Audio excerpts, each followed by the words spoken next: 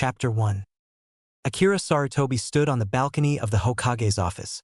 A balcony he thought he would never have to stand on again after he passed on the title of Hokage to Minato Namikaze, the Yondaime Hokage. Now, hours after the battle against the Kyuubi no Kitsune, the nine-tailed fox demon, Sarutobi had been forced to pick up the mantle of Hokage once more. As his successor was now dead, his last act as Hokage had been to seal the nine-tailed demon lord away. Sarutobi looked over his shoulder into his office where the baby that had been used for the sealing slept in its basket. "Oh Minato, why did you leave me with this? I'm too old for this." Standing before the desk of the Hokage was his former students, the legendary three, the Sannin. "We're sorry we're late, sensei," Jiraiya said sadly. His apprentice, the fourth Hokage, had died and he hadn't been here to help. The toad Sannin was a wreck and only duty was keeping him there at this moment. His tears hidden from the world. "We came as fast as we could," Tsunade said. Her being here was something that had surprised Sarutobi. After the death of her brother Nawaki and her lover Dan, the third Hokage had thought she would never return to the Leaf Village again. Orochimaru said nothing. His serpentine eyes were looking at the baby in the cradle. "Minato used his own son," he finally said. "Yes," Sarutobi said as he sat behind the desk, his bones aching with the thoughts of what lay ahead of him now. Tsunade drifted to the cradle, a look in her eyes that her former sensei had never seen from her before. Naruto cried out and she reached in soothing him. "Shoo, all is well, little one," the slug Sannin said. "Where is your apprentice, Shizune?" the third asked. Tsunade looked up. "She went to the hospital to help out while we were here," her eyes turning once more to the baby before her. She noticed the whisker marks and her hand moved aside the blanket. Jiraiya let out a whistle, startling her as he peered over her shoulder. "Minato did a hell of a job on that seal." "Yes, he used the Shika Fujin," Sarutobi said, watching as the Sannin gathered around the baby. He watched them, he'd never seen them act like this before. "The Yondaime used his life to power the seal," Orochimaru said. Looking back at his former teacher, he quirked an eyebrow. "What will this mean for the boy as he gets older?" Sarutobi was about to light his pipe, but a glare from Tsunade stopped him. He sighed and put it down. "Minato designed the seal to siphon off and cleanse the Kyuubi's chakra over time. By the time Naruto reaches his 18th birthday, the Kyuubi should be fully integrated and no more." Sarutobi watched as the blonde began to fuss and Tsunade picked him up and cradled him. She slowly rocked him and he calmed. He watched as Jiraiya looked at the boy. "And Kushina died in childbirth?" he asked finally. "Yes," Sarutobi said. "He has not relatives elsewhere?" Orochimaru asked, his eyes drawn to the babe in his teammate's arms. "No." Whirlpool had been destroyed. Kushina had no one left, Sarutobi said sadly.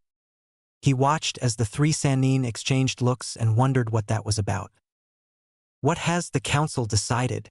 Orochimaru asked after several minutes of silence. Sarutobi sighed again. He was doing that a lot this night. "They are divided on the issue of Naruto." "Why?" Tsunade asked. "About what?" "Minato would want his son taken care of," Jiraiya said.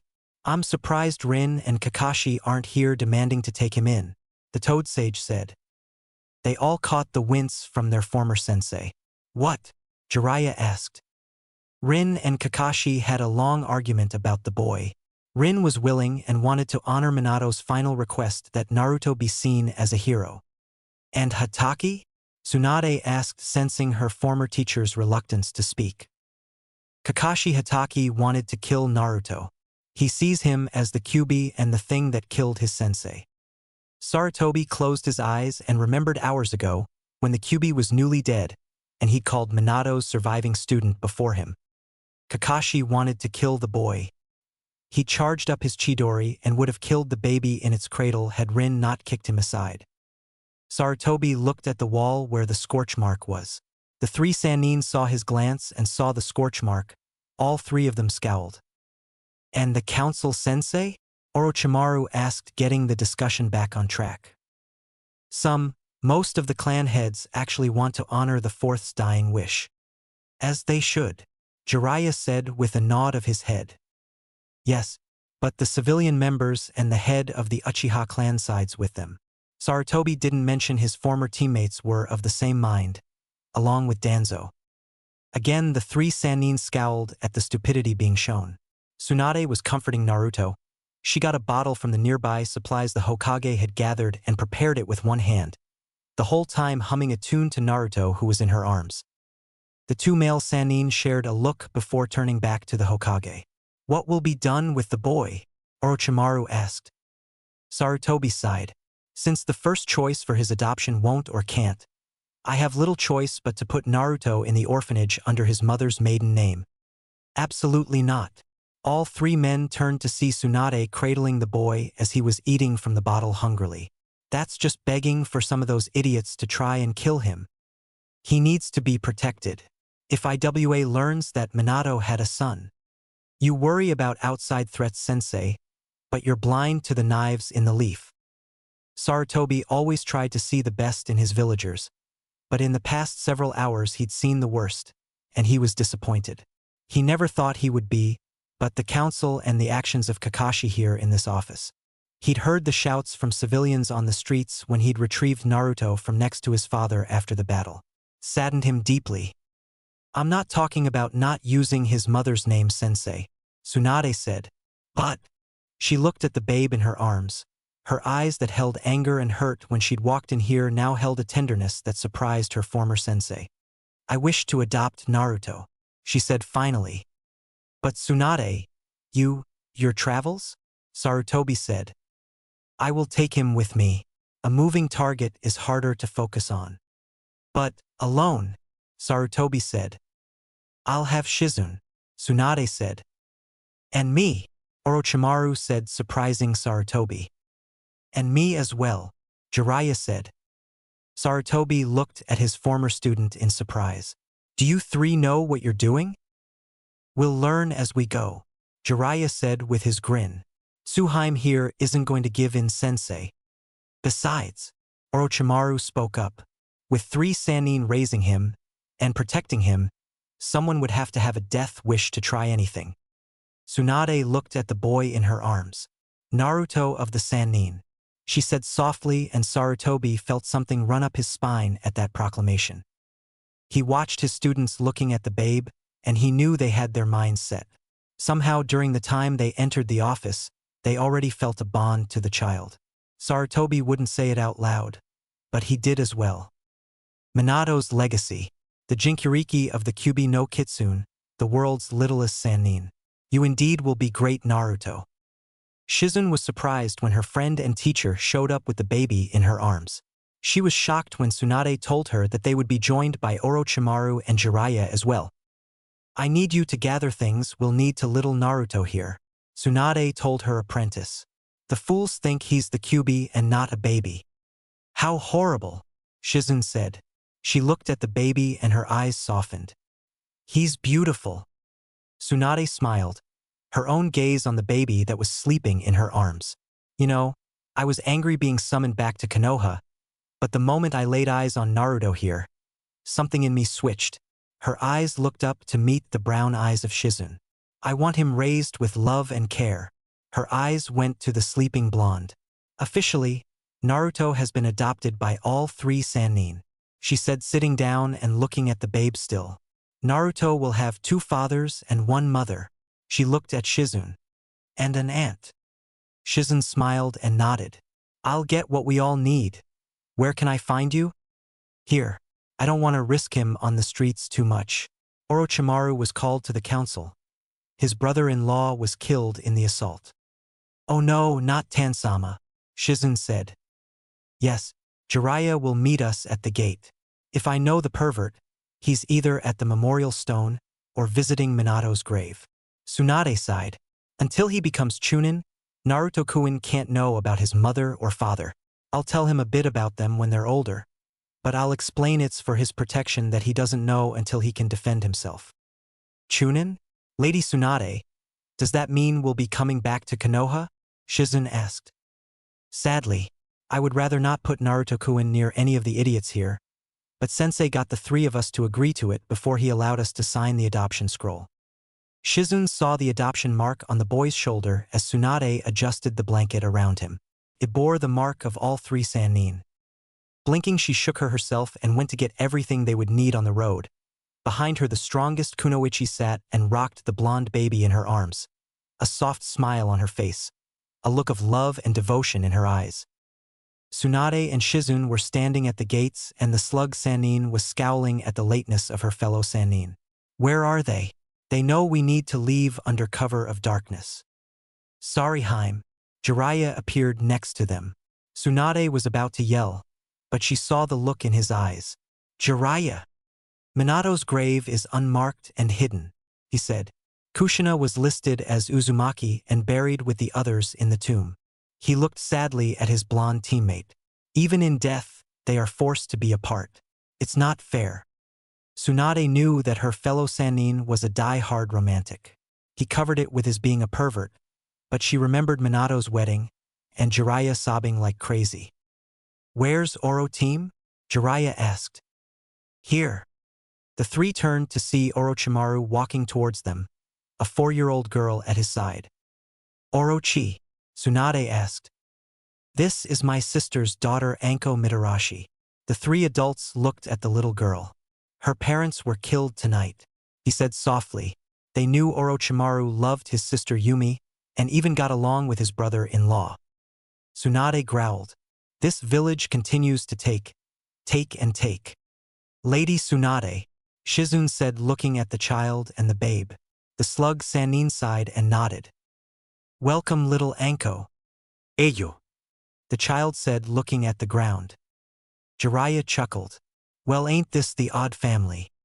Orochimaru said nothing, and the others knew he was still in shock at hearing about his sister's death. Come on. We can get several miles between us and Konoha, Tsunade said. Orochimaru nodded and scooped up Anko. We can travel faster, little one, if I carry you for now. We'll start training you in a few years, he said. She nodded from her uncle's arms. She was still in shock hearing her parents had died because the Kyuubi stepped on them during the battle. She didn't understand everything that the old people in the circle room had talked about, but she remembered her uncle and he promised to take care of her. She knew she would be okay. Her mother always told her to trust her uncle. As they were leaping through the trees, Anko finally noticed the baby in the blonde woman's arms and remembered the white-haired man calling them family. Does that make him my baby brother? Anko thought. The leaping from tree to tree soon lulled her to sleep, the adults keeping silent as they put Konoha behind them. From his balcony on the Hokage tower, Akira Sarutobi felt the chakra signatures of his 3 most promising students moving further away. It would be many years before he saw any of them again, or heard anything about the Sannin. Chapter 2. The Sannin, masters of the battlefield, legends amongst the ninja communities, powerful as Kages. Nothing they couldn't handle. Oh my god, Jiraiya said, staggering back from the table. Orochimaru was across the room as if he'd teleported, a sleeved arm covering his lower face. How could something so small make something so foul? The snake Sannin asked, his eyes watering. Tsunade, eyes crossed and nose scrunched, looked at Shizune. Well, what are you waiting for? Get the wet wipes and powder, stat. Shizune was frozen at the bottom of the stairs. She'd gone to get the bag from their room. The small roadside inn was empty save for them and the owner who was in the kitchen. It had been simple. Naruto needed to be changed. What lay beneath the diaper had even the legendary 3 backing away in terror. Sweet Kami, what the hell did you feed him, Tsuhaime?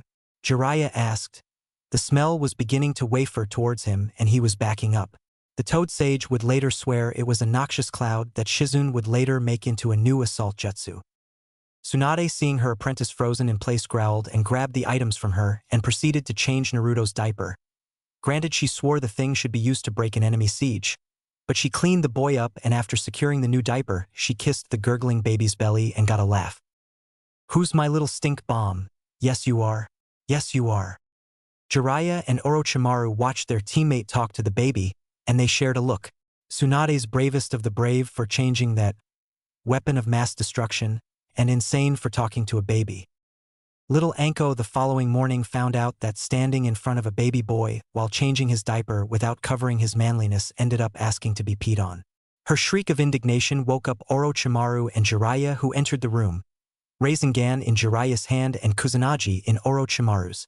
The male Sannin were blinking sleep from their eyes and looking for the threat. Tsunade was rolling on the floor laughing and little Anko standing there with pee running down her face. A total look of revulsion on her face that only someone who'd been violated like that can have. Shizen smiled and hid the camera away as she snuggled back under her blankets. "Oh, little Naruto, you are going to have this family wrapped around your finger, and I'll have the family album to prove it." The first 2 years seemed to pass quickly as Jiraiya and Orochimaru learned how to change diapers, feed Naruto with a bottle, and that he was a baby and couldn't mold chakra yet to begin the lessons both men thought he should learn. Little Anko meanwhile learned how to read and write and was starting to learn basic taijutsu from her uncle Orochi. Mama Tsunade made sure the children ate properly, and that her male teammates weren't getting into too much trouble. Shizen filled albums with photo evidence of Naruto's first time crawling, which set the Sannin into a panic when the baby was seen crawling towards a stranger at an inn. Sadly, a Tsunade packed punch, a hail of Senbon needles from Shizun, a low-level Rasengan, anima version, and Orochimaru's hidden shadow snake hand, left the poor man a wreck, which Anko laughed at and asked that Uncle Orochi do it again. Naruto's first words were, "Pervert, Mama, Shitsi, Oro team and Anko no," all were recorded by Shizun in the baby journal she'd bought for her little nephew that would be filled with all his first moments. "Perver," Naruto mocked as he looked at Jiraiya, his chubby little finger pointing at the white-haired Sannin who looked shocked, as did the others, but Tsunade's cheer and picking up the little blonde and kissing him for his first word. "Suheim, don't encourage him," Jiraiya said as Naruto laughed and kept saying, "Perver." When he got more motor functions he would add the T, but for a first word, Tsunade couldn't have been prouder. When he called Tsunade Mama, brought a tear to the blonde Sannin's eyes and she hugged her little one and kissed his face all over. "Jiraiya, you noticed the change in our Heim?" Orochimaru asked as they watched the slug Sannin with the baby. Jiraiya nodded. "Not something I thought I'd ever see from her again after Nawaki and Dan." The pair watched as Tsunade sang softly to their little one. Jiraiya looked at his friend. "When did we get so soft?" "What do you mean we dope? You've always been soft between the ears," Orochimaru said with a grin. "Up yours, Orochi team." "OM." Naruto mocked and both looked over the fire in surprise to see Naruto pointing at Orochimaru with his little finger. Jiraiya laughed. "That's right, Naruto. Orochi team." Naruto would later name Shizen Shitsi. Despite the brunette's attempts to get him to change, he wouldn't. Anko no was mainly due to how often the Sannin would rush off to rescue the adventurous girl and their cries of "Anko no." To the point baby Naruto took that to mean it was her name. "Brat," Anko said, but the others saw that her little brother had her wrapped around his cherub finger despite their rough start of him peeing on her at the beginning. The Sannin and their family kept moving, never staying in one place more than a month at most.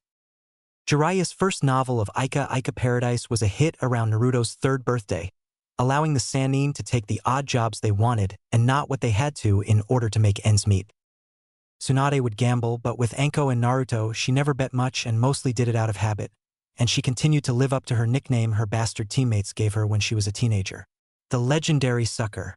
Her gambling was mostly out of fun as she held Naruto in her lap and allowed him to push the buttons on the slot machines, which somehow the 3-year-old always managed to give her winnings. Anko, now 8 to Naruto's 3, was getting more training from her uncle Orochi, as well as kunoichi lessons from Shizen. She's a girl and she will need to know all this. You can't make her into an ultimate ninja. She'd threatened Orochimaru and Jiraiya with a frying pan in one hand and a butcher knife in the other when she caught them trying to teach her advanced techniques she was no way ready for. The first time she tried a fire-style attack Orochimaru had shown her, she'd passed out, and the sight of a panicking Sannin in a small-town hospital would forever be etched in the minds of the doctors and nurses as Arakamo hovered over his niece's bed, fear in his eyes as he prayed to Kami to bring her out of it all right. After Anko had awakened, Orochimaru concentrated on blunted shuriken and her taijutsu, swearing he would wait till she was 11 for academy age before he worked with the ninjutsus. Shizun approved of mild genjutsus, kawarimi, and the bunshin that academy student learned. She also approved of the leaf balancing chakra exercise after getting a pair of brown eyes watering and a small girl pouting at her. Life with the Sannin was rather normal for a family on the move. They took some low-rank jobs in towns they stayed in, then move on. Things like that went on until Naruto's 5th birthday. Anko was 10 when the peaceful nomadic life of the Sannin would change. It was a cool October morning. 5-year-old Naruto was stretching outside the tent he shared with his Ka-san. Arrow 2-san's not up yet, the 5-year-old noticed. Since his 4th birthday, Father Jiraiya had started him on simple exercises. They will help you later on, Naruto. Your body needs to be in shape if you ever want to learn the skills your mother, I, or Orochi team have. Sit-ups, push-ups, jogging, and when the weather and location allowed, swimming. Aunt Shitzi insisted I learn how to at least dog paddle. Naruto loved the water. His mom had a hard time getting him out of it once he got in. Hey Runt. Naruto turned to see his sister coming out of her and their aunt's shared tent. Like him, she was dressed for their daily morning workout. No, Arrow Pop? Anko asked, looking around. Naruto shook his head. Anko frowned and went to the tent where her uncle Orochi and Jiraiya stayed. She rapped on the tent pole. What is it? Orochimaru's voice came out. It's Anko. Is Arrow Pop in there? She asked. Orochimaru's head popped out the flap. He had half face of shaving cream with his hair tied back in a top knot. No, he isn't, Orochimaru said, his gaze taking in the camp. Stepping out in his pants and a towel over his shoulder, he wiped his face. Naruto, go wake your mother. Anko, get Shizun up, the snake Sannin said. What's wrong, uncle? Anko asked. Jiraiya may be a pervert and lazy at times, but he would never leave the camp, especially with the two of you expecting him, Orochimaru said, grabbing a shirt from his tent and grabbing his weapons pouch and sword. The Sannin never left the children unsupervised for training, and they never left the camp unprotected like it was now. Orochi, Tsunade asked, coming out of her tent with her dressing gown as she tied the sash.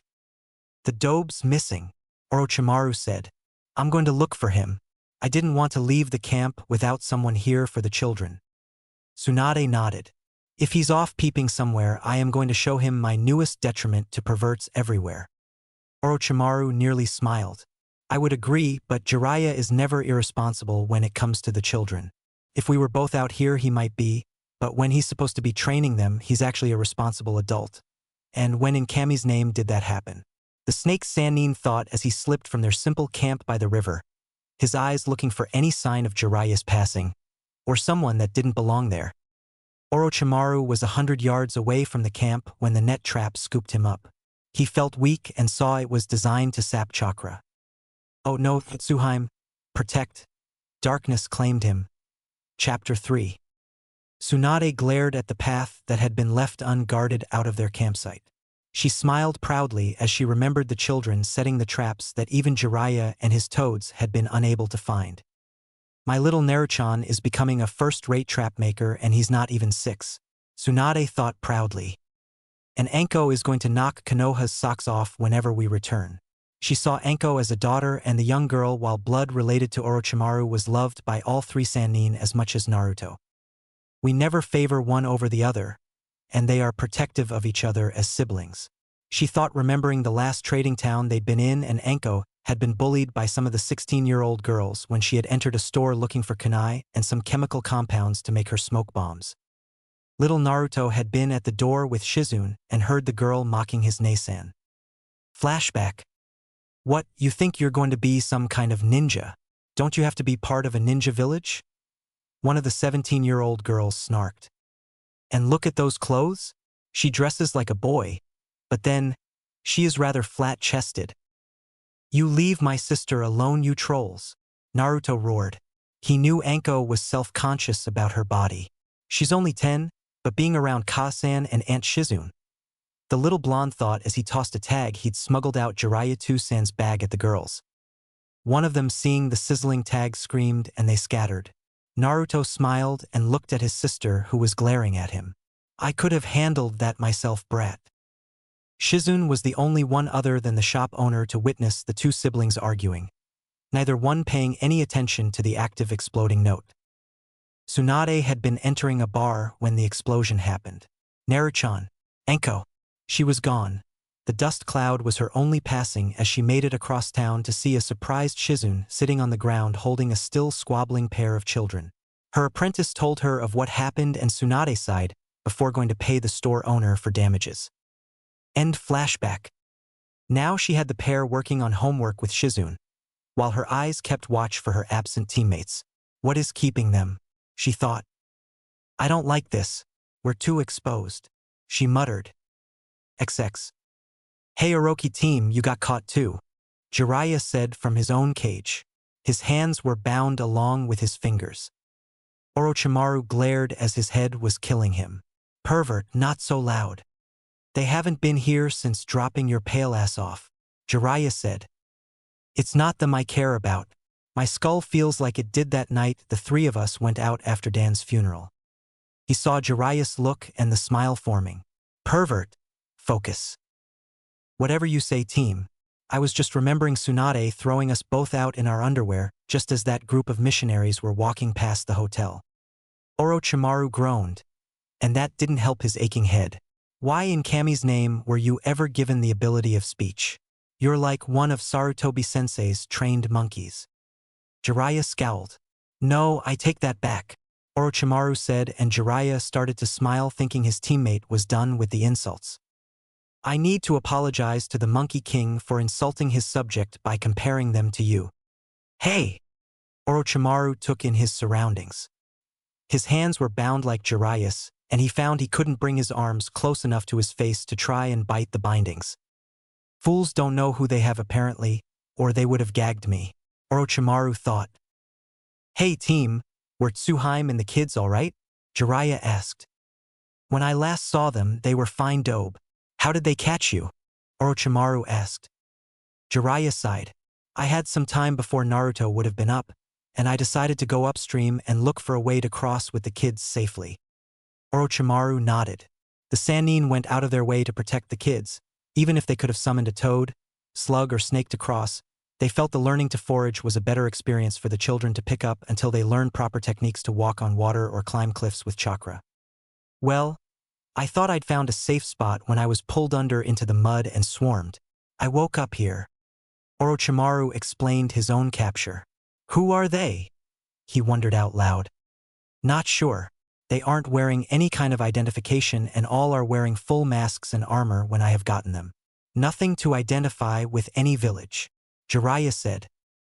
Orochimaru might have teased his friend and teammate by saying he was dope, but Jiraiya was great at attention and detail. He plays the fool to the hilt and everyone always overlooked him. If I hadn't seen him away from Saru-sensei, I never would have known. Flashback. Orochimaru had been upset over not getting a difficult A-ranked ninjutsu right under Sarutobi's watchful eyes and had stormed off. He'd walked the village rooftops and sulked. It was then at an abandoned training ground near the south wall that he'd found Jiraiya. The man looked a mess. Orochimaru was about to comment from his tree when he watched as Jiraiya went through the same seals he'd been shown and the jutsu exploded. Damn. Again too much again. Sigh. Just once I wish sensei would spend time with me on something like this.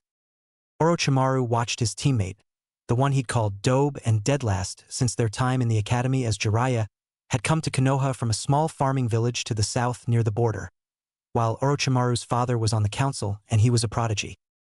How is this possible? The genin thought watching his teammate. He saw that while Jiraiya had never really gotten the proper attention, he worked harder. He's figured out. Orochimaru watched him until he passed out from chakra exhaustion, and then watched over him all night as Jiraiya slept.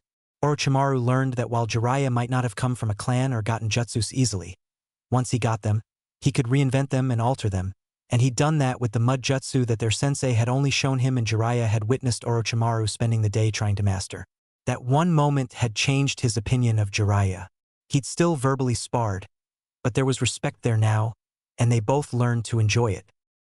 End flashback. Team. Sorry Dobe, lost in thought. About what? How to look more feminine than Tsuheim? Jiraiya asked with a giggle. No erobaka. He sighed. Can you fit your hands through the bars? Maybe, hold on. XX. Tsunade jerked her head when the first trap went off. The smoke tags. Shizun. Her apprentice moved, getting both Anko and Naruto into the tent. Tsunade was in motion and her fist connected with the first figure that had rushed through the smoke into the camp. She spun, sensing another one, and her foot sent the second one flying. However, it cost her as she felt a senbon needle hit her in a pressure point and her muscles went slack and she slumped to the ground, unable to move or even speak.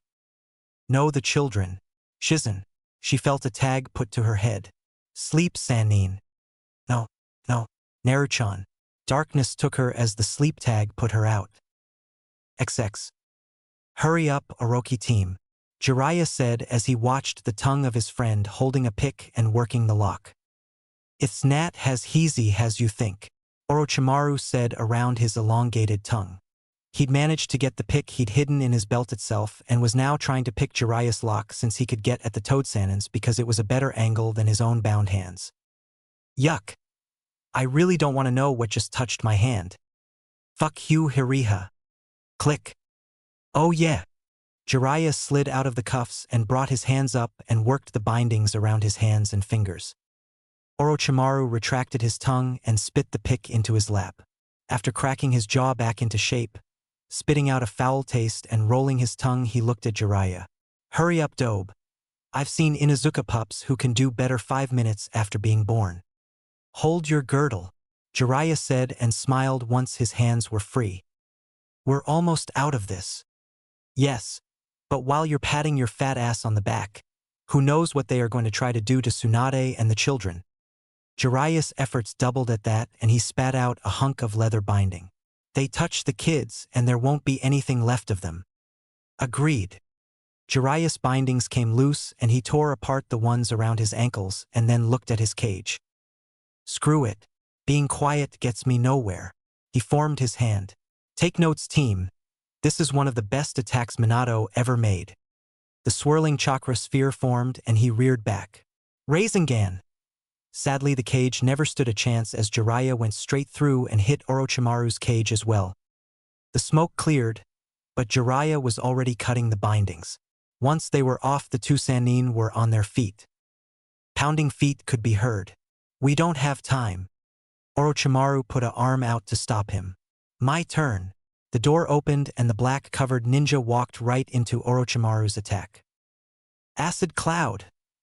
He spat the noxious green cloud, and as it hit and passed there wasn't anything but melting piles of bone. Why didn't you use that before? Jiraiya asked as they ran out into the obviously deserted camp. It's a wide-range attack, Orochimaru said, then smirked. Of course, if you want I can send you to the Shinigami early. Jiraiya snorted. In your dreams, team. You really want to know what I dream about at a time like this? Jiraiya shuddered as they figured out which way they needed to go and were rushing along the river, trying to get upstream in time. The explosion shook the ground a mile away from camp and both Sannin froze as they felt a wave of killing intent. It's not possible, Orochimaru said as he stumbled, kept his footing then returned to an outright run. The seal should be fine. It's Minato's best work, I should know. I taught him everything I knew and he surpassed me, Jiraiya said as they continued to run, trees and the river becoming a blur as the Sannin felt the oppressive killing intent coming from where they knew the camp was. Both had the same thought as they pushed their bodies harder. Please be okay. Please. Chapter 4. Kasan. Naruto watched as the strangers with black outfits and silver devil masks entered the camp and took out his Kasan. Naruto, Anko, stay here, Shizun ordered and they watched as she pulled her sleeve up revealing the senbon launchers. Anko loved the weapon their aunt made. The figures turned towards them and advanced, still not making a sound. Stay back, Shizun warned. The attackers kept coming, one of them pulling a curved sword. Shizun wasted not time as she sent a hail of poison-covered needles flying at the attackers. The one with the weird sword swatted them aside. Shizun was right behind it and her scalpels tearing into the person's armor, before she flipped backwards to avoid the reverse swing of the curved sword. Anko and Naruto both stood back, the kunai in their hands. We need to help, little Naruto said, his blue eyes wide as they went to the still form of their mother. Anko slapped a hand on his shoulder. Aunt Shizune said we need to stay here. Blue eyes looked up at her in disbelief. Both children turned hearing Shizune scream and watched her fall. Aunt Shitsi, Naruto yelled, and again Anko's hand kept him in place. Don't, she said, her hand tightening on the kunai in her other hand. The strange Nin approached again. Naruto felt fear, not for himself, but for his mother and aunt. Anko snarled and lunged as the masked Nin got within range. A black-gloved hand caught her wrist and she dangled in the air, her legs flailing about as she tried to hit the man that hurt her adopted mother and aunt. Let me go so I can kill you. She struggled to break free, managing to pull herself up and sink her teeth into the gloved hand that held her. Ajich! The man snarled and backhanded her hard, sending her several feet away where she lay not moving. Aniasayan! Naruto screamed. He rushed to his sister's side and saw her unresponsive. He cried as he heard the man chuckle. No, Kyubi, has being a human weakened you so? The voice was deep, inhuman sounding. I am Naruto, not the dumb fox, Naruto said. As soon as he was old enough to understand words, his mother had sat him down and with Jiraiya and Orochimaru explained to him the night the Kyubi had been sealed. They said he was the jailer, not the prisoner. And if you want him, you can't have him. The masked man chuckled again. And why is that? Because my dad was a seal master, and if you try and remove the fox, it will not only kill me, but the fox will die as well. Impossible. The masked man said as he motioned the others behind him to hold steady. Your father was a fool.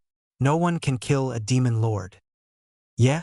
Well, no one could seal one or stop one on a rampage either, and my real dad did that. He's lying, my lord, Anin said. The silver-masked figure slipped the curved sword away and approached Naruto. Naruto swung and kicked as the man picked him up by the back of his shirt and had him dangling. The man reached out and Naruto smacked the hand away. He got slapped hard. Don't make this more difficult, boy. He ripped Naruto's shirt. Naruto watched as the man's hand was engulfed in red chakra and placed it over his belly. The seal appeared. Crude. Naruto used a word he heard his mother say once. Fuck you, Tammy. The masked man laughed. My lord, we lost contact with the base. Anin reported. It seems the Sannin live up to their reputation, the masked man said. Naruto, while the man was distracted, pulled out his kunai and rammed it into the man's wrist. Naruto fell to the ground as the strange man clutched his wounded arm to him. Kill the women, bag the boy, he said, stepping back. Kill. Naruto felt a white-hot rage overcome him at the thought of his mother, sister, and aunt being hurt. One of the ninja wearing his katana at his side reached for him, and an explosion of power. Naruto was in motion, red chakra engulfing him as he snatched the sword and in a single motion cut the ninja in half. What? The man said, watching as one of his men fell to the boy. Kyubi? He inquired and saw the boy's eyes were pulsing with red energy. He moves like a seasoned swordsman. But who is in control? Naruto shimmered and appeared before a Nin that was about to stab Tsunade. The Nin looked shocked as Naruto speared him on the stolen katana up from the groin. The masked leader grabbed Anko and held a dagger to her neck. Hold it, boy, he said, watched a third of his men fall, leaving himself and one other. The red vortex of power around the boy kept flaring, but the boy stopped moving. Who are you? Naruto, came the deep voice. I don't think so, the masked man said. He felt two powerful chakra signatures coming closer. Blast, I don't have time for this. I'm letting the girl go, and me and my servant will leave you for now. Who are you? Naruto asked. An old friend of the Kyubi's. If you talk to the fox, tell him Natas says hello. The masked man shoved Anko towards Naruto. He took a moment to see if the girl would be harmed and watched as the chakra around the boy vanished, and he dropped the katana and caught the girl, falling under her weight, taking them both to the ground. Let's go. Natas ordered and they vanished in black wisps of smoke just as Jiraiya and Orochimaru reached the camp. XX. Shit, Jiraiya said as he and Orochimaru saw the Nin vanish. They saw Tsunade, Shizune and Anko, but no Naruto. Naruto, Jiraiya called. There, Orochimaru said, noticing movement under Anko. The snake Sannin was at his niece's side and rolled her off Naruto, who looked dazed, but unharmed. Naruto, Jiraiya asked, dropping to his knees. I'm okay. Naruto said. Aunt Shitzi was hurt. She screamed. And, stay here with Orochi and Anko. I'll check on Shizune and Tsunade, Jiraiya said and rushed to the women's side. Naruto sat up and looked at Orochimaru. Is Anko-chan alright? Orochimaru nodded. She just got knocked out, he said, tracing a hand over the bruised cheek of his niece. Who did this? He called him Natas. He said he was a friend of the fox. Orochimaru put a hand on Naruto's shoulder. Are you okay? The snake Sannin asked. Naruto nodded. Uncle? He said, hesitating. Yes. Orochimaru took the role of uncle and the children called Jiraiya father, or as Anko and Naruto really called him, Aeropop. The fox. Naruto looked at him, his big eyes shining. Something's wrong, he said, his hand going to his stomach. What do you mean, Narukuin? He asked the young blonde. WN Natas, when he ordered his men to kill Ankone-chan, Kasan and Aunt Shitzi. Naruto lowered his chin to his chest and was talking so low that even Orochimaru's hearing couldn't make it out. Reaching out a hand, he raised the boy's head up. Now, what was that? Your mother told you never to be afraid to tell us anything, Narukuin, he said, giving him a soft smile to encourage the boy. He said I was the QB, and when I felt mad, it wasn't my own anger. I was too afraid. Orochimaru pulled Naruto into a hug. The badass snake Sannin hugged the little blonde boy that had become family to him as much as his niece in his lap. Can't breath. Both sprang apart to see Anko awake. Hey little serpent, Orochimaru said. You got tagged pretty good. XX. Jiraiya checked on Shizune, and while she was wounded it wasn't bad. He saw it was a shallow cut. The sleep tag on the back of her neck he ripped off and she opened her eyes right away. Naruto. Anko, she said, sitting up with a wince, her hand going to the slice across her belly. Both are fine, if not a little roughed up, Jiraiya assured her. Heal yourself and go check. I'll get Tsuheim. The toad sage had been relieved that Shizune was alright. He got to Tsunade and saw a senbon needle in her neck, and he panicked when he pulled the tag off her and she didn't move. Her eyes stared lifelessly ahead. Shizune, he yelled, and the apprentice was there. I pulled the tag off, but he was panicking. Jiraiya, Orochimaru said with the children. Stay back, Jiraiya called out. Keep the kids back.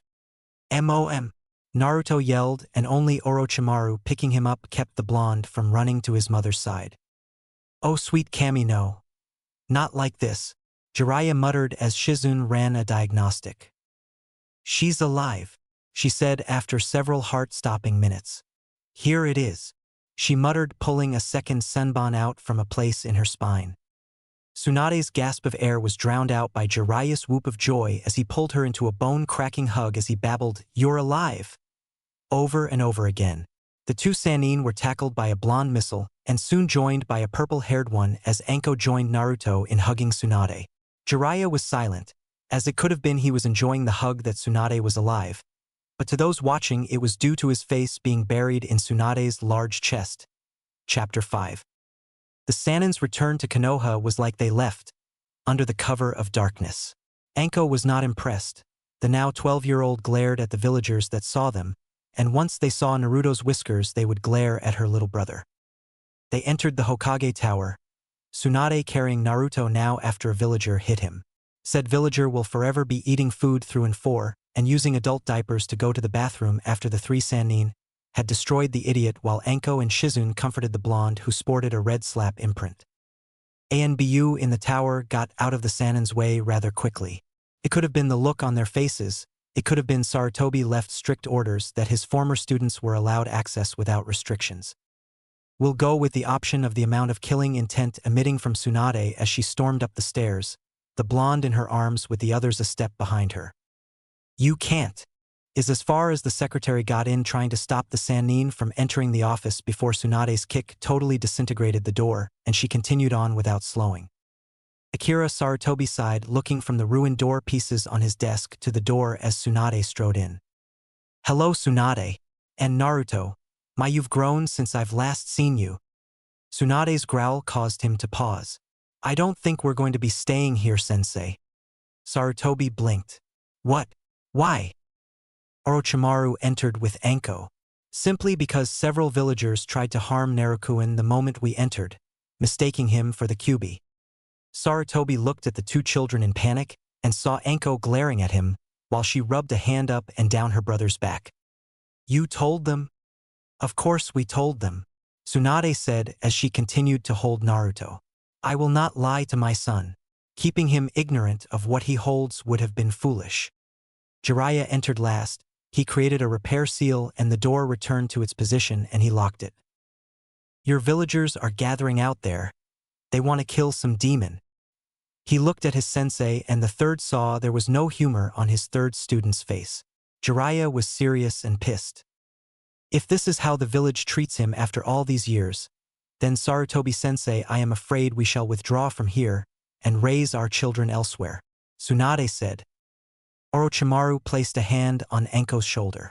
We had believed that with all the years away things would have died down.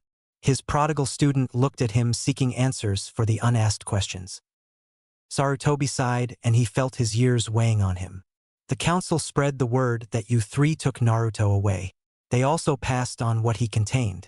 I made a law forbidding the knowledge of being spoken Naruto's generation. Sadly, many people don't see him as the jailer, but as what he holds. Fools, Jiraiya said. They can't even honor Minato's wish. Sarutobi lowered his eyes. Kakashi has been very vocal in my discussions with him. He still believes that Naruto. He looked at the boy, blue eyes looking at him. We're leaving, Tsunade said. I will not raise him in a hostile environment. We were better off in Suna. Hell, even IWA treated him fairly. Orochimaru remembered their time in IWA. Jiraiya had been on pins and needles worried that an IWA nin would notice the resemblance to Minato. But none of them did. The Kage of IWA had been pleased to have the legendary Sannin working for him for a time, and the three Sannin watched as Naruto wrapped the man around his fingers. When they left, Naruto had been offered a place in the academy, and the Kage had left a scroll of low-level jutsus for him to learn. Anko too had made friends in their time there, and the Sannin had nearly accepted settling there. Suna had been an adventure. Jiraiya found the Kazekage's sun seal on their second day, there when the boy had tried to kill them. After the fixing of the seal, and the boy Gaara had been allowed to sleep, he and Naruto had become best friends and for 2 months had been inseparable. Naruto had sent letters back and forth with the Kazekage's youngest since they'd left. You don't mean that, Sarutobi said, panic setting in with the thought of the Sannin joining another village. No. Tsunade said and Sarutobi relaxed. She shot Orochimaru a look and the dark-haired Sannin nodded. In our travels we've rescued many nin and civilians. We set up a hidden village, and we talked about if things didn't work out here we'd head there. Sarutobi looked panicked now.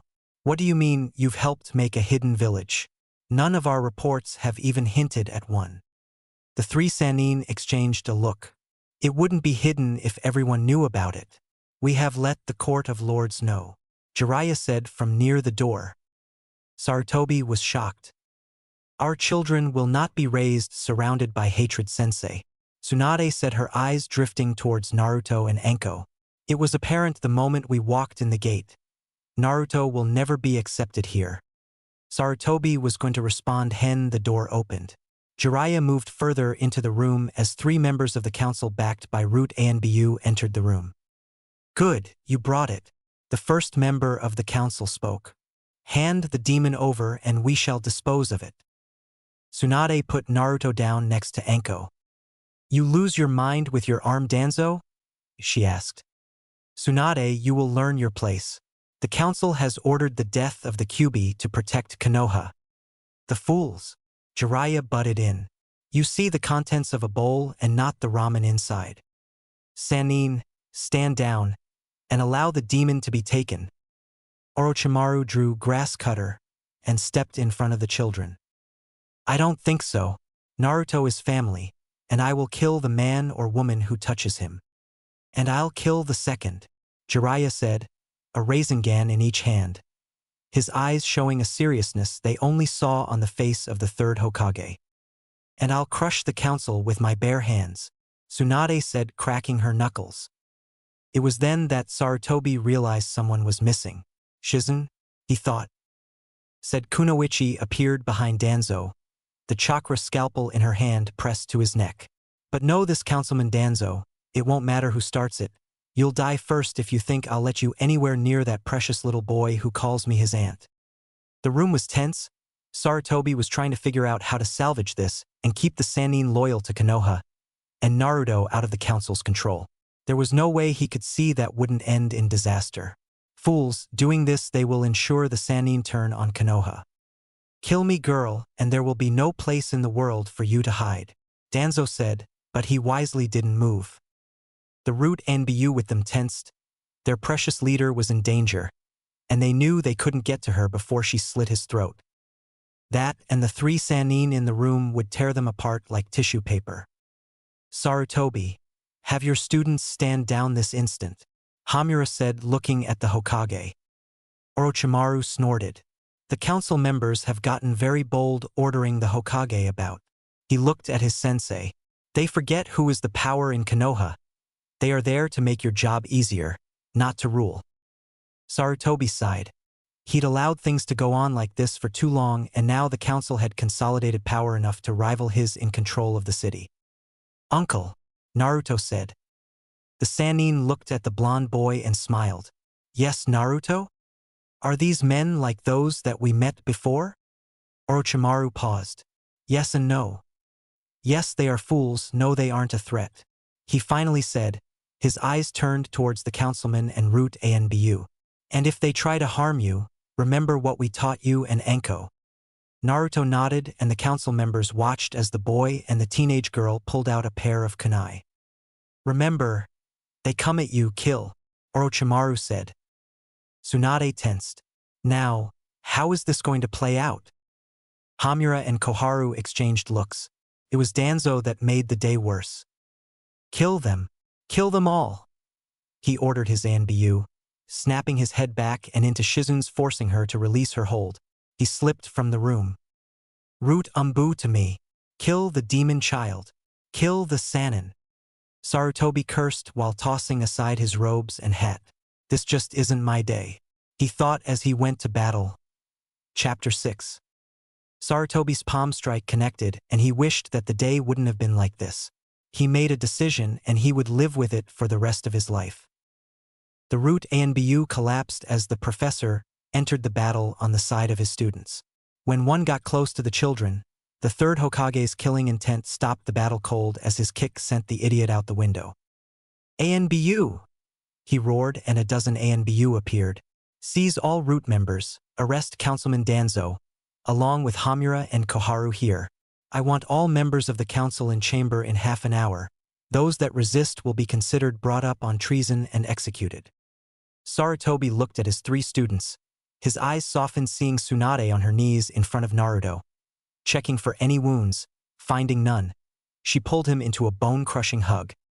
Kasan. Air! The blonde said as Anko next to him was chuckling until Orochimaru did the exact same thing. I'm too old for this, Anko roared, but Sarutobi noted that she wasn't putting up a struggle. His gaze went to Jiraiya, who looked at the Tsunade, and Orochimaru, who nodded, and he turned his attention back to the floor where Hamura was under his foot. They checked the children and will do anything to protect them first and foremost. Now, you old fossil, you threatened our children. You and the old farts like you have a grudge against a child that has never done you wrong. His father sealed the nine-tail into him to save this village, but I can tell you right now Minato would regret his sacrifice seeing how you bastards act. Both Sarutobi and the downed council members' eyes widened as Jiraiya spoke openly about the Nine Tall and the boy's parentage. Sarutobi looked to see the boy's reaction, but saw none. They've told him. They told him what happened that night, who his parents were. But, Orochi-san, what did Uncle Orochi tell you about playing with stupid people? Naruto asked from Tsunade's arms. He calls them mom, dad, and uncle. Sarutobi thought, watching things unfold. Jiraiya smiles at the boy.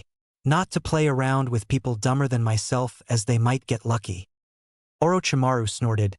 Dobe. There aren't people dumber than you. Up yours, Orochi team, Jiraiya said, putting more pressure on the elder's chest. I'm trying to think of one reason not to take a Rasengan to you and put you in your place 6 feet under. Sarutobi coughed. All 3 Sannin looked at him. I would prefer that you don't kill them unnecessarily. I need to find out how far this power play goes. Jiraiya snorted. The damn council. Tsunade stood, the blonde boy in her arms. We're leaving. Shizun. I'm okay, Lady Tsunade. I'm sorry Danzo got away. Tsunade waved it off. He's a cockroach. The man can be at ground zero of the QB rampage and only get a scratch. It's not your fault. Orochimaru looked at Sarutobi. We shall be leaving Konoha, and from this day forth, we shall not be allied with it. Sarutobi watched as all 3 Sannin removed their leaf Hitai-8 and placed them on the desk. Shizun never had been a ninja of Konoha, and she followed the Sannin from the office. Sarutobi winced. He'd read the doctored reports that Danzo and his root had made. They claimed that they'd found experiments in Orochimaru's labs under the Sannin's home. Sarutobi had laughed and told them that the Sannin haven't been in Konoha for some time. He then had Ibiki search, and mysteriously several wealthy people fled Konoha, the Yakushi clan being amongst them. Sarutobi should never have allowed the council to gain the amount of power he had, and now if he ever wanted the Sannin to return, he would have to clean it all up. Everything over the last several years. I hate this job. Sarutobi as he watched the legendary 3 walk from his office. Their strange tight-knit little family with them. They never looked back. XX. Tsunade held Naruto as they passed the market town, never once slowing down. She was pissed beyond reason that the old bastards would try that. Ka-san. Naruto said softly, drawing her gaze enough to know that she was listening. Are we ever going back to Konoha? He asked. No, she said. We'll take up residence in that little village we set up in Rice. Your uncle will be Kage. A snort from Jiraiya earned him a slap on the back of the head from Orochimaru, who had Anko on his back. Stow it, Dobe. Unless you want to be Hokage. Jiraiya's eyes widened. Au hell no. I hate the sheer thought of all that paperwork. Shizun was quiet. But what will we call the village? The Hidden Sound, Orochimaru said. We found several nomadic ninja and samurai, along with villagers who want something better. Naruto looked at Orochimaru, who continued as they raced further away from Konoha. Many people do not like many of the rules and laws that the ruling families in many villages pass to support themselves. We set up this new village so that no law favors anyone. The Hokage of the Sound will be the one and only law. There will be no council. Ninja will be trained. No favoritism like there has been in Konoha and several of the other villages we passed through over the years. Naruto was thinking. It was Anko who spoke. Who's going to teach? She asked. While Tsunade and Shizun set up the hospital, and I run the Kage's office, Arabaka there will be helping with the academy. Both children smiled at the look on Jiraiya's face. Me? I can't teach. Only until we have more stable ninja force. Tsunade said. Many of the ninja we've talked to that are missing Nin are those that were betrayed and fled or were disillusioned with the system. I'm sure that we'll find a suitable teacher amongst them. Jiraiya snorted. Or freaks. What's he mean by that, Ka-san?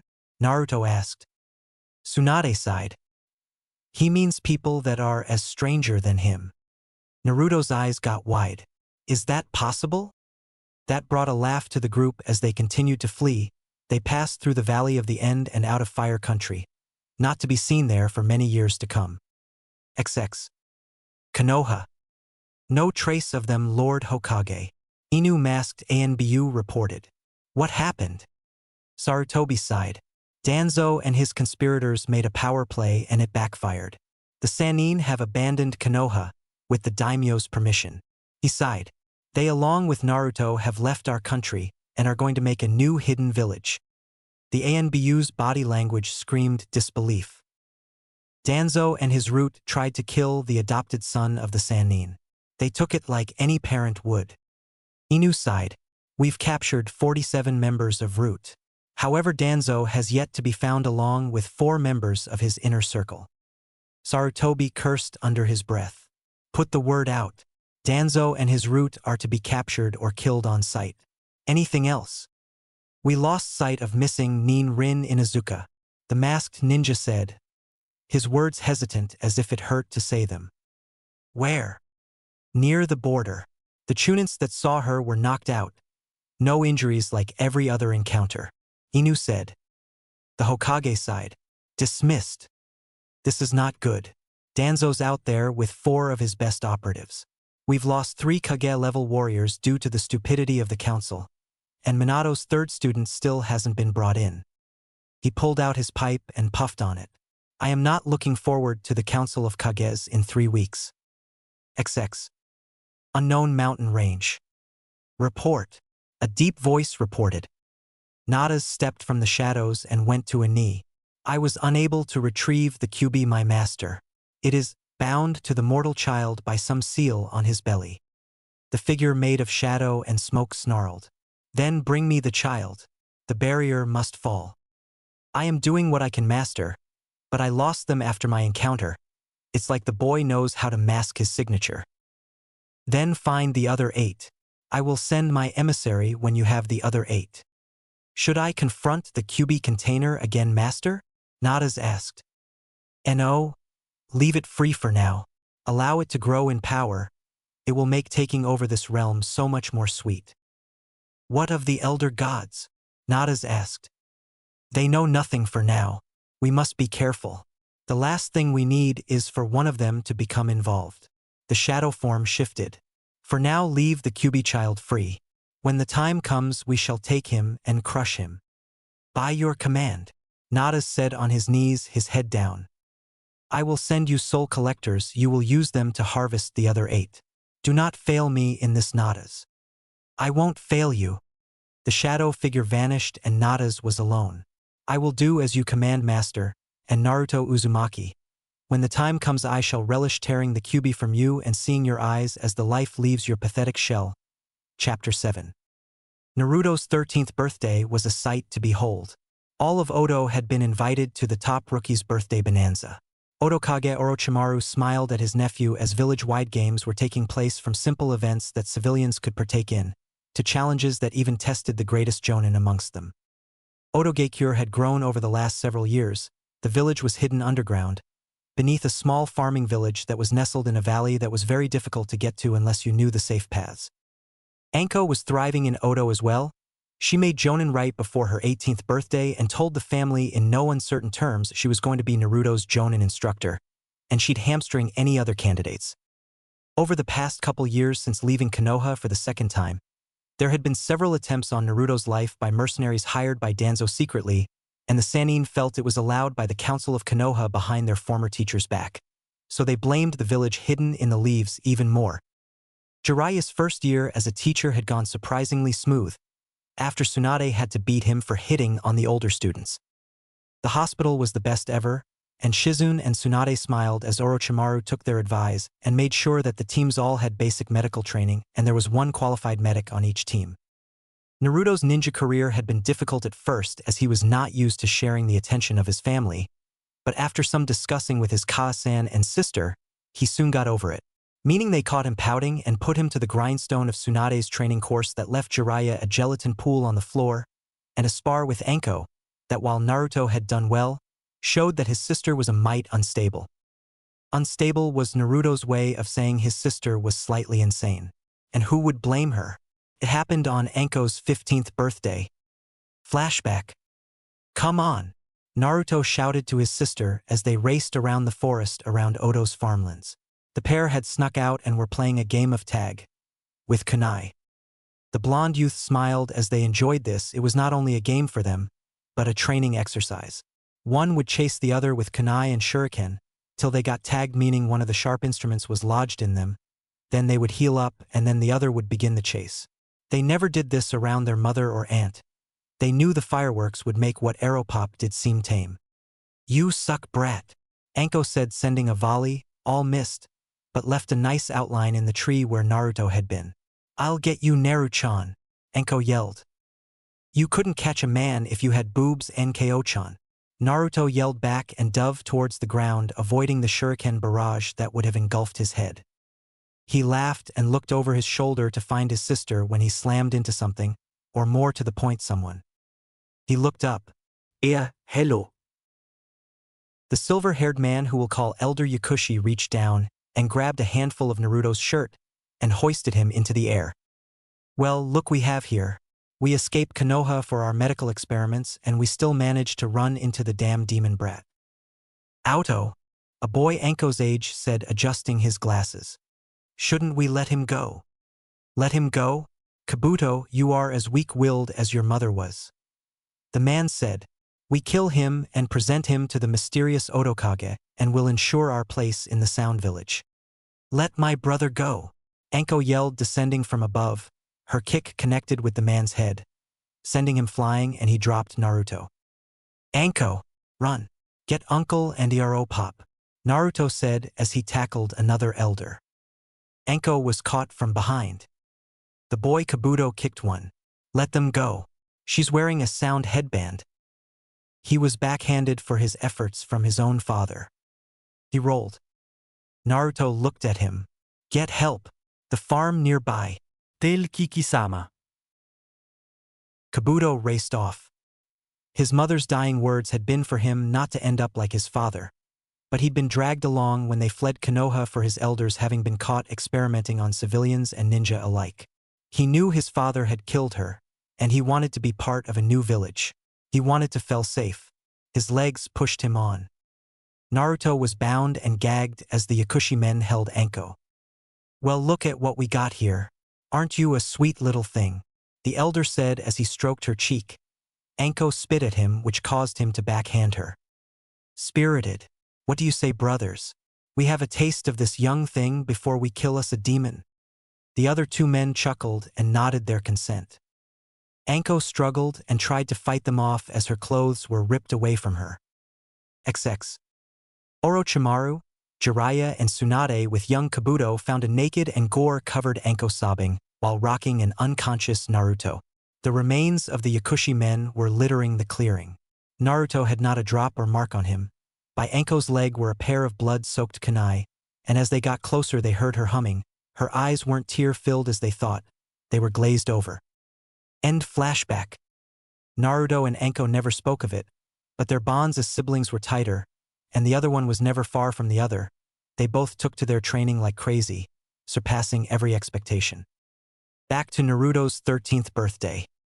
"Friends," Orochimaru said, quieting the gathered people, nearly everyone in the village.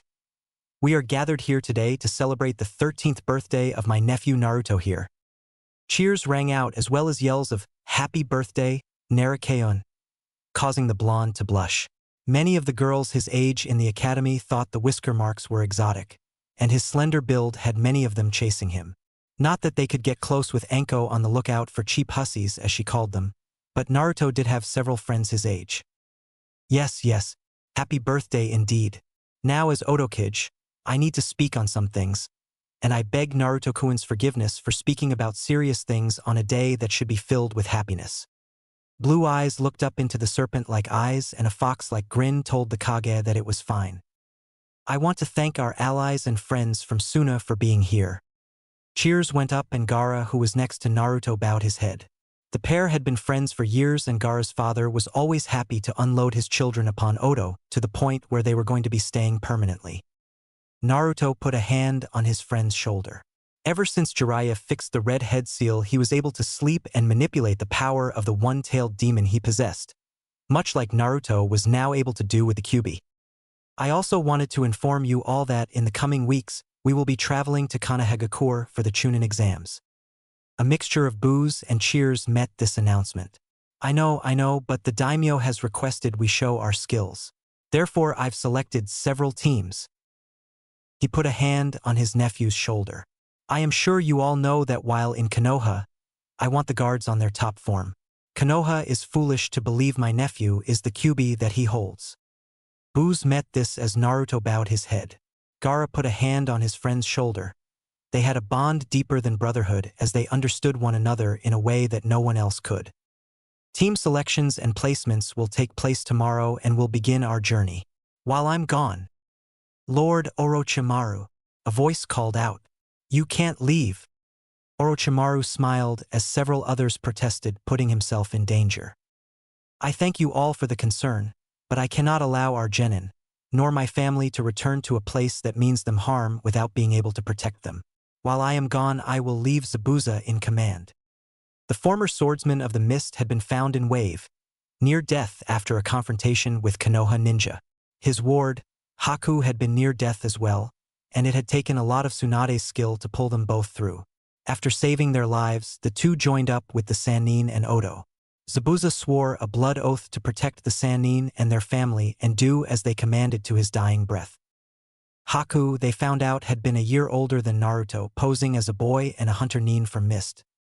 Naruto looked around and found the pair, both nearby and protective even here in the hidden sound. Now, enough talk of serious matters. I do believe there is cake and presents, Orochimaru said with a smile as 6 ninja came out carrying a cake that was huge, and even then they were struggling with the multi-layered cake. Happy birthday, Naru, Orochimaru said, kneeling before his adopted nephew and hugging him. Thank you, uncle, Naruto said, not embarrassed like most kids his age would be at the affection shown before others. He loved it when his family hugged him. It made him feel safe, secure, and loved. Your mother, the Baka, and I have a special gift for you, Orochimaru said as the other two Sannin approached. You didn't have to, Naruto began, but Tsunade placed a finger to his lips. You always say that, brat. We wish we could have given you so much more over the years.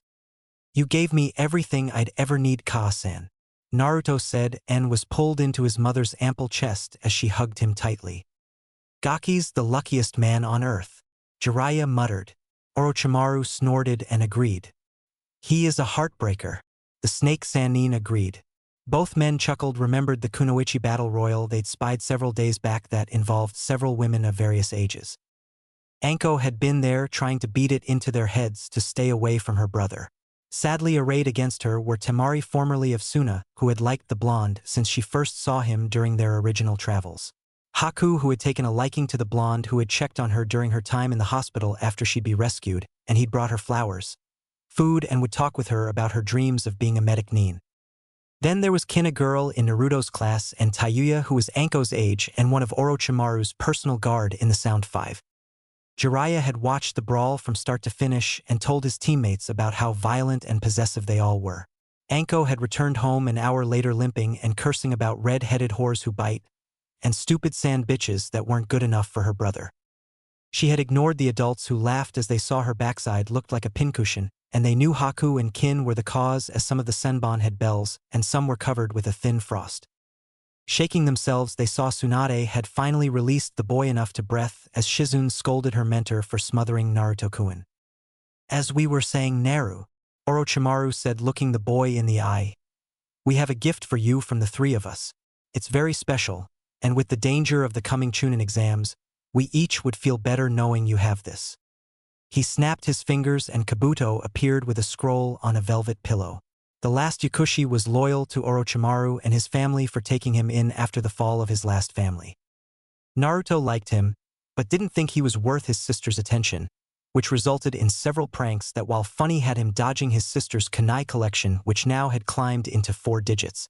Where the hell does she keep them? Many wondered, but Anko never told that her Aeropop had placed seals on her wrists where she stored them and they would return to with but a thought. Happy birthday, Naruto-kun, Kabuto said with a smile. Thanks, Kabuto, and stay away from my sister, he added, causing the adults to smile and the silver-haired medic to blush. Anko bopped her brother on the back of his head. Stay out of it, brat, she muttered. Orochimaru knew this could dissolve into a very messy and bloody game again, so he pulled the attention back. The three of us have gotten you a very special contract, Naruto-kun, Orochimaru said to the blonde, getting his attention. As you know, your mother, the Baka, and I each hold a summoning contract. Your mother with the slugs, the pervert with the toads, and I with the snakes, which your sister has signed as well. Naruto looked at his sister and smiled. He knew she had wanted to do that since they were little and she'd gotten to ride on Manda, who had dropped his guise of wanting offerings when the two children had found a very sensitive spot that no matter what he did he could never itch even when he shed, and they had scratched it, making the giant serpent purr and stunned the three Sannin at seeing the snake melt under their little hands. This is your personal contract, Naruto. No one has signed it. It was made by the great sage Sanzo. Naruto looked up at this. He remembered the blonde monk who had passed through Oto with his three very strange friends. Naruto had liked Son Goku. Naruto's outfit was based off his. After studying your seal, he made you a contract with the foxes, not the kitsune like the Kyuubi, but with the foxes, which are different. Orochimaru said, seeing the boy's eyes widen at first. So you won't summon the Kyuubi. The foxes are like the toads and other summons you've met. Tsunade put a comforting hand on her adopted son's shoulder. Sanzo was very careful after he saw your nightmare. Naruto looked down. A nightmare demon had slipped into Oto and had latched onto the blonde, feasting on him for days. Sanzo and his companions had arrived, and after dispelling the demon they had set up wards around the village and had stayed for a month after. Naruto was ashamed of his nightmares in which the Kyuubi had either broke free, killing everyone he loved or cared about, or the worst one was Naruto had been possessed by the Kyuubi and had done the killing, raping and pillaging himself. It had prompted the secondary seal from Jiraiya to ensure him a peaceful night after that, as Naruto had taken to becoming an insomniac, fearing that if he slept the Kyuubi would take over. It had been heartbreaking for the three Sannin, and they assured him it couldn't happen. Thank you, Uncle Kasen, pervert, he said, hugging each. Jiraiya made his protest of being called a simple pervert, but a head bop from Tsunade shut him up quickly.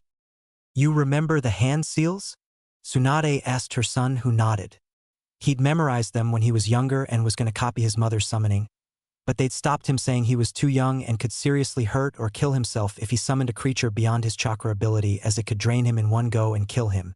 They didn't worry about him running out of chakra, but they thought he could damage his young coils if he did manage a summon at a young age. Then let's go. The three Sannin led Naruto through the crowd, and once they were above and outside the farming village, with the rest of the guests following, they nodded. The three Sannin and Anko went through the signs and 4 puffs were made. Katsuya the slug, Gamabunta the toad, Manda the snake along with his mate Koda. Naruto looked at them and gulped. His hands were in motion, and he finished it. He slammed his palm to the ground, summoning jutsu. A huge puff of smoke appeared, just as big as the others. Naruto gulped as behind him the citizens and ninja of Otogekure were stunned. Chapter 8. The smoke cleared, and standing there with the other 3 boss summons was a beautiful female fox. The reddish-brown fur, white marks, and black paws. Beautiful, Naruto breathed. The summon looked down, and everyone would swear it smiled. Why, thank you, the giant fox said. Naruto blushed. I am Naruto Uzumaki. My first summoner. Hello, young master, she said. Gamabunta snorted. Jiraiya spoke up. Hey, Bunta, why don't you show me the respect she just showed the Gaki? Snort.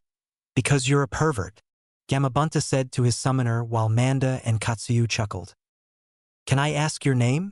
Naruto asked the giant fox. Izumi. You may call me Izumi, the giant fox said, looking down fondly. I know, uncle. The pervert and Kasan have had to take tests to earn their contracts. Naruto began. Your test was taken the day you were born, Naruto. You hold the Kyuubi, a demon fox, at bay. Your strength has been proven. When Monk Sanzo contacted the spirit realm and asked for us to be your summon, me and all my children agreed. You've proved to us the kindness of your heart, the strength of your will. You are the fox summoner, Izumi said, crouching down low so her face was close to Naruto. The teenager surprised everyone when he stepped forward and hugged the giant fox's muzzle. Thank you, Izumi-sama. I will do my best to use you and your children with honor that you deserve. Demon foxes like the Kyuubi were different than summon foxes. Oto saw that right away as Naruto and his summon bonded. Tsunade stood back with tears in her eyes. A handkerchief appeared and she saw Jiraiya with a smile. Our Gaki's something special, the Toad Sage said with a soft grin as he watched as the fox stood with Naruto on her head. The fox bounded off. Naruto's shout of joy was heard by all. Yeah, he is, Tsunade said, taking the piece of cloth and wipes her eyes.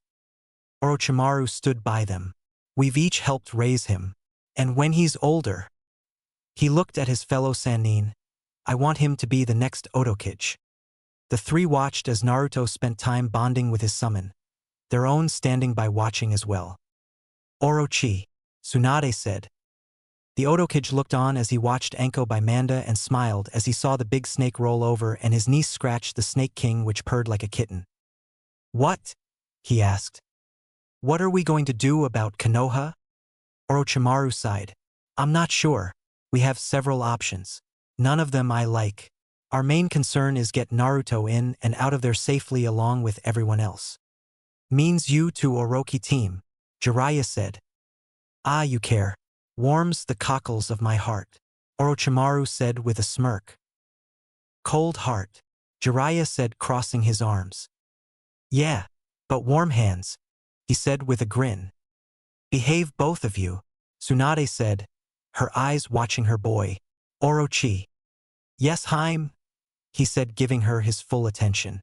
The Sannin are returning. Put me in charge of a team, scratch that, I want Naruto's team. Orochimaru pouted then. I was going to be in charge of that team. Actually, I was, Jiraiya said. The three Sannin exchanged a look. Polka, Orochimaru offered with a grin. Same stakes, Jiraiya offered. Ow, hell no, Tsunade said as her teammates laughed. Off to the side, Shizune and a few others watched them. What a strange family. Shizune looked at Kabuto. Yeah, but then it works. Now about the attention you've given my niece. Kabuto swallowed as Shizune pulled out several sunbon needles with her other arm over his shoulders. I think we need to have a small discussion on what you will and won't do with my precious niece Kabuto-chan. Shizune said, and Kabuto knew better than anyone to correct Shizune on the form of address she'd just given him. The Sound Five stood silent as their task was set, their loyalty was unquestioned. The leader Kimimaro had sworn blood allegiance to Tsunade the day she cured him of his sickness. Nothing will happen to your son, milady. The only way that will happen is if I am dead and buried. XX. Konoha. Sarutobi sighed as he looked at the acceptances from numerous villages. He came upon one with a musical note. My students, you are the new village that we've heard so much about. The ones who accepted the Kazekage's children as he feared them. The ones who rescued Wave Country from the manipulations of crime lord Gato after Konoha's own ninja failed in that task. Sarutobi sighed. I miss you all. He marked it down on the gate passes and sighed. The new council members that picked up the vacant seats better not mess this up. Kami, I pray they don't mess this up.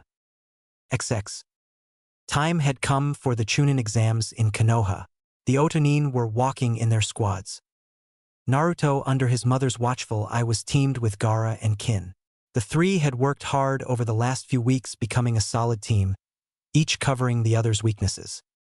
Temari, Haku, and Ryu, another of Naruto's classmates, formed a team under Anko's command. His sister had demanded the two girls, saying, so I can keep a better eye on them and them away from my little brother. That was before she heard Kin had been placed on Naruto's and Gaara's team, causing her to swear. Jiraiya led the third Oto team, which consisted of Kankuro, Kabuto, and Dosu, a man who never got a chance to try due to poor test skills as he was dyslexic, thus failing out all the time. Orochimaru with his personal guard were with them, along with Shizune, who was acting as his personal assistant. Kabuto was added as a genin to keep an eye on the teams better once they were in the field, and Kabuto and Dosu both agreed as they made Chunin the previous year. Temari had waited as she had wanted to team with Naruto, and Haku's medical training with Tsunade and Shizune had kept her from trying the year before as well. Doesn't seem fair, does it, Orochi team? Jiraiya said, walking next to his teammate. What doesn't? Orochimaru asked from beneath his straw hat. That we're only entering one true genin team, a second partial genin team, and a third team to protect them all. Do you trust Konoha to not try something? The Hokage asked. Jiraiya sighed. No, you're right. I doubt Sensei cleaned them all out. The last assassin led right back to the Konoha Council. Both men were not pleased with the assassination attempts on the blonde they considered their son/nephew. I still like Tsuhaim's answer for dealing with them, Orochimaru said as they continued to walk, the gates of Konoha coming into sight. Jiraiya winced. Popping their head like a grape and mailing the remains to Konoha with postage due is kinda… What am I saying, that is just like her. Both me smirked, then looked over their shoulders to see their teammate listening to the blonde boy next to her who was talking a mile a minute. I hear Iwa's been sniffing around, Jiraiya said. Orochimaru nodded. I warned them off. I also got a warning about a mutual annoyance called Natas was seen in Kiri not too long ago. Both men growled. They did not forget the man who years past tried to take the boy. You think he'll be here as well? Jiraiya asked. None of my spies have been able to track him. Halt! The gate guards appeared before the Odo group. State your names and purpose for entering Konoha. I am the Hokage from the Hidden Sound Village with my genin teams and their instructors and my personal guard. We are here for the Chunin exams. He handed the guard the invitation scroll. Orochimaru, the guard said. Lady Tsunade, Master Jiraiya, you're back, the guard said with a grin.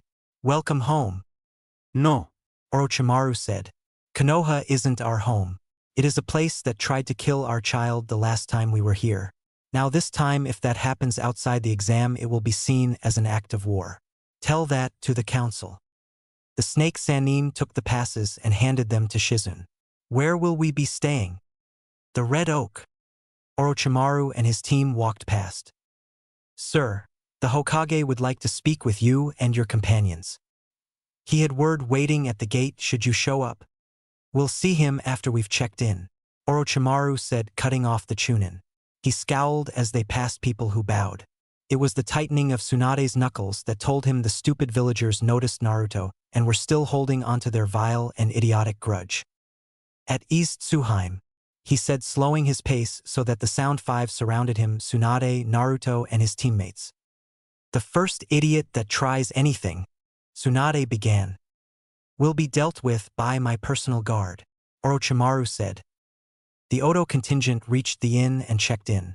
They found a jonin wearing a mask with silver hair waiting for them. He had his headband covering his left eye. Hatake, Tsunade said with a growl. Chapter 9. Hatake, Orochimaru said, putting a hand on Tsunade's shoulder after her initial growl of greeting. What do you want? Tsunade said rudely. Is this him? The silver-haired jonin asked, looking at Naruto. The three Sannin were on alert. They remembered what Sarutobi said 13 years ago about Kakashi's words and actions. None of your concern, Jiraiya said, putting a hand on Naruto's shoulders. The other Odo nin tensed. Kakashi's lone eye scanned over Naruto. He looks so much like Minato-sensei, he said. He's his son, a voice said from the side. Rin, Naruto said and rushed to greet her. Rin, Kakashi said, surprised to see her. She'd vanished several years after the Sannin had left. Of course, she hadn't spoken to him since that night 13 years ago. Hello, Hatake, she said, then walked up and hugged Naruto. Look at you, Naruto. It's been 3 years since I passed through Odo. You've grown. I'm Fetin Rin, he said, and she ruffled his hair. Got a girlfriend yet, Runt? She asked, putting an arm over his shoulder, ignoring Kakashi, who was looking at her in surprise and shock. No, and Ankone-chan keeps chasing them away, he said. How? Kakashi asked, looking at his former teammate. Where did you go? I thought you were killed on a mission, trying to find out where she went. Rin stopped messing around with the blonde at her side and glared at him. As far as the people and ninja of Konoha know, I am dead. I died the day my teammate tried to kill our sensei's son. I died when my clan banished me when I couldn't meet their standards. She turned her back on her cycloptic former teammate. Sorry I haven't been through Odo lately. I was gathering reports for the old pervert. Rin said. Which one? Naruto asked with a cheeky grin. I'm not a pervert, Jiraiya said, then grinned as he rounded on the blonde youth. I'm a super pervert. Tsunade's fist drove him to the ground where he lay groaning. Stifle it, she said and smiled at Rin. We do need to get caught up, she said, and the younger woman nodded. I'll see you soon. I owe you all for saving me. The three Sannin, Shizune, Naruto, and Anko knew what she meant. Flashback. I can't believe there are towns like this still around, Shizune said as they slipped down an alley. They were in a mining town near the southern border of Fire Country. The daimyos have tried, but they keep popping up. Between the mining, gambling, and prostitution, there are also slave rings and other unsavory people. Jiraiya said, looking around to make sure no one is near. Naruto, Anko, stay close. No wandering off this time, Tsunade said as she too gazed at the various alcoves and dark shadows. They were entering the center of the town where there was a large gathering. What's going on here? Shizune wondered. Not fair, ah crap, Jiraiya said, putting a hand on Anko's and Naruto's shoulders and pulled them back. Slave auction, he hissed to the other Sannin. End flashback. They rescued me and 100 other people.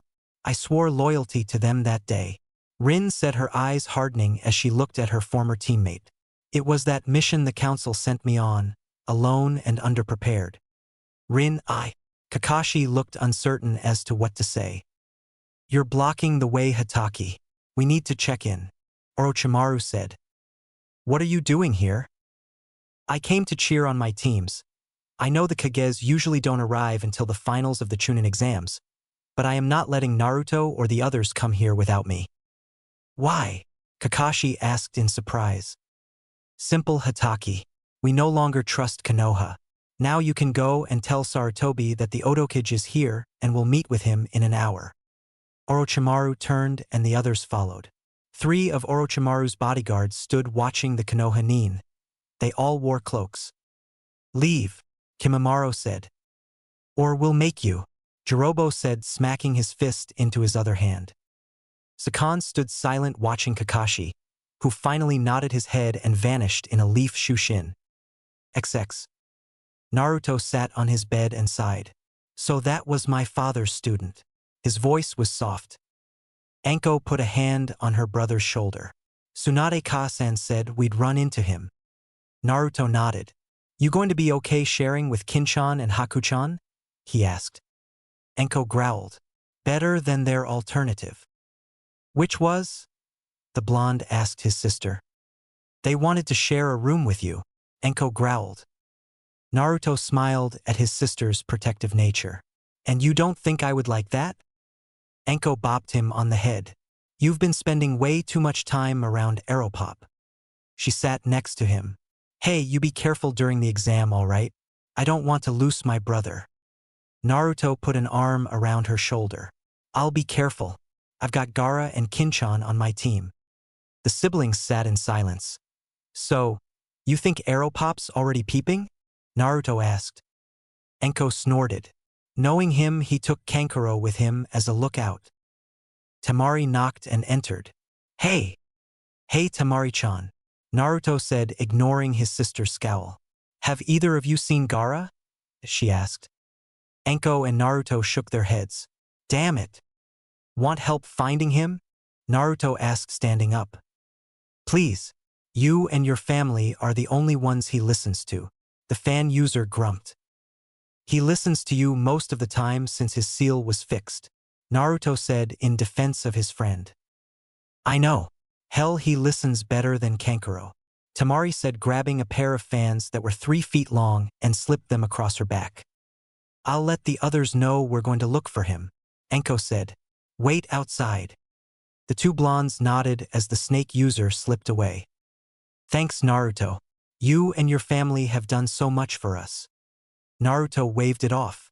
Uncle Orochi saw how your father treated you, and it was the best trade he ever made, getting rid of a couple of poor ninja for the 3 of you, who are not only skilled ninja, but because you were amongst my first friends. The pair waited outside the hotel and they saw several villagers looking at them, and when they saw Naruto their scowls. They see me as the fox, Naruto said sadly. Like Suna saw Gaara as that overgrown sand rat. Temari muttered. Hey Naruto, Temari said as they waited. What is it, Temari-chan? Would you like to go out to eat tonight, just the two of us? The fan user asked. Naruto didn't get to reply as Anko joined them and grabbed her brother by his arm and dragged him down the street. Come on Windy, we need to find Raccoon Boy, Anko said, not letting go her brother's arm and dragging him off. XX. Up and down streets they walked when they were in a back alley when a young boy ran into Naruto. Hey, watch where you're going, the brown-haired boy said, looking up at Naruto. Watch where I'm going? Naruto said with a smirk. You ran into me. No, I didn't, the boy said. Naruto's side reached down and picked the kid up by his collar and lifted him into the air just as several people came around the corner. One was a girl his age with pink hair. Then there were a boy and a girl this kid's age, and finally a guy wearing a pink shirt and black pants. Put him down, the pink-haired girl screeched. Just helping him up, Naruto said, putting the boy his feet. Yeah, that's right, you better apologize, the boy said. Konoha Maru, the pink-haired girl said. And why is that? Naruto asked. Because he's the Hokage's grandson, the boy in the pink shirt said. Grandson? Yeah, that's right, Konoha Maru said, puffing up his chest, a snicker on his face. That changed as Naruto pulled him up again by his shirt and held him up at eye level. I don't care if you were the Hokage's grandmother. You ran into me, you little snot. Perhaps I should pound some manners into you, since it's obvious this village has yet to learn any. Naruto's hand was hit by a stone, but he didn't let go of the kid identified as Konoha Maru. He looked up to see a pair of Sharingan eyes and a duck but hairstyled boy his age up in a branch. Let him go or I'll make you. Naruto snorted. You can try, but my friend behind you would crush you before you manage to twitch. He saw the boy's confusion as he turned to see the darkened gaze of a redhead. Can't you stay out of trouble? The redhead asked. You know me. Need to meet new people and make new enemies all at the same time, Naruto said to Gaara. They both were enjoying the look of shock on the raven-haired boy's face. We were looking for you. You really need to tell someone where you're going, especially since we're not at home, Naruto scolded the younger boy. Gaara didn't answer, but vanished in a sand shushin and reappeared next to Naruto. Naruto looked at the boy and rapped him on the forehead. Don't be so rude next time, squirt, Naruto said and put him back on his feet. Then with Gaara, Temari and Anko turned to go. Sasuke Uchiha leapt from the tree and landed in front of his teammates and next to the stunned Konoha Maru. Hey you blondie, what's your name? The Odo group stopped and looked back. Who, me? Temari asked. No, the other blonde. I don't swing that way, Naruto said. Besides, it's bad manners to demand things without first introducing yourself. I'm. Don't care, Naruto said, cutting him off. We have more important things to do than play with a bunch of rude Konoha genin and children. Naruto was turning when he saw his way blocked by Kakashi Hatake. Sensei, the pink-haired girl yelled. The lone eye was on Naruto. Being rude yourself, Naruto, Kakashi said. Anko hissed. I really don't think you have room to talk, Cyclops. And I know for a fact that his mother wants you nowhere near him. Kakashi ignored her and took a step towards Naruto. I wish to speak with you. Chapter 10. The Odo contingent formed ranks around Naruto, while Anko pulled out a pair of wicked-looking knives. Leave, she said. Kakashi looked at her, then at the knives, then over her head. I want to speak with Naruto, he said. Not happening, Anko said. Naruto heard from his mother and Rin about how Hatake thought he should be killed hours after his father sealed the QB inside him. I don't have anything to say to you, Jonin Hatake, Naruto said. He flared his chakra. It was a signal him and his family developed when he and Anko was young and they were faced with a threat beyond their skills.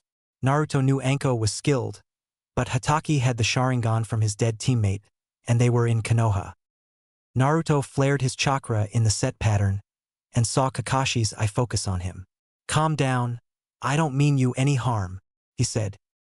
"Sorry, don't believe you. You were willing to kill me a few hours after I was born. And the last time I was in Konoha I was threatened with death again," Naruto said. Gaara next to him looked at the Cyclops and he popped the cork on his gourd.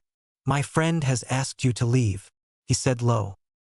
Temari had pulled the fans from her back, but had yet to open them. Behind them they could hear the genin they'd met moving closer. Temari turned. "Stay back. This doesn't concern you," she warned. "That is our sensei. You fight him, you fight us," Sasuke said, and Temari saw his eyes. "Crap. We have another Sharingan behind us, the one with the duck-ass style hairdo." Gaara turned his body so he could see both the Jonin before them and the genin coming closer. "Stay back," he said. "Kakashi-sensei, are you okay?" the pink-haired girl asked. "Everything is fine, Sakura," Kakashi said as he took another step forward. "Stay back, Hatake, you've been warned," Enko said. He ignored her and continued to approach. He was nearly upon them when Kimimaro appeared. "You were asked to stay away from them," Naruto, especially Hatake, the leader of the Sound Five, intoned. Kakashi was about to speak when Sasuke leapt towards the Oto genin. Sasuke no. Too late, the last loyal Uchiha was caught in a fist made of sand. Gaara had turned to face the genin once Kimimaro had arrived. Konoha Anbu appeared seconds later. "Let him go," a hawk-masked Anbu ordered. No. Gaara said. He attacked the heir of the Otokage, and the Jonin there was told to stay away, and ignored it. Kimimaro looked at the Konoha Anbu.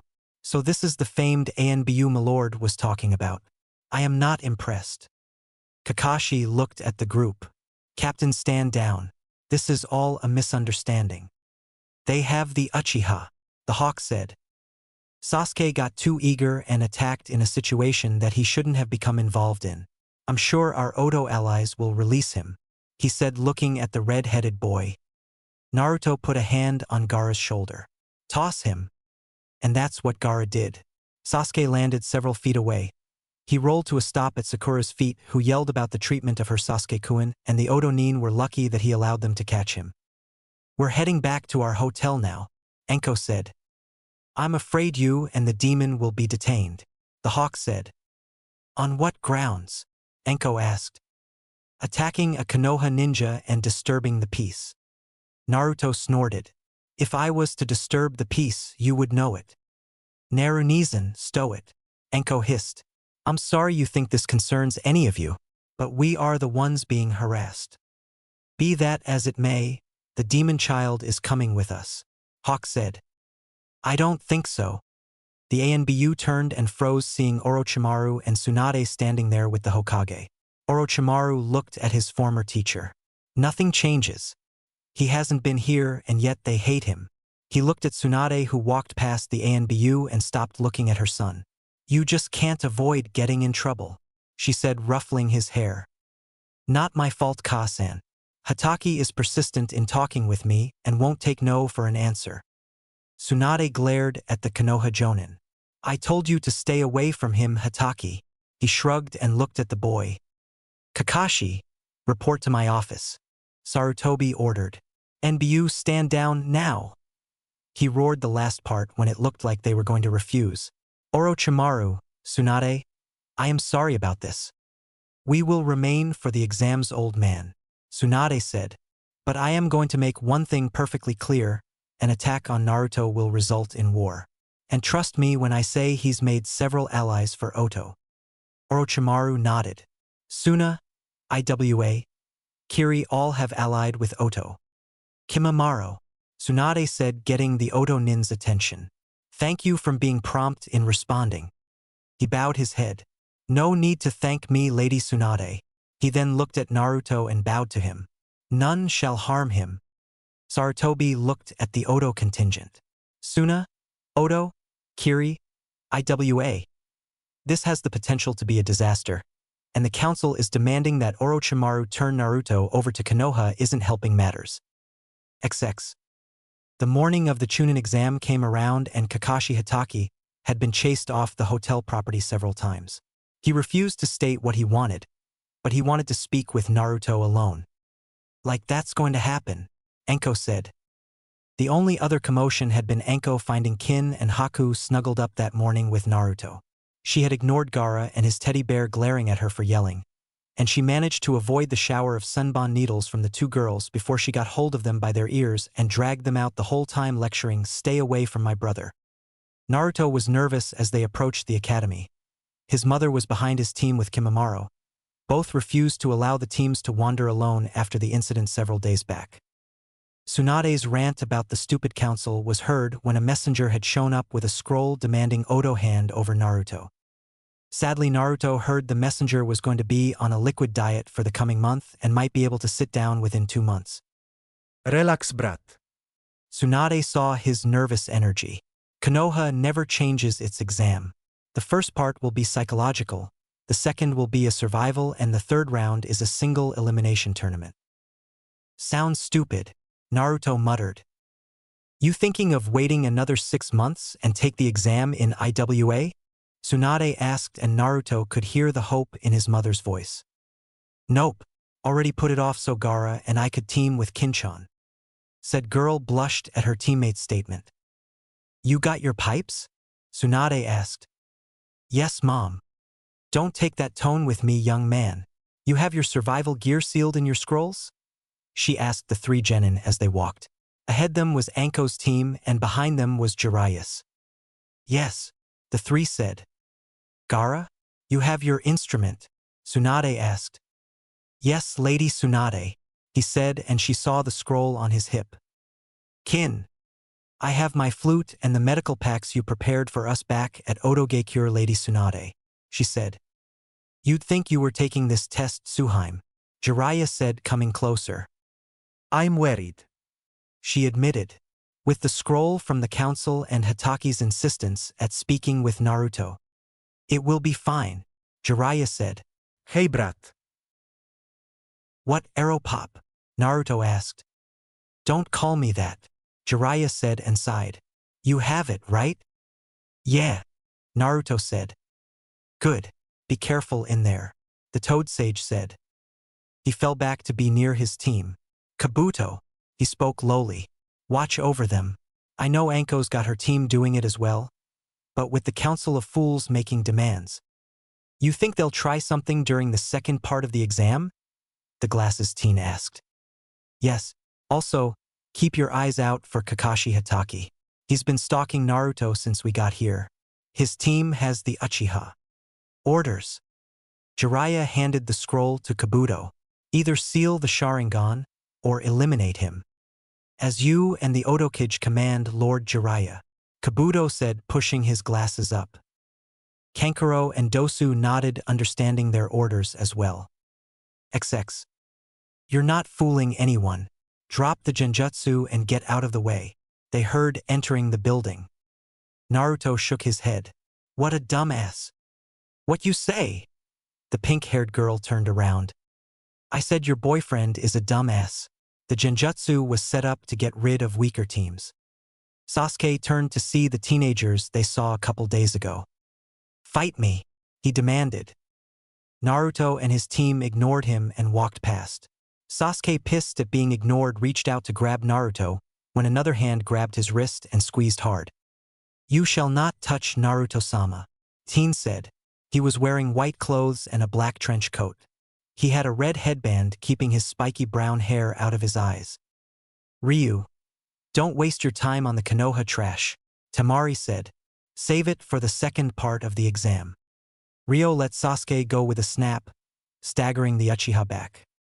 The Konoha genin glared as the Odo teams moved up the stairs. Sasuke-kun, Sakura asked while their teammates stood there in shock. Above, a pair of eyes with bushy eyebrows looked at the Uchiha and made a decision. XX. Naruto looked around the room. A lot of teams here. No one I know, he thought. He frowned, seeing 3 figures. Shadow Society? He thought, seeing the black and blue masked figure next to the orange and black figure with a third figure sporting a skull mask. Naruto. Kin was next to him. What's wrong? Scorpion and Sub-Zero are here, he said, gesturing. Who's the skull bearer? She asked. Not sure, but things got more dangerous, Naruto said. Pass the word. Avoid them at all costs. Kin nodded while Naruto watched the trio. It's been a couple of years, he thought. Chapter 11. Flashback. Naruto and Anko were at a nearby fishing village, having slipped away from their family who were busy getting Hokage set up and running. The two children had even managed to slip away from their guards. The simple reason was they were tired of being watched. Ever since the episode with Kabuto's family, they had been heavily watched. Are you sure we're fine here? Anko asked. She was still rather subdued and quieter since that day. She did listen to her little brother a lot, which many found strange, yet the two would always back the other around anyone. Yeah, it's not like we've gone to Suna. We're just down the valley and near the river, Naruto said. He was wearing an outfit that was similar to Jiraiya's except it was blue, and he didn't have the horned forehead protector. Anko shook her head. We get grounded, it's your fault. Yeah, come on. I want to see the ships that are using the river to get to the ocean. The river was deep enough that many ships traversed it to cut off the time it took to reach the ocean. I thought we were coming for that festival, Anko said. That's later, but there should be stalls up with free food, Naruto said. And how do you know all about this? Anko asked her younger brother. A classmate mentioned it. He was coming down tonight with his dad, Naruto said. And this friend's name? Anko asked. She'd learned right away that if Naruto didn't give a name, then it was either second-hand information, or it was someone he knew he wasn't supposed to be around. Doubt you know him, Naruto said. And that cinches it. The someone Kasan forbade him from hanging around. Anko thought. And you trust this friend? Anko asked. Yeah, pretty much, Naruto said as they entered the village. All right. Does mom trust this friend? Anko asked and saw the body wince. I guess, Naruto said. You know bro, you suck at lying, Anko said, getting him to stop and face her. So what? I'm sick of being stuck in one place. You remember when we were younger? We never stayed in one place this long. You know why we're setting up here. So what? Naruto said. I'm not scared of some masked idiot who thinks I'm the fucking fox. He turned and stomped away. Anko sighed and chased after him. It took her nearly 10 minutes to catch up to him, and when she did she froze. There standing next to her brother was a figure they hoped never to see again. Natas, she whispered and pulled a kunai and leapt at the masked fighter. He didn't turn, but his hand caught her by the front of her shirt. Now, little serpent. I am not here for this. Natas looked at Naruto. You've grown, Naruto. Happens with time. Naruto fired back. His gaze went to the two ninja with him. Ah, my guards, Scorpion and Sub-Zero. Usually the most bitter of enemies. But under my command, they are the most dedicated of soldiers. Good for you, Naruto said. Natas smirked. They aren't of this world, but in time they will be. They will be reborn and they will do all I command. Naruto looked at the man who attacked him and his family all those years ago. I'm not going with you, the blonde stated. Natas laughed. You're not. The man agreed and it surprised the two youths. I am simply passing through at this time. You are safe from me at this time, Naruto. The man walked away. He said something to the two ninja and Naruto and Anko watched as they attacked a man. Sub-Zero turned the man into an ice sculpture with a simple touch and Scorpion with a strange spear that shot from his hand shattered the man. Flawless, Natas said and continued to lead the two ninja away. They boarded a strange boat with red sails and dragon motifs. I think we better go home now, Naruto muttered. End flashback. Naruto saw that it was them, younger than they'd been the last time, but the same white dead eyes. Naruto found his attention drawn to the genin from Konoha hearing, Sasuke Keun. He watched a blonde leap onto the Uchiha's back while the Uchiha's pink-haired teammate yelled at her to get off. He noticed that the Uchiha looked a bit bruised. Idiot doesn't learn. He keeps it up, he's gonna get himself and his team killed. Naruto thought as he slipped back with Kin and Gaara. Kin leaned in. I told the others. Kabuto's going to see if he can draw out some of the Konoha genin. Naruto shook his head. He didn't see what his sister saw in the medic nin.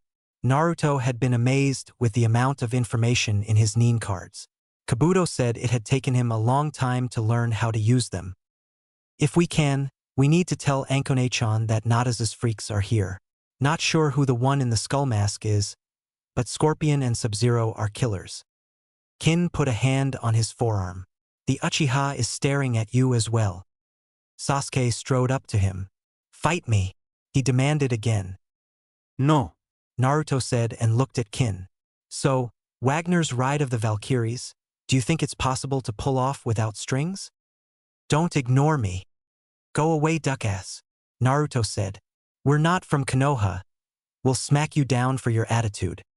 Sasuke went to strike Naruto, but the blonde was faster than him and sent him crashing into the blackboard at the front of the room, silencing all chatter. Try that again, Uchiha, and I will do more than break a rib on you, Naruto said, lowering his leg and looking at Kin. So, the bridge on the second stanza. You can't do that too, Sasuke Kun? The pink-haired banshee screamed and came at Naruto, but her other teammates stopped her and said something to her. Sakura, don't. You wouldn't stand a cha. Was as far as the nameless cannon fodder got before a Sakura punch sent him careening into a wall not far from her precious Sasuke-kun. Sakura turned back to go at Naruto, but found her way blocked by several females. Temari, Haku, and Kin were in her way, each glaring at her. What do you want? Sakura demanded. Temari spoke for the trio. You think we'll let you harm Naruto-kun because of some blind obsession you have for that emo ass there? Think again, Pinky. Naruto might not hit a girl, but if you try and treat him like you just treated your teammate, then we've got issues, and trust me when I say I will beat the living shit out of you, and that will be before Haku and Kin can get to you. Sakura blinked and recognized the blonde from the other day. But he attacked Sasuke-kun, the pink-haired single-minded organism known as Fangirl Wind. Kin growled. Your stupid boyfriend tried to attack Naruto-kun. I don't know how things work here in Konoha, and I don't give a flying fuck. I know in Odo that shit outside of training or battle isn't allowed, and he'd have been at best suspended from duty and done some time in a cell. Haku spoke. Attacking the heir of the Hokage, however, Temari smirked, could lead to a death sentence if Orochimaru-sama is in a good mood. Kin snorted. That's if Lady Tsunade or Jiraiya-sama didn't get to the offending party first. Sakura blinked. Heir? Kin laughed. Yes, he is the child of the former Sannin of Konoha and the heir our Shodai Hokage. But that doesn't matter in Odo, little girl. You see, in Odo we are all treated equally. Naruto-kun, despite being the child of our leaders, is treated the same as anyone else, and he asked for it that way. Temari snorted. The amount of times he's gotten in trouble with Anko-sensei is in the triple digits easily. Sakura was now looking at Haku, as if trying to place her. Haku meanwhile recognized the pink-haired girl from the disaster in Wave, but said nothing. There was a loud explosion at the front of the room and smoke billowed around. Shut the fuck up, you punks, a rough voice bellowed. When the smoke cleared, they saw a tall scar-faced man sporting a Konoha Hittite and a black trench coat. Behind him on either side was a squad of Chunin dressed up in Proctor's uniforms, including the two that Sasuke had unveiled earlier in his arrogance. The man, who appeared to be a special jonin of some kind, continued in a smoother tone of voice. I am the examiner of the first test of the Chunin selection exam, Ibiki Marino. XX. Naruto looked at the test. What the hell? Kasan was right, they really don't change their tests. Slowly over the next hour, Naruto wrote the answers in shorthand that Shizune and his mother taught him. Screw them. I am not giving away answers so others can cheat, he thought after flipping his paper over when he saw several of the Konoha nin using skills or bloodlines to cheat. His eyes saw that the girl next to him, another Konoha nin, had indigo hair and a pair of pale lavender eyes. He saw her looking at him out of the corner of his eye and smiled. Not another one. Enko's going to go spar, he thought. Naruto knew he was pretty good looking. His mother and aunt informed him of this. Not to mention the birds and the bees talk. Shudder with charts. Naruto knew they had given him the talk about sex because his Kasan didn't trust Aeropop to do it, and Uncle Orochi turned the weirdest shade of red when he'd been asked to do it and said, "Ask your mother," and rushed off. Naruto saw the girl was looking at him still and winked at her, which got a deep blush from her. "Yep, Ankone-chan is gonna go spar. XX. Haku, Rin and Tamari were scattered around the back end of the room, and all three scowled seeing the female Konoha genin eyeing their Naruto-kun. That bitch better step off. Were three of the same thoughts the three possessed. They also pictured various means of chasing the girl off. It was Haku who thought of the easiest way. "I'll just let Anko-sensei know there is a Konoha tart sniffing around her little brother." With that in mind, Haku created an ice mirror in the palm of her hand and slipped a note through it before going back to work on the test Lady Tsunade had informed them about before coming to Konoha. XX. Sasuke was fuming. "That Otodobe has power I want. Power I need to kill him. I need it." He was pissed he couldn't seem to copy the blonde Otonin's moves. Even worse, he seemed to be washed out when he looked at him with his Sharingan. Sadly, Sasuke was unaware of the seal Jiraiya put on all the Otonin to counter this years ago as a way to keep Oto's secrets. Secret. "I will learn your secrets, Dobe. No one denies an Uchiha." XX. Under his skull mask, Natas smirked. Sub-Zero and Scorpion were reborn, severing the ties with their old world. He smiled seeing Naruto here, but he wasn't the objective. His eyes searched out and found the target of this mission. "Sasuke Uchiha, you are wanted by my master." He looked at the test the proctor had handed out and finished it with a simple wave of his hand. The answers filled in and he turned it over, his eyes once more looking for the blonde. "I may not be allowed to capture you for now, Naruto, but one day your power will belong to my master, and I will be rewarded." XX. During the hour there were many eliminations as people were caught cheating. Ibiki, however, remained silent. His eyes were on the blonde in the second row next to the Hyuga heiress. Sarutobi said to keep watch on him and prevent anyone from attacking him. Ibiki was surprised to see him finish the test in the first 15 minutes. He also watched as the boy teased and flirted with the Hyuga heiress, getting her to turn redder than a tomato. "What is the Hokage planning for you?" He called out the 10-minute warning as several more teams were eliminated. "Too many of them remain. Hopefully I can thin them out with the torture of the last question." Ibiki laughed, chilling many of the students and getting a few to quit, and one even wet himself. Life is good. Chapter 12. Tsunade glared at Kakashi as they sat in the waiting room. Jiraiya and Anko were finding it hard to hold her back. "Stay away from my son Hatake. I won't warn you again," the blonde Sannin snarled. "I just wish to speak with him," the Konoha Jonin said calmly. The other Konoha Jonin were looking on, many in surprise, surprised that the famed copycat ninja was without his usual orange book. "I don't think so," Tsunade hissed. "I remember the Hokage telling me of you actions all those years ago, Hatake. His father asked you to raise and protect him, but hours after he saved this village and died, you try and kill his son. You tried to kill him before the Hokage and your former teammate. You had your chance, Kakashi Hatake. I won't allow you another." "As entertaining as this is, does anyone know about the first exam?" a grass Jonin asked.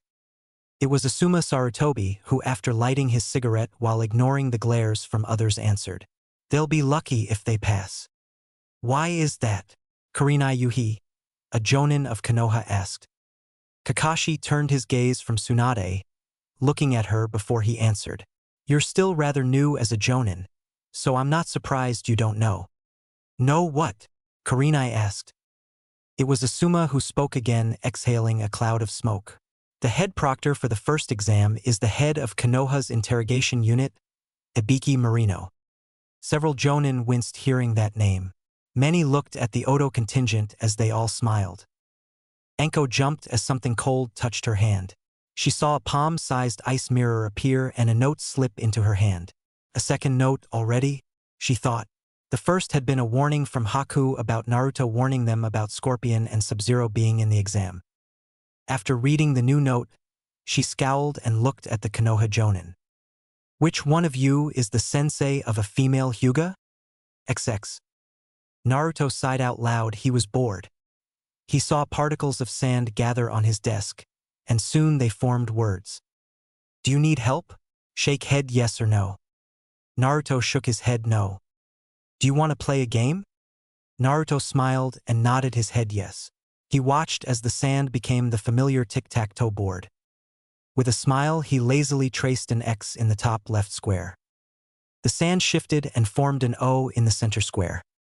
Naruto made another X in the bottom left corner. An O formed in the left center square blocking him. He put an X in the center right box blocking a win for Gaara. An O formed in the upper right box. Naruto put an X in the bottom right corner. Damn, draw, formed in the sand. Naruto smiled and shrugged. Another game? Before Naruto could reply, Ibiki spoke from the front of the room. All right, you snots. It's time for the 10th and final question. Now here are the rules. If you take this question and fail, then you will never rise above the rank of genin. What? Screams filled the room. Naruto saw a teen his age with a dog stand. You can't do that, the boy yelled. Shut up. Ibiki snarled and flashed his killing intent. My test, my rules. You can leave now if you want and take the test again when some other pansy gives you this test. His dark gaze swept the room. Decide now if you're going to take the test or not. Several quit and their teammates were forced to leave with them. Naruto saw that the Uchiha's teammates looked terrified. Both looked ready to raise their hands and quit. XX. Kurenai looked disturbed after talking with Anko, who had pulled her aside after finding out she was Hinata's sensei. The amount of questions. Kurenai shuddered and disgusted with herself about the amount of information she'd given to the Oto Jonin. So why are the three of you looking so assured? Asuma was asking. Jiraiya answered for the group. Ibiki might be a master of interrogation and intimidation, but our students have been through hell nearly all their lives, some of them literally. Anko snorted, retaking her seat. Tsunade's team won't even twitch. Hell, I bet Gaara and Naruto are either sleeping or playing a game. Like yours will be any worse? Tsunade said. Anko gave a shrug. As long as an Aizen stands tall, Haku and Temari will drag Ryu over a river of fire to impress my little brother, even if that meant killing Ryu in the process. Jiraiya snorted. That poor boy got stuck with two girls that want to show Naruto that they are the best. He clapped his hands together and smiled. But then again, my own team has something to prove, and they know if they quit before the other two teams, they'd never hear the end of it. Who are Naruto's teammates? I think I recognize the red head from somewhere, Kakashi asked. Kin is one of Naruto's classmates. She graduated with him and Ryu, or as their teachers called them, the Never Say Die trio. Tsunade said. Gaara is the son of the Kazekage of Suna. But for political and personal reasons he and his siblings were traded to Oto and are now part of our village. Jiraiya said, a smirk on his face. The Oto Jonin weren't going to mention Ryu's, Kabuto's or Haku's past since all three were connected with Konoha in some way. None of them good. Kakashi looked at the clock on the wall. Looks like we'll know soon. The first exam should be nearly done. XX. So Blondie, Ibiki said, standing right in front of Naruto. You gonna go crawling back to Oto? Naruto yawned loudly. You say something, Scarface? I was about to take a nap while you weeded out the wheat from the chaff. Ibiki smirked. I asked if you were ready to quit, or are you willing to bet your ninja career and stay a genin for life if you fail? Naruto snorted as another team walked out. Bring it on. My sister is scarier than you or this test when it's her time of the month. Besides, I'd like to see you enforce that genin thing outside of this village. Ibiki scowled as several victims, i.e. genin that looked ready to quit, didn't. Dumb brat. Took him minutes to disrupt an hour's work. Ibiki thought. And besides, even if that was possible, and I do get stuck as a genin for the rest of my life, it doesn't matter. And why is that? Ibiki asked, curious to see what the blonde would do now. That just means I'll be the world's strongest genin that will be able to kick a Kage's ass. So bring on your 10th question, because Naruto Uzumaki Namikaze won't back down no matter what. That's my way of the ninja. Never say die. Testify. Ryu and Kin yelled from their seats and the Oto group chuckled at that. Naruto looked at Ibiki. Give me your best. I'll take it. Chew it up and spit out the change. Crap, he's dispelled the fear effect. Anyone else want to save their ninja careers and quit now? Last chance. Ibiki looked around and sighed mentally while keeping his face blank. 42 remained 14 teams. He tallied it up. No one? He asked when no one moved. Well then, you all pass. He said and smirked at the looks of disbelief as gasps of surprise and yelled, What about the 10th question? And the sighs of relief filled the room. The chunin around the room smiled. Ibiki pulled off his bandana and the room fell quiet as he began to speak. XX. Anko twirled the pair of kunai by their rings as she looked at Kakashi. So one eye, if Ibiki's the first exam, who's got the next phase? The gathered Jonin senseis looked at Kakashi. The copycat ninja sighed. Sadly, it's not a ninja. The Hokage felt that the second test would be more difficult and didn't want any show of favoritism, so he contracted an outside source. Well, spit it out. Who's in charge of the second exam? Anko demanded. Kakashi sighed. He's got many names, but the one he's given us at this time is Liu Yen. Jiraiya dropped his saucer, his eyes widened. Did you say Liu Yen? Yes, why? Kakashi asked, and many in the room looked at the Sannin as he paled. Jiraiya looked at Tsunade, who looked at him in concern. Liu Yang is the given name of Master Pyongyang, also known as Liu the Progenitor by some Taoists. He dresses as a scholar and wears a sword strapped to his back that will dispel evil spirits. Why does that name sound familiar? Tsunade said. Liu Yang s Liu Tungpin. One of the 8 immortal/deities revered by Taoists. Kakashi's eyes widened. What one of the 8 is doing here is a cause for concern. Anko muttered something and both Sannin looked at her. What? She sighed. Before the exam started, I got a message from Haku.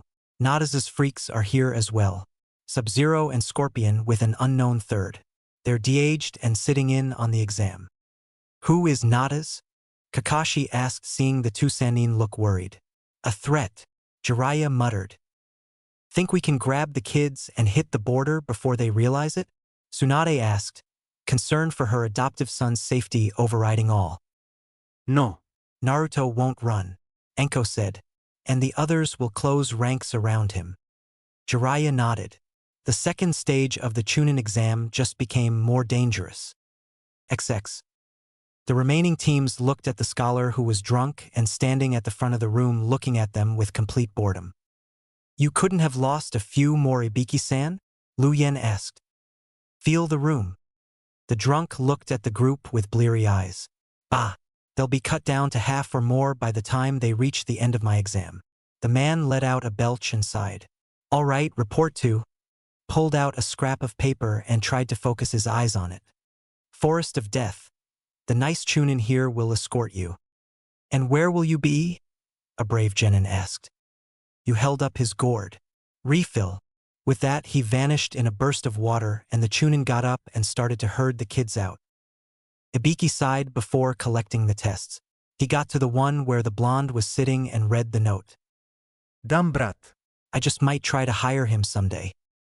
Ibiki went to inform the Hokage of the dangers in the group of genin and wondered how things got so out of control. I blame Danzo and his people for creating the weakness in Konoha, but the bastard still hasn't been found. Chapter 13. The Forest of Death, as it's called. Liu Yen said after taking a swig from his booze gourd. Naruto kept a partial ear on the directions and the gripping from many of the other genin, including the Konoha ones. Weak. Didn't their senseis warn them in advance? Glad Ka-san, Aeropop and Uncle told us what to expect. Actually, glad I'm not part of Konoha. They sound like, as Taiyu-chan said, a bunch of fucking whiners. Naruto thought about one of his uncle's personal guard. He could sense Kimimaro nearby and knew the man was watching over him. He shared a look with Kin and Gaara. Kin used her eyes and he followed the look to where the Uchiha was standing surrounded by his fangirls and fellow Konoha nin.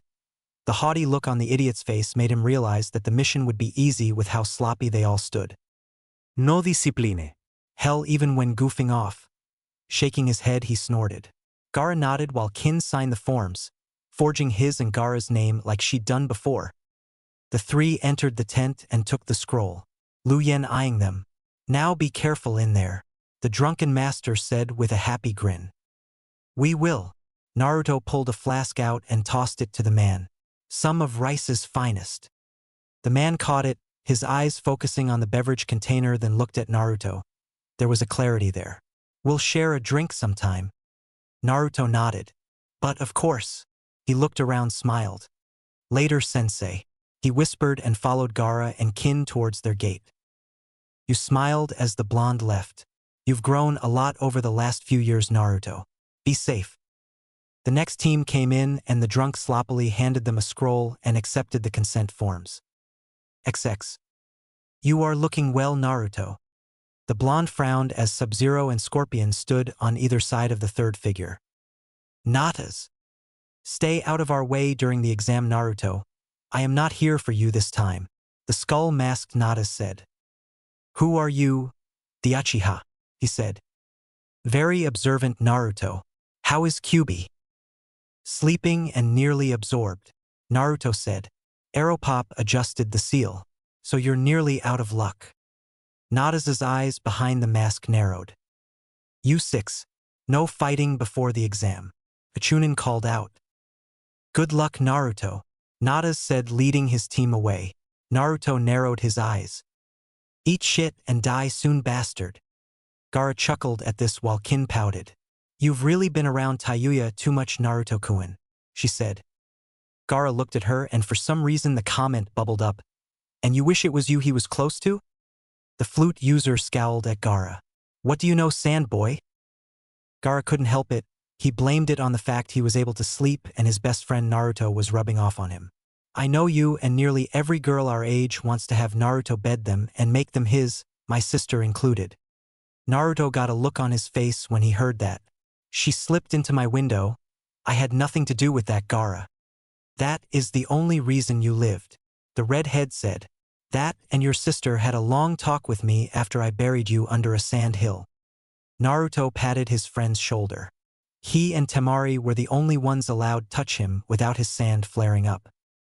"Sorry about that. Ankone-chan gets overprotective." Kin snorted as she recalled her own discussion with the snake Jonin and shuddered. It was taking her and Haku to fight her off, and Kin wasn't liking the idea of having to share with anyone. "Here's our gate," Gaara said. They looked at their watches and saw they had a good 40 minutes left before the exam would start and the other teams reached their gates. "Wonder where the others are going to be starting from?" Naruto sat down. Gaara smiled. "Got a map?" The three shared a smile. XX. Sarutobi sighed as he got the reports. "Outside forces are here. If what Tsunade and the others have said, this Natas is a very dangerous man. What's more is that cloud, rain and grass are showing signs of attacking as well." He puffed on his pipe and cursed the day that the Sannin had abandoned Konoha. "Their breaking ties with Konoha weakened us greatly. Odo has flourished over the years. They have acquired many strong ninja and the young ones are even stronger. They acquired the children of the Kazekage, one of whom holds another demon." Sarutobi sighed as he recalled the council demanding that he grab the Kyuubi brat and make him a personal weapon of Konoha. Sarutobi snorted. "The person to do that will have to deal with Tsunade.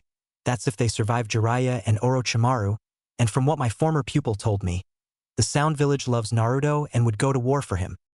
Sarutobi recalled the earlier meeting with Orochimaru, who told him how Naruto would find strays and bring them to the village, how he would help them open up and heal their hearts and souls. Flashback. "The one you'll really need to look out for is Kimimaro. Tsunade and Naruto saved his body, but it was Naruto who healed his heart and soul," Orochimaru said, sipping his tea. "What do you mean, Orochi?" "Kimimaro had a rare disease. His clan had been betrayed and he's all that's left. He was prepared to die.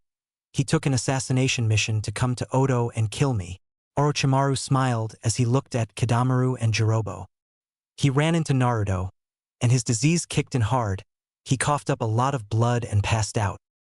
Sarutobi listened as Orochimaru told him about the surgery and the removing of toxins from the man's body. How Naruto spent days with the recovering man, just talking with him. When he'd healed, he'd come to Orochimaru to kill him. Naruto had been there. I won't say what happened between them, it was special. But from that day Kimimaro swore his life, his blood and his future clan to Naruto and Tsuhime. Orochimaru looked over his teacup. And let me just say, if your council tries anything, Kimimaro will lay waste to Konoha. Us too, Jirobo said from the door with his arms crossed. Orochimaru smiled. Yes, all of Oto loves that boy. He looked at Sarutobi. Konoha made their intentions clear all those years ago, Sarutobi-sensei. He is our child, and to take him would be all-out war. We have allies. Some are yours, but push comes to shove. Orochimaru gave a Gaelic shrug. End flashback. Sarutobi looked at the monument. Minato, you may have saved this village, but we damned your child and it will come back and bite us on the ass. And this time, I don't think we deserve saving. XX. Naruto was leaning against the tree while Kin was laying with her head in his lap. He was playing with her regular flute and she hummed along with him. You really are talented, Naruto-kun, Kin said as he paused. Thanks, Kin-chan, he said. Both looked to see a figure approaching. Uchiha, Gaara said. He had his eyes closed and was using his sand to watch the other teams with his floating eyes. Otodobe. Sasuke said. So Kin, do you and Haku-chan think you can handle Anko? Naruto asked, ignoring the dark-haired Konoha teen. Kin's eyes widened as she looked up at Naruto, who smirked at her then winked. Ooh, she thought as her heart sped up as he leaned down and gave her a peck on the forehead. Don't ignore me, Sasuke yelled.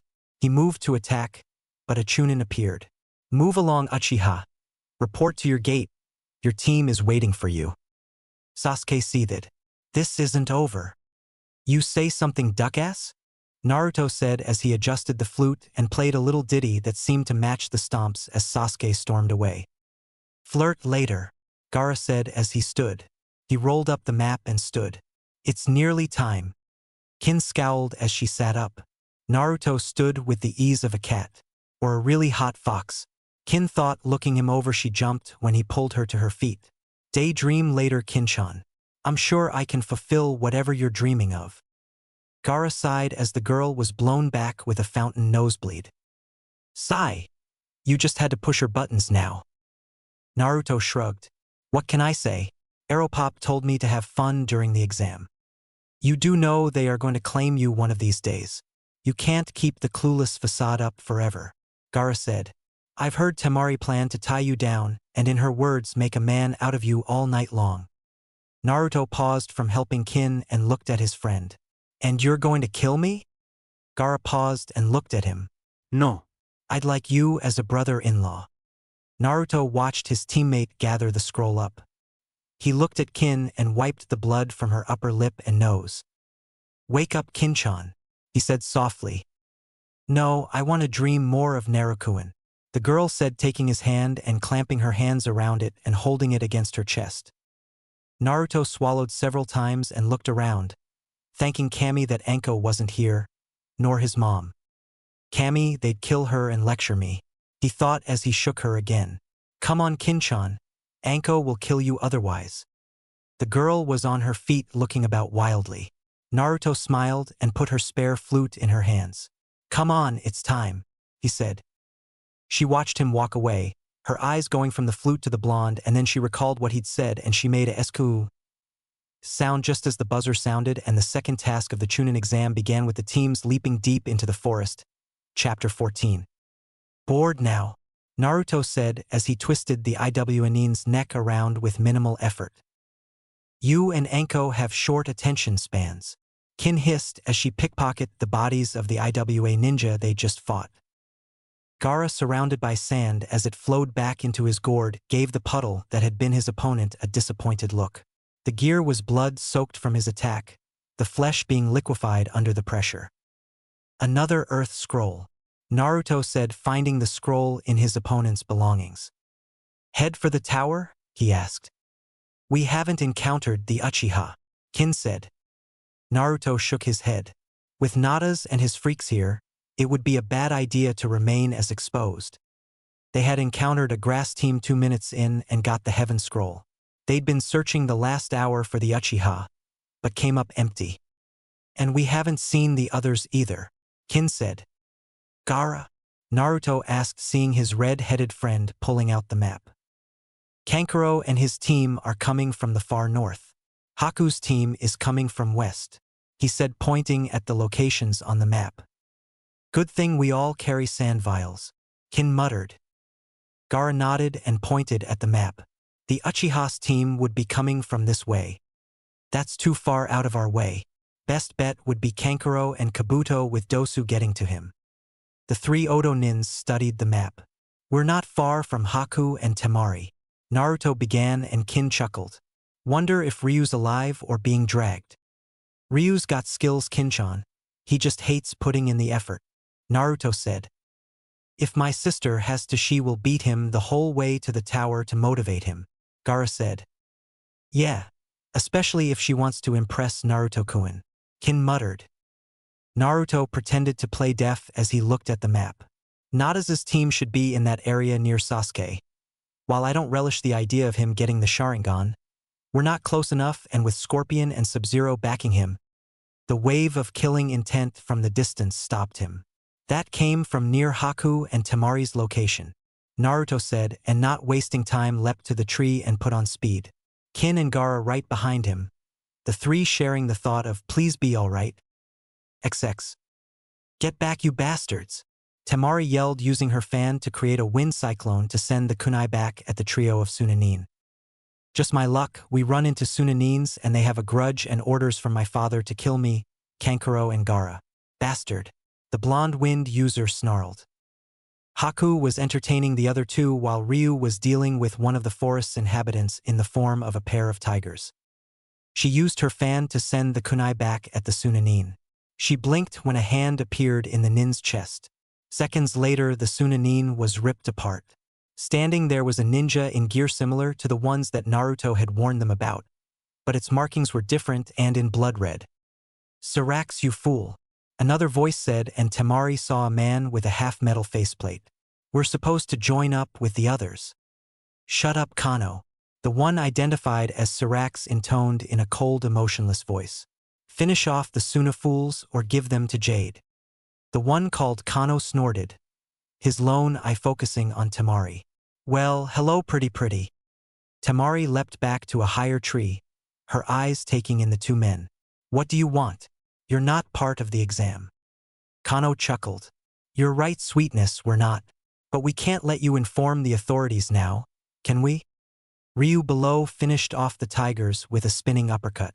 Haku was with her against these 2, and she knew there was another one out there somewhere. Not good. If they're here with the ones Naruto said to avoid, this is going to get uglier than Kankuro scene coming out of a shower with his puppet, Temari thought. How about we saw nothing and you leave us and our teams alone? She tried to negotiate.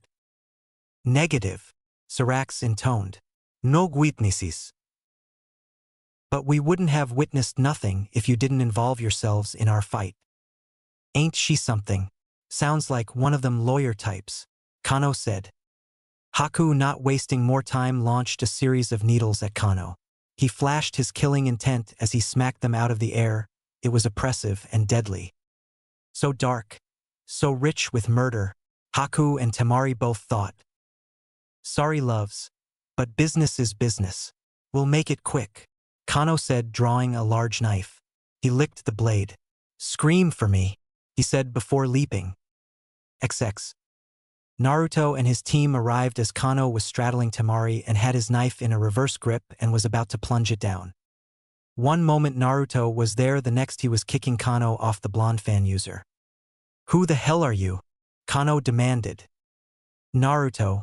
And you were attacking someone precious to me. Naruto-kun, look out. He dove aside and Sarax missed him with a chakra net that hit a tree and began to dissolve. Great. Another of Nada's freak squads. Kano paused and Sarax looked at him. So you're the Naruto bloke we're to avoid, Kano said. You're told to avoid me? Yeah. The boss says if we engage you, we are to back off immediately. He looked at Temari. Looks like you'll owe me a scream later, pretty. Come near her again and I will kill you, Naruto growled. Kano smirked and shivered theatrically. Oh, so scared, mate. Just be glad I honor my contracts. He turned towards his partner. Let's go. We need to hook up with Jade and get to the Uchiha. The two shoe-shined away. Naruto helped Temari up as Haku landed next to them. You both okay? Yeah. The one called Kano is quick. He seemed to shimmer as he moved. Temari said. Ryu climbed up the tree and sighed. Are we done? Can we go to the tower now? Haku nodded. We've got our scrolls. We were just trying to find the Uchiha. Naruto nodded. Gaara has sand eyes on the other teams. We know where he is, but Natas' team is nearby, and Kasan wants us to avoid them, so the mission will have to wait. Unless this Natas gets to him first, Temari said as Gaara and Kin joined them. So what are we going to do? Ryu asked. Head towards the tower, but we'll hold off entering for now. I want to see if we can slow down any of the other teams. Naruto decided. If we're lucky, we might get the Uchiha that way. That close to the tower? Kin asked. Naruto shrugged. In this phase of the exam, we can kill up until they reach the tower. Haku and Temari nodded. Gaara looked at the Tsunade that littered the ground. Temari explained. Seems father needs a lesson in family bonding. Gaara said coldly. We'll deal with him soon enough. Uncle Orochi won't like that he tried this either. We can deal with… Temari began hotly, but Naruto cut her off. I'm sure you can, Temari-chan. But you are Otonins now. That is constituted as breaking the contract your father, the Kazekage, made with Uncle Orochi when he traded 3 ninja for you. He looked at the others. Well, let's go. Gaara, the map. The sand user pulled out the map and using his sand made markers. We're here. The Konoha genin are here, and the Uchiha's team is here in what we've been told is dark territory due to the size of the insects and other beasts there. It is also under a permanent veil of darkness. Natas and his freaks throw off the plans, and it's best if we avoid them. Natas is easily Sannin level, and Scorpion and Sub-Zero are near Jonin level. Ryu snorted. Near yours or Gaara's level then. While we're strong, we aren't going to show our abilities here. We're in enemy territory. Konoha's our enemy? Ryu asked in surprise and the others groaned. Don't you ever listen during briefings? Kin asked. Did you say something? Ryu fired back only to get a triple smack across the back of his head from the 3 women in the group. As I was saying, Kankuro and his team are coming from the north, and will have to cross the tower to come towards us and the Uchiha. And they aren't aware of the added freaks, Haku said. Unless they have another team other than the one we just saw, then we'll assume no. Naruto confirmed. Well, it's settled. We'll set traps along this route and hope for the best. Temari said as she grabbed her large fan. Move out, Naruto ordered and they took to the trees. XX. Anko looked at the message she'd just gotten from Haku and shuddered. She hurried over and pulled Tsunade aside. We've got more trouble, Kasan, she said lowly. Natas has another team in the forest, independent of the exam. Damn it. Naruto's ordered the mission to change in the field. He's ordered your team and mine to set up a trap for the Uchiha. But it seems like Natas is after him as well. Shit, Tsunade said. Naruto's told the team to not engage the freaks or Natas, and if it looks like they got the Uchiha, they'll enter the tower and abandon the target. Tsunade was relieved to hear that. So they got the scrolls? Anko smirked. Haku said Naruto's team had their scroll 2 minutes in. Tsunade smiled. That's my boy.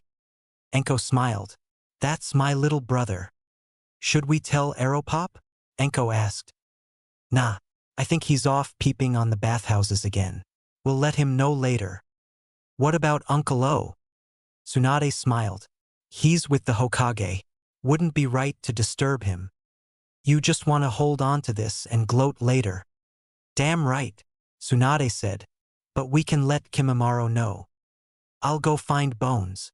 Anko shoe-shined away and Tsunade saw the Konoha Jonin were still talking about their students. Be careful, Naruto. Be damn careful. Chapter 15.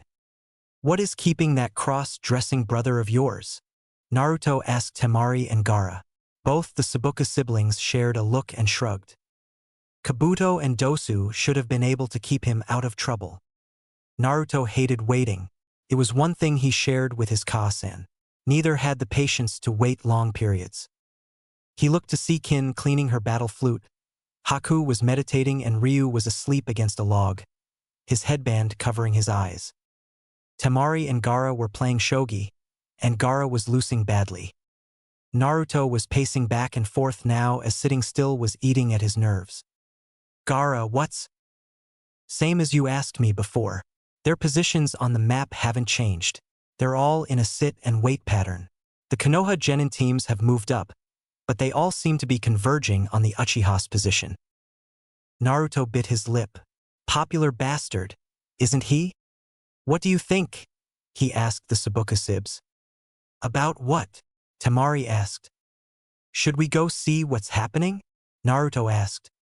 You said we should sit and wait, Temari said. Yeah, but I didn't think they were going to be dragging their feet, Naruto said. Hey! They all looked up to see Kankuro. Kabuto and Dosu came around the tower and made for them. What took you so long? Naruto asked. Kankuro shrugged and went to talk to his siblings. Naruto looked at Kabuto, who pushed his glasses up. Forgive our tardiness, Naruto-sama. We ran into a squad that is aligned with Natas. Damn, Naruto muttered. They won't be around any longer. It's what took us so long as they proved to be decent fighters. Dosu nodded. They identified themselves as Reptile, Smoke, and Rain. They were all dressed similar to Scorpion and Sub-Zero, but different colors. Yeah, I kicked ass, Kankuro said, and the others sighed at his boasting. Kankuro did fare well. He lost a puppet as the one called Reptile spat acid. Bastard was fast too. He could blend into the foliage like a chameleon, Kankuro said from where he was raiding his siblings' packs for food. Lost my backpack and 2 of my puppets. You still have Crow? Temari gestured to the wrapped puppet. Yeah, Dosu saved him for me. They're dead and we've sealed them in scroll to hand over to Lord Orochimaru. Kabuto continued. How was your task? Naruto went on to explain the other team and how Natas was stalking the Uchiha. He showed them the map. They're in this area called Dark Territory. It seems like a waiting game. No one has moved according to Gaara's sand eyes. A snake slithered out of the foliage from the tower. Lord Naruto. Asia. Naruto went to a knee and held out an arm for the little snake. What are you doing out here? Message from your mother and Anko. The Odo ninja were on their feet and gathered around. Report to tower. Scrub mission. The little ASP hissed. Well, that's that, Naruto said. Thank you, Asia. He stroked the snake's head. I'll make sure Nachan gets you some mice. Thank you, Naruto, you are kind. The snake dismissed itself and Naruto looked at the Odo group. Well, you heard the orders. Uchiha is out of our hands. Head to the tower. Kabuto stopped him. I'm afraid we didn't get a heaven scroll, Naruto-sama, he said. Naruto looked at the others. Anyone got a spare? Shakes of head and Naruto groaned. And the only teams left are in Dark Territory. Wonderful. Kabuto straightened. We will go on and get a scroll. We could help, Naruto began. No, Lady Tsunade would not be pleased. Our team will do it alone and join you as soon as possible. Go to the tower, Naruto-sama. Naruto narrowed his eyes then sighed. Very well, Kabuto. Don't die, my sister would be most displeased. Kin and Haku snorted and Temari shook her head as well. After dividing up the supplies to rearm Kabuto and the others, the 6 genin entered the tower while the last Odo team headed off towards something far more dangerous. XX. Naruto and the others opened the scrolls and were greeted by Tsunade and Anko. They were ushered to a side room where Orochimaru and Jiraiya was waiting. Where's the other team? Orochimaru asked, getting to his feet. They didn't acquire a scroll yet. They did run into another team of Natas' freaks, Naruto said. They reported everything and Orochimaru did not look happy. And with them all in Dark Territory, anything can happen, Orochimaru hissed. He's after the Uchiha? Yes. He's admitted as much as did the one called Kano. Naruto looked at the others and turned around. I'm going. No. Tsunade, Anko and Orochimaru said at the same time. We need to stay here. But what about? Naruto started to complain. We need to trust their abilities. Orochimaru said sadly. Konoha is watching us carefully. If you go charging back out there. Naruto spun and kicked a chair across the room. Damn it, Uncle, Natas is out there. Kankuro, Kabuto and Dosu are going to get annihilated. We need to trust them, Naruto, Orochimaru said. I hate it as well, but right now we can't go running around like a leaf nin with one of Jiraiya's stupid books. We need to play smart and keep what we know close. Sarutobi has admitted that many in Konoha would like nothing more than to kill you. Fucking fox. Naruto muttered, resting a hand on his stomach. He looked at Anko, who looked unsettled as well. They remembered Natas and how strong he was. XX. Bad idea, Kankuro muttered as they leapt from branch to branch. Did I mention this was a stupid idea? He asked louder. Kabuto sighed and adjusted his glasses. Numerous times. But we have our mission, he said. Abort, Kankuro said. Too late, we're committed, Dosu admitted. We're nearly there. Kankuro sighed. This has clusterfuck written all over it. He muttered, fingering the kunai Naruto and Temari had armed him with. There, Kabuto said as they landed on a branch. Down in a clearing they saw the Uchiha's team laid to waste. Natas was holding the Uchiha up by his throat. What should we do? Kankuro asked. How about die? The three Oto Nin scattered as Kano landed with a grin. His knife buried deep into the branch where they'd been a second before. We have no quarrel with you, Kabuto said. We just need a scroll to enter the tower. You kicking the shit out of Konoha is none of our business, the usually quiet medic said. He was nervous. The amount of killing intent coming from the clearing was at levels nearly making them sick, even at this distance. You killed our comrades, Kano said as he licked the blade of his knife. They attacked us, we have not quarrel and want none, Dosu said. Oh, you got a quarrel, mate. Sarax hates losing those he considers clan. The Oto three scattered again, as the acid net slammed into the tree and started to dissolve the bark, scorching the tree. Not good, Kabuto thought, seeing another Nin join the knife wielder. A woman wearing an outfit similar to Anko's with green hot pants and halter top and a mask joined them. She was holding a staff. About time you joined us, Jade, Kano snarked. You leave us with all the work. Poor baby, she said, tossing her long black hair over her shoulder with a snap of her head. Natas says leave one alive to deliver a message to Uzumaki, she said, holding up a scroll. She pointed. Leave that one. Kill the other two. Oh shit. XX. Natas smirked as Sub-Zero shattered the pink-haired girl into hundreds of pieces, and the Uchiha's other teammate was burnt alive by Scorpion. He looked at the Uchiha in his grasp. Don't worry, boy. Your suffering is about to end. I just want your eyes. Even without the Sharingan activated, I can use them. Uchiha DNA, after all, will be valuable to the highest bidder soon. Natas paused. I suppose we'll need more genetic material. He snapped his fingers and another ninja appeared. She wore the same marks as Sub-Zero. Frost, take him to the doctor. Once he has all he needs, kill him and dispose of him. The female ninja, like the other two, was silent as she froze Sasuke Uchiha in a block of ice up to his neck and then vanished in a blast of cold air. He looked over his shoulder as Jade, Kano and Sarax disposed of the Oto Nin. He considered killing the other Konoha Nin, but they were like frightened rabbits hiding in the brush. Let's go. I wish to see how Naruto-kun handles the next round. Natas and his team leapt away, the sign of slaughter all around. In the bushes, Team 8, Team 9 and Team 10 were being sick at the wholesale slaughter they just witnessed, too afraid from the killing intent to even move to help Team 7. Niji Hyuga, the first able to move, saw the Oto team and found a survivor amidst the carnage. He saw the scroll stuffed into the Nin's clothes and read the name. Uzumaki. It was a name Niji would remember. It was a name he would blame for the slaughter here in the forest. It was a name he'd report to the Hokage as soon as possible. Chapter 16. Pardon the intrusion, Lord Orochimaru. The Hokage requests your presence. Echunin said after opening the door. Tell the Sandaime I will be there shortly. Orochimaru said. I've got a bad feeling about this. Naruto muttered. Stow it, Gaki. Jiraiya said.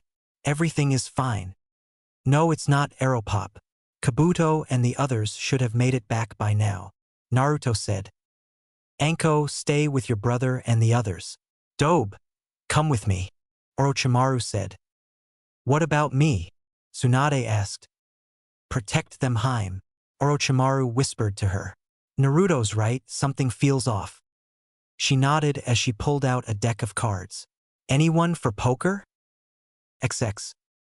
Orochimaru looked at the escort he and Jiraiya picked up.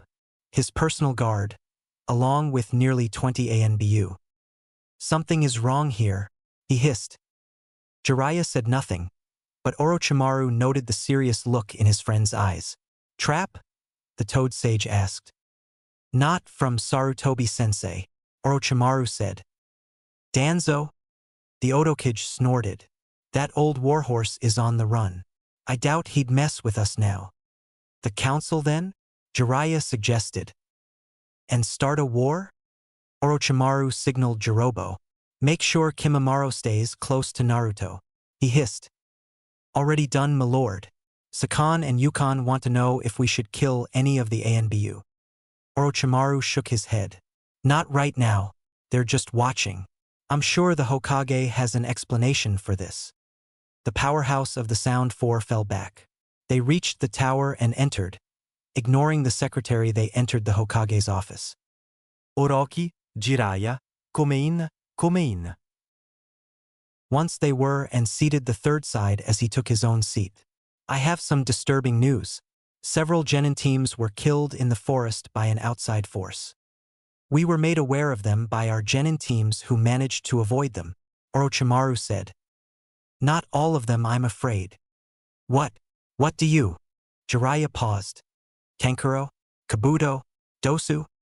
I'm afraid 2 of them are dead and 3rd is in critical condition. The man who did this called himself Natas. Orochimaru closed his eyes. Which one survived? Kabuto Yakushi, and that's due to a bloodline he's got for rapid healing. The 3rd said. Natas and his team arrived in the tower, but there were other witnesses. A genin team saw what happened. They witnessed the death of 2 Konoha genin and a kidnapping of a 3rd. We're sorry to hear this, but what does this have to do with us, Sarutobi? We need to check on our genin. A scroll was left with the survivor, the Hokage said, holding up a bloodstained scroll. It was addressed to Naruto Uzumaki, but the genin that found them opened it. He believes that Naruto is responsible for what happened. Figures. The Gaki's not even there and Konoha blames him. Natas left a message. He wants Naruto to participate in the Chunin exams. No pulling him out. He wants to see how strong he is. And if Naruto can win, he will return our stolen genin to us unharmed. He lies, Orochimaru said. We have no choice but to believe him. You must keep Naruto in the tournament and not pull your genin out. Unacceptable. I am not risking my son for a genin of Konoha because some psychopath wants to play games. The genin in question is Sasuke Uchiha. If you don't aid us, the council will see this as collaboration. We have no treaty with Konoha, so why should we care what those bastards who, if I remember correctly, ordered assassination missions on our son? Orochimaru said, cutting him off. Really, Sensei, you think we don't know what's going on around here? The under-the-table missions by the council, the backroom dealings for kidnappings. Jiraiya said. Your former teammates are still in contact with Danzo, and they influenced the civilian council, even though they were stripped of their titles the last time we were here. Orochimaru continued. We will mention this to Naruto and allow him to make an informed decision, Orochimaru said. Jiraiya stood. Now if you'll excuse me, I have a genin to check on. I'll let Tsunade and the others know. Jiraiya stood and left. The 2 Kages looked across the desk at one another. Orochi. Save it, Sarutobi-sensei. I will not endanger my people. Not for Konoha. The Uchiha is your problem. He stood. Be careful of Natas and his freaks. They are as strong as any of the Sannin. Sarutobi paled. All of them.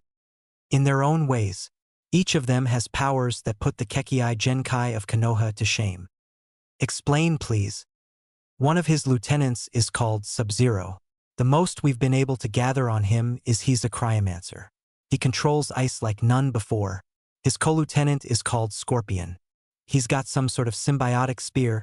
He also seems to manipulate fire and can't be killed. What? I saw members of the Akatsuki attack him. The first to die were the immortals Haiden and Zetsu. They fell to one man, if that's what we can call him. Naruto at the start of the exam sent word back that they were de-aged. I'm getting too old for this shit, Sarutobi muttered. XX. The Otonin filled the hospital after Jiraiya told them of the death of Kankuro and Dosu and the critical condition of Kabuto. Gaara's sand swirled around him angrily. They will pay, he kept repeating. Temari was holding on to Naruto, sobbing at the loss of her sibling. Kin and Haku were with Anko, trying to keep her from going out alone and hunting. Tsunade and Shizune were in the room with Kabuto now while Jiraiya had left after seeing his student. The look on his face was rage. Kimimaro stood near Naruto, his eyes in motion as he looked for a threat. We should never have let them go alone, Naruto said as Temari's sobs lessened. It's my fault. No. Temari said, looking up at him. Temari, I was in overall field command, Naruto said. He looked at the others. We're going to do this, but we'll do this smart, he said. I don't think this is a good idea, Ryu said. Noted. Kasan said there is a preliminary before the third round. If you feel you can't do this, withdraw now. There will be nothing said. What are you going to do? Haku asked from next to Anko. I will continue on. I need to see what Natas has planned, Naruto informed them. The others wasted no time in stating their intentions to continue on as well. Bro, Anko said, her voice cold, nearly emotionless now. What? If you meet up with any of his freaks, kill them. Kill them all. XX. The last day came and went and the last teams entered the tower. Hayate gave the speech and two of the Konoha Genin teams gave up. They saw what happened in the forest and with Sub-Zero and Scorpion standing there, they didn't think they could pass. Niji Hyuga, Tenten and Rock Lee stayed in it for Konoha. For Oto, Naruto, Temari, Gaara, and Ryu stayed in. Kin and Haku pulled out after a look from Tsunade. Natas pulled out as well, surprising everyone. Scorpion and Sub-Zero remained. Well, since we are down to 9, we shall then move on to the final round without the need of preliminary round, Hayate said, seeing what was left. You will have 1 month to prepare. In times past this used to be a one-on-one tournament, but this year we are going to do something different. Hayate coughed several times before speaking again. In 1 month's time we shall have a come as you are battle royal until the last 2 remain where they will battle to declare the winner. So will there only be one Chunin? One of the Konoha Genin asked from the back. No, this is an evaluation of abilities and skills, Hayate said. I wish you all well, and we shall reconvene in 1 month's time. As they were leaving, many of the Konoha Genin were giving those that had remained in a wide berth. Naruto smirked as he passed the Hyuga girl and gave her a wink, which caused her to gasp and turn red. Hinata? What's wrong? Her teammate with the dog asked. Naruto chuckled and kept walking. Kin, Haku, and Temari all glared at the girl as they passed her by. The message to her was clear. Stay away from my /our Naruto-kun bitch. Natas watched with a smirk. Good, good. Soon you shall come to me, Naruto. Konoha will sacrifice you to me to get their Uchiha back. I am quite afraid that he won't survive, however. He laughed as he faded into the shadows, his laugh echoing off the arena's walls. Chapter 17. Naruto-kun. Haku said, sticking her head in his room only to find him gone. She checked the other rooms with no success. Lady Tsunade? Yes, what is it? Do you know where Naruto-kun is? The Oto Nins were not amused. XX. You know, this can be considered kidnapping. Kakashi Hatake looked at the blonde tied to the pole. His lone eye shaped like a U. Forgive me for the way our meeting is going, but I had need to speak with you, and while I think I nearly convinced Lady Tsunade to allow me to speak with you, but it would have been supervised. Naruto snorted, his hands forming pure chakra blades as he began to slice his bonds. I do believe I said you had nothing I wanted to hear. Kakashi shrugged. Be that as it may. He sat down across from Naruto. I did you a disservice the day you were born. I know. Kasan told me how the village treated me on the day the Kyuubi attacked after my own father sealed the nine-tailed fox inside of me. Kakashi looked down. My only apology is that I was not in the right frame of mind after hearing the death of my sensei and his wife. I was filled with grief and it controlled my actions. Naruto shrugged a shoulder. If that is all, I have things to do. No, it's not all, Kakashi said. There are things you need to know. Things I can tell you about your father. Hatake-san, let me be blunt. Sannin has taught me everything my father knew. He's told me about my parents. There is nothing you can say that will surprise me. Kakashi looked at him and was about to respond when the wall exploded in and a pissed-off Tsunade led the way. Behind her were several kunoichi. This is going to hurt, isn't it? Hatake asked in a moment of clarity. Better believe it, bub. Naruto muttered, watching as the girls he knew proceeded to turn the Konoha Jonin into a frozen, pummeled, pincushion with bruises, before a pissed of slug Sannin punch sent him flying across Konoha into the Hokage monument. Said females then turned to the bound Naruto, who deactivated his chakra blades. Ladies, Ka-san, he said. You are in big trouble, mister, his mother said. It's not my fault, Naruto said, hoping to forego any repercussions. XX. Naruto looked at the bonds. Not that I wouldn't object to being tied to the bed, but I usually pictured it with less clothes and only one girl. Kin and Haku blushed while Temari snorted. What can we say? We want you, the fan user said with a perfectly straight face.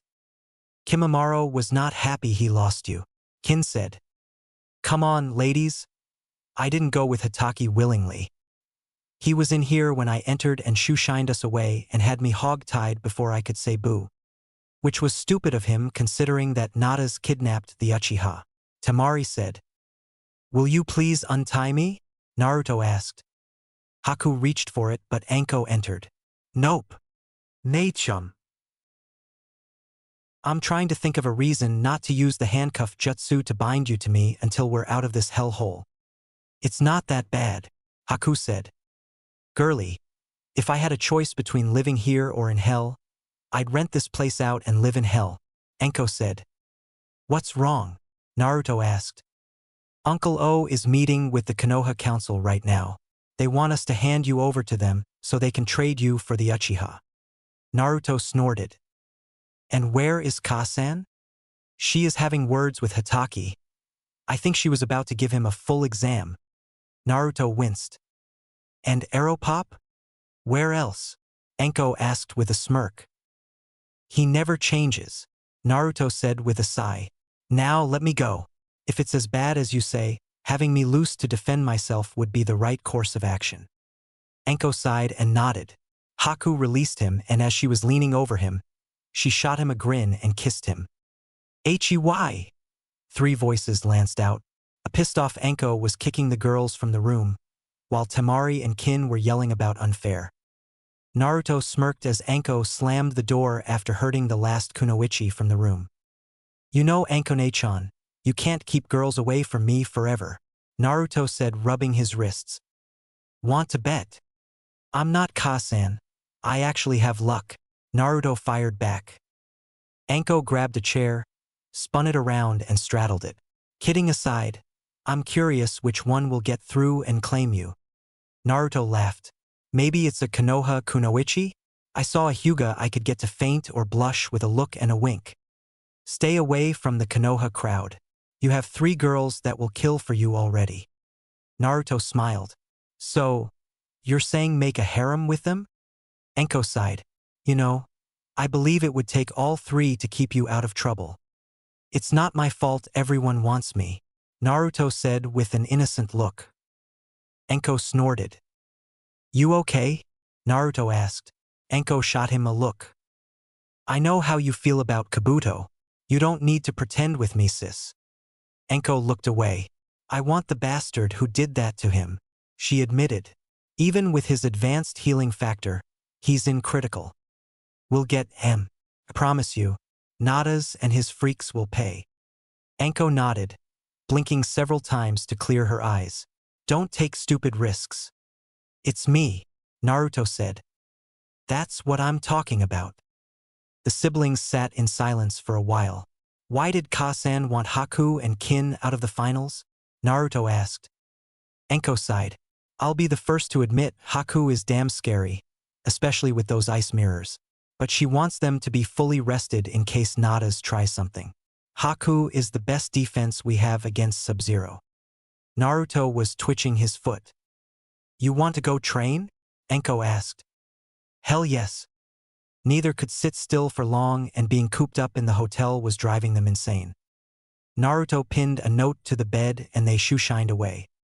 XX. Kimimaro sighed as he watched the siblings spar. He'd followed them and he had to admit to himself he was amazed they stayed in one place for so long. Enko needed to vent about what happened to Kabuto, and Naruto's energetic ways left no room for him to be confined without millions in property damage. Why the fuck are they all the goddamn way out in the middle of bumfuck nowhere? Tayuya asked, leaning against a tree. Kimimaro remained quiet. He knew of the sound for Tayuya would be the best beside himself to protect Naruto from outside harm. The explosion below showed the siblings laughing as more explosions sounded around them. That is some fucked up shit, the redhead muttered.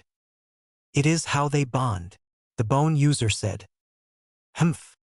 They watched as Naruto altered between 6 different fighting styles, Enko's own Hibi style keeping her in motion as they went to pure taijutsu. He is cute. If you're into that shit, you know. Kimimaro sighed. Can you be quiet for 5 minutes? Fuck no. Oh, Blondie's got moves. Wonder if I should get me some as his fan club isn't around. Kimimaro sighed. The amount of girls seeking the blonde was growing. When I swore to protect him, who knew it would become like this? Shit. He looked at Tayuya's curse and saw the blonde flying at them at high speed. Before he could move, the redhead was leaping from the tree and catching the blonde. They landed with a thump. Naruto looked at his savior. Hey Tai-chan. What did you do that for? What the fuck do you mean, what did I do that for, Shitstain?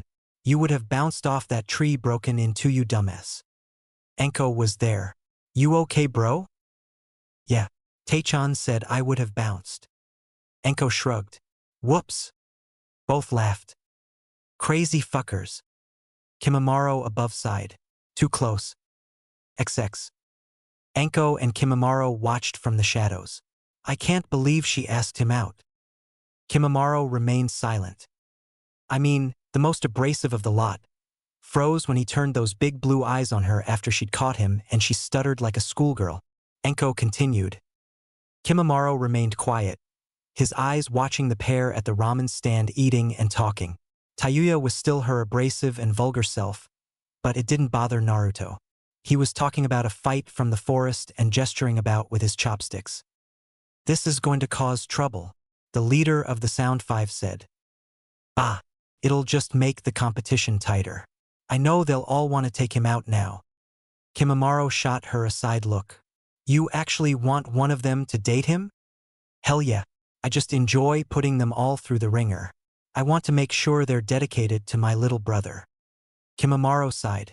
I should rotate her off Naruto's detail if she's going to have an emotional attachment. Like hell you will, Enko said. She'll fight to protect him that much more, and you'll be able to sleep more than 2.5 hours without waking up and worrying about him. Kimimaro sighed. I failed twice already. Natas and his team got too close and Hitaki kidnapped him from under our noses. You're allowed to make mistakes. Just learn from them. Besides, Naruto thinks you're one of the best ninja we have. And who is the best? Me, Enko said with a grin. Her eyes narrowed. Oh. They watched as Tayuya used the excuse of Naruto having ramen on his chin to steal a kiss. Is that tongue? And I thought Haku's stolen kiss was something. Come up for air you too. She muttered as Tayuya was like a pirate and plundered Naruto's mouth. Any time now, Enko said. They watched the red head spin Naruto's stool and straddle him. Okay, that's enough. Enko vanished with a shushin and reappeared behind the pair. Time out, she said and grabbed the foul-mouthed Kunoichi, who started swearing the minute her mouth was separated forcefully from Naruto's. Said blonde was in a daze. A grin formed on his lips as he stared off into space. Kimimaro sighed as Tayuya was getting inventive with her words and descriptions. He didn't know what an elephant was, but he was certain it wouldn't fit in the area she was telling Enko to put it. Chapter 18. He did what? Enko snickered as Haku, Kin and Tamari rounded and glared at Tayuya, who smirked and made a kiss-kiss face before leaving to continue her guard duty. Naruto, however, wasn't as lucky as 3 pairs of eyes focused on him. The feeling of being trapped became stronger as the gathered girls took a step towards him. Naruto looked around in a panic and his prayers were answered. Hey, Gaki, want to? Jiraiya entered the room. He was grabbed by the arm as Naruto dragged him out. Yes, Kami, whatever it is. Get me out of here. He dragged his father-like figure from the room. Jiraiya looked at him. What was that about? Air. Let's just say I owe you one and it'll be I keep Kasen off your back while you work on your next book, Naruto said as they walked the corridor. Jiraiya smiled at the pass he'd just gotten. What did you want, Arrow Pop? What? Oh, that. You want to listen to the bullshit that the Konoha Council is trying to get Orochi team to agree to? Does Anko like Dango? Naruto asked back with a grin. XX. Council Chambers Konoha. You will surrender Naruto Uzumaki to us or what? Orochimaru asked, quirking an eyebrow as he crossed his arms. You seem to think Otoge answers to you. I am the Kage of. Odo is not recognized as a power in the nations. You have no right to call yourself Kage. The counselor snapped. Do you really want to piss me off more, elders? Odo is not answerable to Konoha. Fine. As the duly appointed leader of Otoge, I deny your request of the transfer of Uzumaki Naruto to your oh-so-scrupulous hands. Orochimaru said with as much sarcasm as he could. You have no. Elder, you best not finish that sentence. Orochimaru said. The Sannin legally adopted Naruto, he is ours, and you bunch of old farts can kiss my baby smooth pale ass. I will destroy this village before I hand over my boy to a bunch of traitors who did nothing but try and kill him over the years. He looked at Sarutobi. I am sorry, but due to actions of your council Lord Hokage, I am hereby withdrawing my remaining teams and we are leaving. You can't do that, several voices called out. Why not? Orochimaru asked, crossing his arms and raising an eyebrow. You would condemn Sasuke Uchiha for the sake of the demon? Hamura, one of the Hokage's former teammates, asked. The Uchiha means nothing to me, Orochimaru said. You all seem to forget once again. I am the leader of Otoge and not part of Konoha. Because of your lax security measures, 2 of my genin are dead and a 3rd is in critical condition. Of course our plan was to apply the seals and remove the Sharingan from said Uchiha and destroying Konoha's biggest bullshit Kekai Genkai. Orochimaru, while a prodigy, believed in hard work. The Sharingan was a shortcut and he'd hated it when he was younger, and as leader of his own hidden village, he saw it as a danger, thus the plan to remove it. But now Natas has it, and he wants Naruto to compete in the finals. That alone is sending danger warnings up my spine. Tsunade's gone mental and Kimimaro has the Sound 5 rotating their shifts between protecting me and protecting Naruto. Orochimaru, Sarutobi said calmly while he lit his pipe. What will it take for you to keep your teams in the Chunin exam? Orochimaru pretended to think it over. He knew Naruto would take part. Despite the knockdown drag-out argument with his mother, Naruto was not giving up. He wants to show them what the son of a Sannin can do. Mentally smiling, he allowed his serpentine eyes to drift over the council of Konoha. Bastards don't deserve to live. I am so tempted to declare war on Konoha just for their stupidity about Naruto. Sigh, but Tsuheim has said we are to be on our best behavior. You have nothing we of the hidden sound want, Orochimaru said finally. Lord Orochimaru, Hayashi Hyuga called. What of an alliance by marriage? The Hyuga clan leader said. Hayashi had spoken with his daughter who told him of her reaction to the blonde Otonin. To the rest of Konoha and the Hyuga council, he seemed to be cold and uncaring about his eldest daughter, but within the walls of his own estate he loved his daughter and talked with her often. The deception they put up for the others that he was an uncaring bastard was for her protection. Between, Orochimaru asked. Yukon had spied on Naruto during the exam and told him how the Hyuga heiress had reacted, and how the other girls reacted to her as well. He thought with a mental smirk.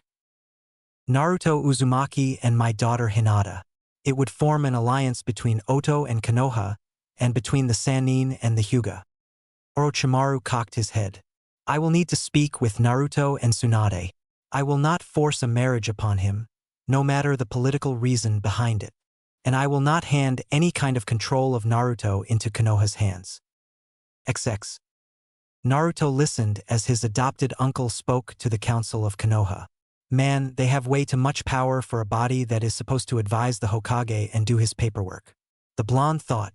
He nearly choked on air as the Hyuga mentioned marriage. What? I'm too young. Naruto mentally rallied, and next to him he could feel Jiraiya shake with his restrained laughter. Shu shining away, he left the Toad Sannin under the Genjutsu and appeared on the Hokage monument. Jiraiya appeared moments later. What's wrong? Uncle Orochi's going to have to make the marriage, the blonde said. What? Gaki, he's going to think about it, Jiraiya said. Naruto stood atop the image of the fourth Hokage looking out over Konoha. He'll think about it, but I already know that in order to get what he wants for later on, he's gonna marry me to the Hyuga girl. Don't get me wrong.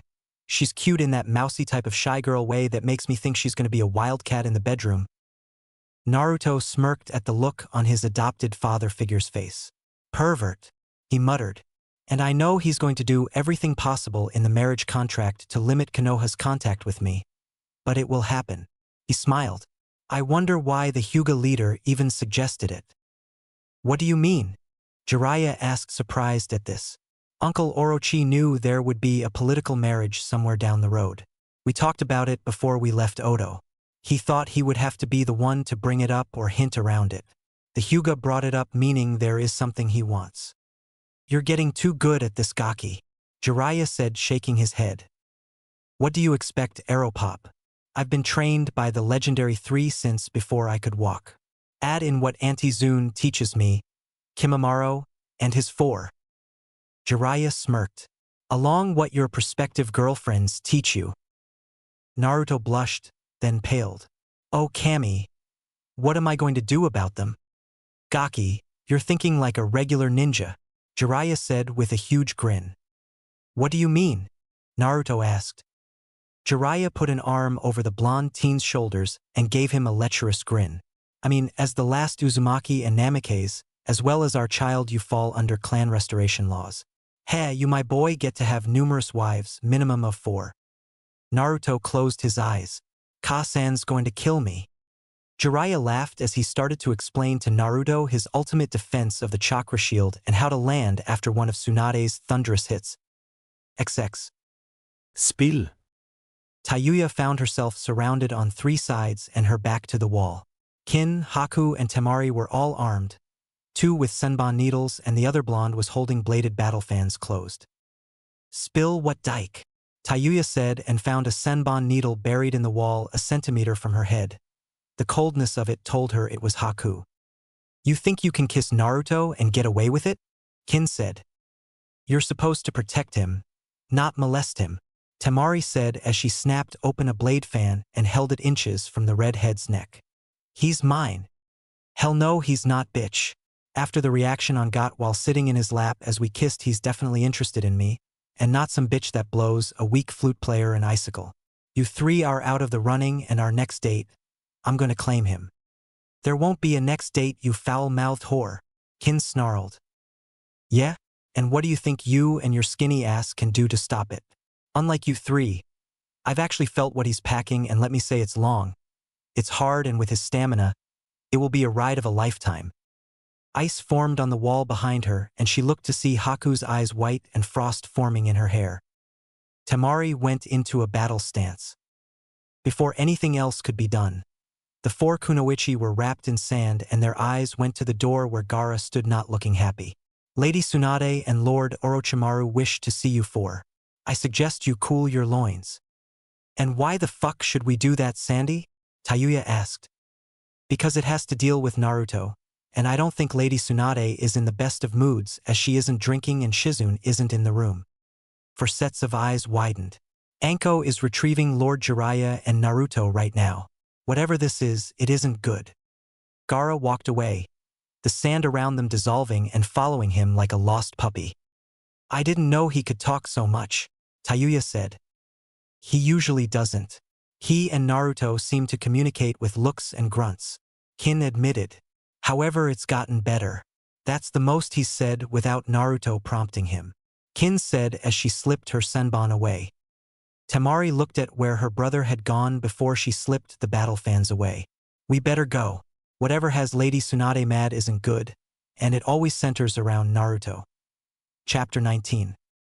You're joking, right? Orochimaru looked at Naruto with a raised eyebrow. Of course he's joking, Naruto-kun, Haku said. Kin and the others looked at the Sannin/leader of Otogekure, their gazes telling him he better be joking. It's no joke, Orochimaru began, but he leapt aside as Tsunade's fist took out the wall he'd been leaning against. I told you never. My uncle and grandfather never wanted those laws. They were passed by stupid civilians looking for ways to marry into the clans. Haim, please, Jiraiya began. Don't haim me, you bastard. You know how I feel about that. It's one thing for Naruto to date several girls, but there will be only one fucking wife, and she sure as hell isn't going to be some slip of a girl he's never met other than in passing. Haku, Kin, Temari and Tayuya were sharing looks and similar thoughts. Naruto was looking at Gaara, who Naruto would swear was laughing behind his sand armor, while the sand kept the face impassive. Orochimaru sighed. I swore I would talk with Naruto, I did. He's not doing it. Fuck your agenda, Orochimaru, Tsunade said. Many thought Tayuya had a foul mouth. They were never around Tsunade when she was well and truly pissed off. Those that were didn't remember, likely due to the concussion from her finger flick of doom. Haim, I understand, and I wouldn't, Orochimaru was saying, but Tsunade wasn't in the mood to be placated. Damn right you won't. You march your pale skinny ass back there and tell the Hyugas and the rest of those old bastards they can take the Hokage monument and shove it. Knock, knock, knock. What? The door slipped open and Sakan opened the door. Sorry to interrupt, but there is a small group of Hyugas at the door asking to see Naruto-sama and Lord Orochimaru. Tsunade growled and her eyes locked on Orochimaru. Thank you, Sakan. Put them in the waiting room and have tea prepared, Orochimaru said. The door slid shut. Oh, you are not fucking. Tsunade, Orochimaru said, his voice even. As I said, I am not forcing Naruto to do anything. His serpent-like eyes rested on the blonde. Force no, but put a guilt trip you would. Tsunade looked at her adopted son. Naruto-kun, don't do this out of duty. Your uncle is playing a game, and I for one don't like it. Naruto looked straight ahead, his gaze not meeting any of the girls who all were looking at him as a hawk watches a mouse. I know Uncle Orochi is playing a large-scale game of living shogi. It's his vice, like yours is drinking and gambling, and Aeropops is peeping on the women's baths. 6 growls filled the room and Naruto knew Shizune was with the others. Jiraiya's whimper told him he knew he was a dead man walking. However, while the game is in play, we should use every means. I'm not saying I'll agree to this marriage, but… Naruto-kun no. Haku said first, her hand touching his forearm. Temari, Tayuya, and Kin all put hands on his arm or shoulder. Orochimaru stood. I will go and speak with the Hyugas. He smiled at Tsunade, who was on her feet. And you will tell them that Naruto isn't going to marry. First off, he's too young, and secondly, she looked at the 4 girls. He's already got a prospective girlfriend. Naruto looked at the 4 girls who were giving him the look, and he shuddered. I'll come with you to disappoint the Hyuga's uncle, he said and was out the door, Jiraiya's laugh chasing after him, which was soon cut off as Jiraiya made a new skylight in the room thanks to a Tsunade packed punch. XX. Thank you for meeting with us, Lord Orochimaru, Hayashi Hyuga said once Orochimaru was seated across from him and his daughter. Naruto took a seat near his adopted uncle and his eyes on the pale-eyed girl from the exam. I have spoken with my nephew, Orochimaru began, but Hayashi held up a hand. Please, before you deny me this chance to save my daughter, allow me to speak. Orochimaru nodded. He had a feeling that the Hyuga was looking for more than he said in the council chambers. May I speak freely here, Lord Orochimaru? Hayashi asked. You may. Naruto has my confidence, and if a person gets past the sound 5, well, I'm well aware of the amount of damage that could take. The snake Sannin said with a smirk. Hayashi looked at his daughter. I wouldn't force a marriage on my daughter either. I beg of you, however, to take her to Oto. The Hyuga elders wish to mark her. Even though she is eldest, they find her lacking due to her kindness to others. Orochimaru scowled. And you allow them to continue to have power? Hayashi sighed. Much has changed since the Sannin were in Konoha. Clan councils have more power than clan heads, and the village council that once was only an advisory role to the Hokage now wield power that could upset his. Orochimaru sighed. Sarutobi-sensei mentioned this in our private talks. He said softly. You know what the council wants with the boy, Hayashi said, his eyes landing on Naruto, who gave a lopsided grin. They can try. Like your father, Hayashi muttered. Orochimaru laughed. Minato was a character. He looked at the girl who was looking at his adopted nephew and he chuckled. What will you have me do, Hayashi? I won't force a marriage? And Tsunade would kill any who tried. Hayashi nodded at this. I would ask for pardon, Naruto said. What of Gaara? Orochimaru looked at the blonde and Hayashi frowned at the interruption. What do you mean? The Hyuga head asked. My teammate and best friend Gaara is the son of the current Kazekage. He is also a Oto genin. If you want a mock hand fasting, what better security than that of a current Kage? Naruto sighed. Besides, I have enough trouble with 4 girls. If I were to even pretend to do this, I'd be killed by one of them before Kasan could even lift a finger. Orochimaru had to admit his nephew was right. The 4 girls that surround him would kill. He looked at the Hyuga heiress who looked down. What you say is correct, and with Gaara she would not only have the protection of Oto, but of Suna as well. Hayashi nodded. And when you clean your clan up, she can do as she pleases. Orochimaru continued. Naruto stood. I'll go and speak with Gaara. He paused and looked at Hinata. Lady Hyuga, would you like to meet him? She twitched and fiddled her fingers together, and after a look to her father she nodded. The 2 adults watched them retreat. You've done a wonderful job in raising him, Hayashi said. That task was Tsunade's. I'm just the doting uncle who taught him cool jutsus and how to make poisons, Orochimaru said. You've all raised him. I bet he hasn't shown a 10th of his skills, Hayashi said. You are right. Of course it's an argument between us which of us he's going to replace as a Sannin when the time comes. Retiring? Hayashi asked with a grin. Well, I am the leader of Oto. Jiraiya wants to work on his books and Tsunade. He shook his head. Naruto and Enko we've raised to succeed us, he finally said.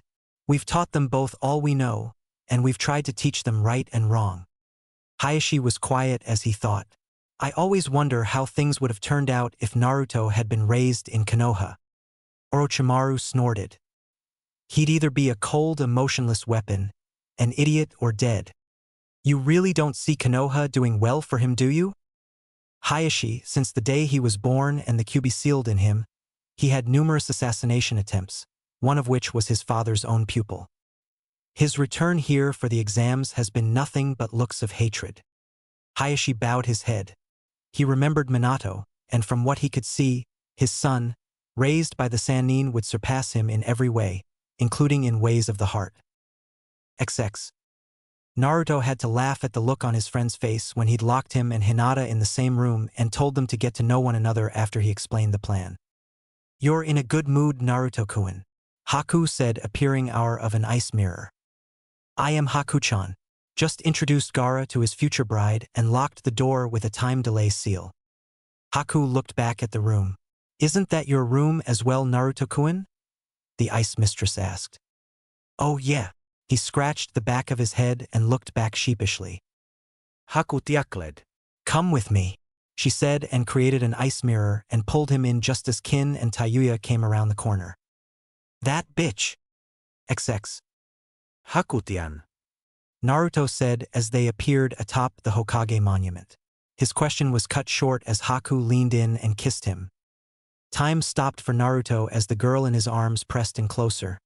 Her kiss short-circuiting his mind and kick-started his libido. XX. Elsewhere. Report. Natas ordered as he looked at the examination room. "The Uchiha's chakra has been drained, and we've already removed his eyes, m'lord," a scientist reported. "Good. News from Konoha?" Natas asked. "They are in an uproar. They are trying to force Orochimaru of Oto to turn over the Kyuubi brat."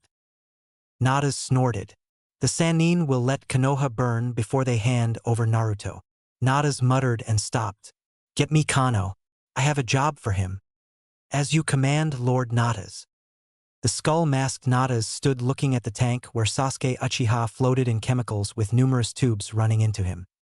"Don't worry, Sasuke. You'll be returned to Konoha. Just different than when you left."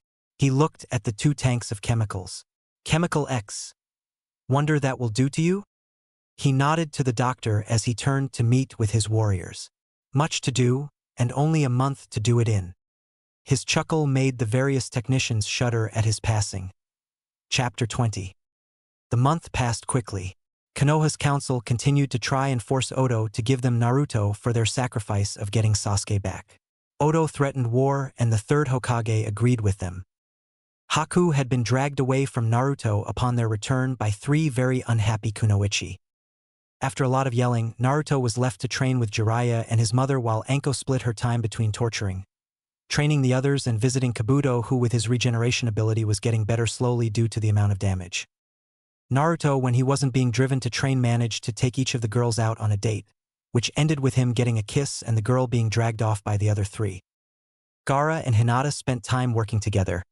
They also had their first official date while the others watched on, Tamari squeezing the life out of Naruto from a rooftop across the way as they watched a very nervous Gaara treat Hinata like princess. Tsunade and Shizune had combed the village looking for anyone that was loyal. Sadly, the civilians were useless in their opinion, and most of the ninja were set in their own ways. They found Hana Inuzuka, Kurina Yuhi, and Irika Yumino to be the only ones that they could get to. Well, Umbu are well secluded and loyal to the Hokage, Tsunade had said after they returned to their hotel room. Shizune paused, seeing Naruto unconscious at the table surrounded by scrolls. What happened to him? A snort from the side drew their attention where Jiraiya was sipping tea. Brat burned through everything I had planned to show him, the Toad Sage said proudly. We raided the Konoha library, and he's been copying everything he hasn't seen or the old man didn't give us when we first left. Tsunade knelt next to the young man she considered her son and brushed his bangs aside. He was exhausted to the point where he didn't even twitch. Has Orochi been back yet? The slug Sannin asked. For a moment, the fools on the Konoha council are trying to push him. I think Sarutobi-sensei is ready to katan them all if Orochi team doesn't, Jiraiya said as he watched his blonde teammate fuss over the sleeping blonde. Haim, leave him alone, he's fine.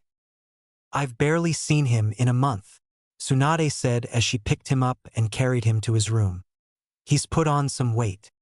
Muscle mass, Jiraiya said. He looked at Shizune. Any luck? 3, the apprentice said softly. 3? Out of a village of nearly 600,000. Jiraiya sighed again. Minato gave his life for them, and only 3, and the old man respect his wishes. He pulled out a scroll, and after scribbling on it he called out, Sakan Yukon. The twins appeared, kneeling before the Sannin. Take this to Orochimaru. Let none but him read it. As you, Sukan began. Wish, Yukon finished and they shoe-shined away. Where's Anko? Shizun asked. She took the girls out for training. Kabuto is in his room asleep thanks to the medications. Kimimaro is on the roof with Kidamaru. Gaara and Hinata went out for dinner. Jirobo is watching over them. He said before she could say anything about them being alone. Jiraiya sipped his tea. Natas has been quiet since his demand. He's letting Konoha do his work, the dark-haired girl said. Master Jiraiya, what are we going to do? Naruto is going to compete, and should Natas and his thugs try anything, we'll handle it. I admit the first time we met, they caught us all off guard. We're prepared now that we know they're out there. Shizun remembered that time long ago. Orochimaru and Jiraiya had been caught easily, that had stung the both of them. Lady Tsunade and herself had acted rashly and moved without thinking. Naruto and Anko had managed to delay Natas and his followers long enough that the Sannin had recovered and Natas had fled after some strange words between him and Naruto. Get some sleep, Shizun. The finals are tomorrow and we'll all need to be well rested. Jiraiya said, I'll wait for word from Orochi and then head to bed myself. Shizun nodded, and as she passed Naruto's room, she paused, seeing Tsunade, sitting on the edge of the bed, watching the blonde sleep. XX. Naruto woke with the sun hitting him in the face and he groaned as he rolled over. It was then that his eyes snapped open as he didn't remember going to bed last night. Sitting up in a rush, he paused, seeing his mom curled up at the end of his bed in a position he knew wouldn't be good for the spine. He studied her face. In sleep, she was carefree, nothing concerning her. Reaching out, he mirrored her moves from the previous night as he brushed her bangs out of her face. Ka-san, he said softly. Her eyes blinked open and she yawned, stretching like a cat. Morning, Narukuin, she said and pulled him into a hug down next to her like a teddy bear. Did you sleep well? She asked. Yeah, did you? I slept. Are you ready for what happens today? No, but I will be, he said as she let him go. He looked around and noticed that Gaara was gone already. He slept in Jiraiya's room, she said. Naruto nodded and gathered his belongings for the day as he went to shower. Tsunade waited till he was gone. This better work, she said, or I will castrate me a pervert and get some snakeskin boots. XX. Naruto found out the others had gone ahead to the arena while he was getting ready, leaving him with Kimimaro and Jiraiya. Nervous, kid? The Toad Sannin asked. A bit. It's not about the exam, but Natas and his freaks, Naruto admitted as they walked the nearly deserted streets as all of Konoha was turning out to see the finals. You worry about the exam, Naruto-sama, Kimimaro said. He had a pair of bone swords strapped to his back. The five will make sure nothing happens to you. And my family, the blonde said. Nor your family. Naruto was quiet for a bit. You know, you and the others are considered part of the family, Kimimaro. The leader of the Sound Five paused and looked at him. We are tools. You and your family. You are part of the family. You and the others have become family over the years, don't say otherwise. Jiraiya smirked. Give up on that, Kimimaro. Naruto's made his decision a long time ago. The bone user bowed. Thank you, Naruto-sama, he said. You think Konoha will try something during the exam? Naruto asked his adoptive father figure. They do, and the Sandaime will have heads, the Toad Sannin said. And if he doesn't, your mother will. Naruto laughed at that. Ka-san does have a temper, he agreed. They stopped, finding their way blocked by several men wearing tan and black armor. Oh, look, Aeropop pretenders, Naruto said. They think that by wearing the Suna headband we'll believe that they are from Suna, the Sannin said. Allow me, milords, Kimimaro said, and he was in motion before the fake Sunanin could state their business. Several spurts of blood and 6 bodies hit the ground dead before they fell, bone spikes in their throats. Impressive, Kimimaro, Jiraiya said. You no longer need hand signs for those. The white-haired ninja bowed. It is thanks to Naruto-sama. With him and Lady Tsunade removing the disease from me, they freed my bloodline and thus I can create weapons upon will alone. Naruto pulled the mask down on one of the dead Nin. I recognize this one. He's one of Konoha's. Jiraiya sighed and pulled out a scroll. He sealed the bodies and pulled out a watch. We need to go. The finals are about to start. Naruto yelped and started to run. Jiraiya looked at Kimimaro. Go, I'll catch up in a bit. Once the leader of the Oto Five was gone, Jiraiya sighed and looked to the shadows. Well, Natas, you have something to say? The skull mask wearing Natas stepped from the shadows. Yes, I think we need to have some words, Sannin. XX. Naruto skidded into the arena after vaulting over the Chunin that were guarding the entrance that tried to stop him. He smirked as he gave them each the finger as he didn't slow his pace, and he stopped as the proctor gave the last of his speech. You were nearly late, Uzumaki. Sorry. The guys at the door tried to deny me entrance. In the Kage's box, Sarutobi scowled as he looked at where the council was sitting. None of them would meet his eyes. Next to him, Orochimaru sighed. Kimimaro appeared at his side. Was it true? Yes, my lord. Naruto didn't hurt them, but gave them an indication what he thought of them. Orochimaru smirked at this. He could see Tsunade with the other genin of Oto, and she was speaking to them each. Haku was hidden amidst the crowd, along with the members of the Sound Five, each of them dressed as a civilian of Konoha or a merchant. Where's Jiraiya? He asked softly. Dealing with some cleanup, Kimimaro said. He leaned in further. Natas was hanging around in the shadows after I dealt with 6 Konoha Nin that tried to bar our path. Orochimaru sighed.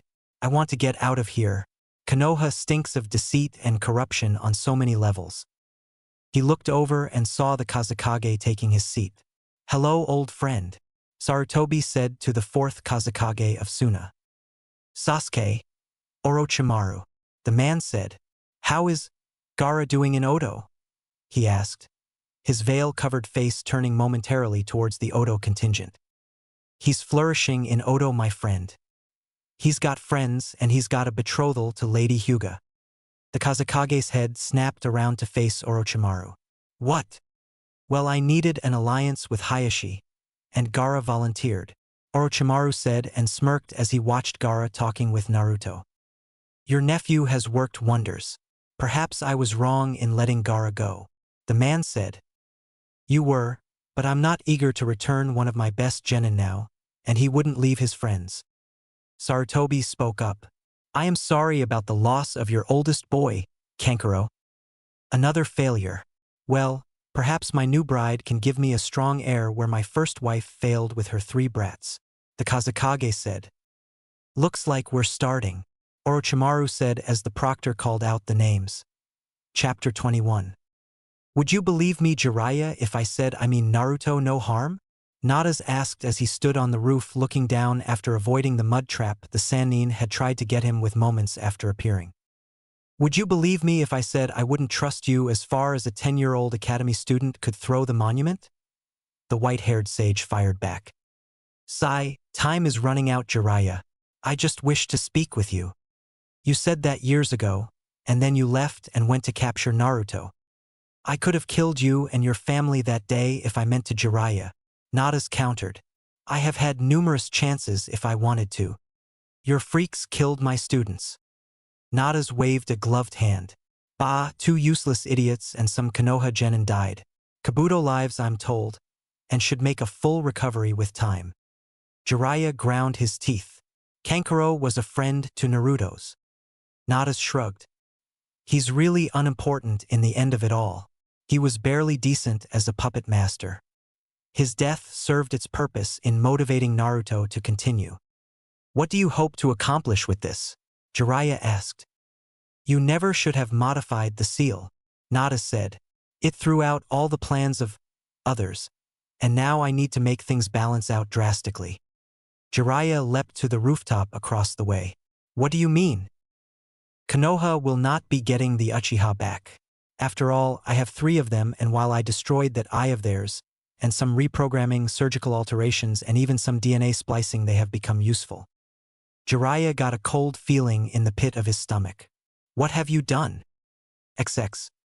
Chunin Exams Arena. The 9 competitors stood in the middle of the stadium. The sold-out Konoha crowd and visitors cheered for their picks. Naruto sighed, his eyes rested on the Konoha council.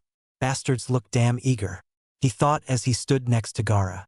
Temari was just behind them and Ryu was crouched before them. He kept adjusting his gloves and muttering, "Should have stayed in bed." As he looked across the way at Scorpion and Sub-Zero, both were motionless. Their dead pale eyes were locked on them. The Konoha team of Niji Hyuga, Tenten and Rock Lee were just below the Kage's booth. Lee was stretching, the girl Tenten was flipping a kunai nervously and Niji was looking at Naruto. His eyes were cold, reminding the blonde of Natas' freaks. "We take out Sub-Zero as fast as possible," Naruto said to his teammates. "Once he's gone, I will deal with Scorpion," Gaara said, his tone cold, his eyes promising the freak across the way pain and death. "Ryu, remember your duty is to guard Temari-chan. She's our long-range hitter. Let no one pass you." "Got it, boss," the taijutsu specialist said. "Be careful, Naruto-kun," Temari said. "You too, little brother." Both Jinchuriki grunted. None of the competitors were listening as the Konoha Jonin was spouting rules. They knew no one was going to follow them. "Your dad's here," the blonde said to his friend. "The Kazekage is not my father," Gaara said. "He is just the sperm donor. You are our family," Gaara said. "Stay alive, Gaara. I'd hate to see how Hinata would react to losing you." The container of the one-tailed demon looked up to where Hinata was sitting next to Tsunade and Shizune. Tayuya was standing behind them with Anko and Kadamaru as guards. "We'll survive. You better believe it. We have a date tonight." They heard Temari grumble. Naruto sweat dropped and shot a look at his friend. "You are the only one I believe is worthy to date her," Gaara said. "Kankuro would agree with me." Naruto nodded, and knew that the Sand Sibs missed their brother. His blue eyes turned back to where Scorpion and Sub-Zero waited. "I declare that the final round of this year's Chunin exams is ready to begin," the Jonin called out, and the fans cheered. The gong sounded and all hell broke loose. XX.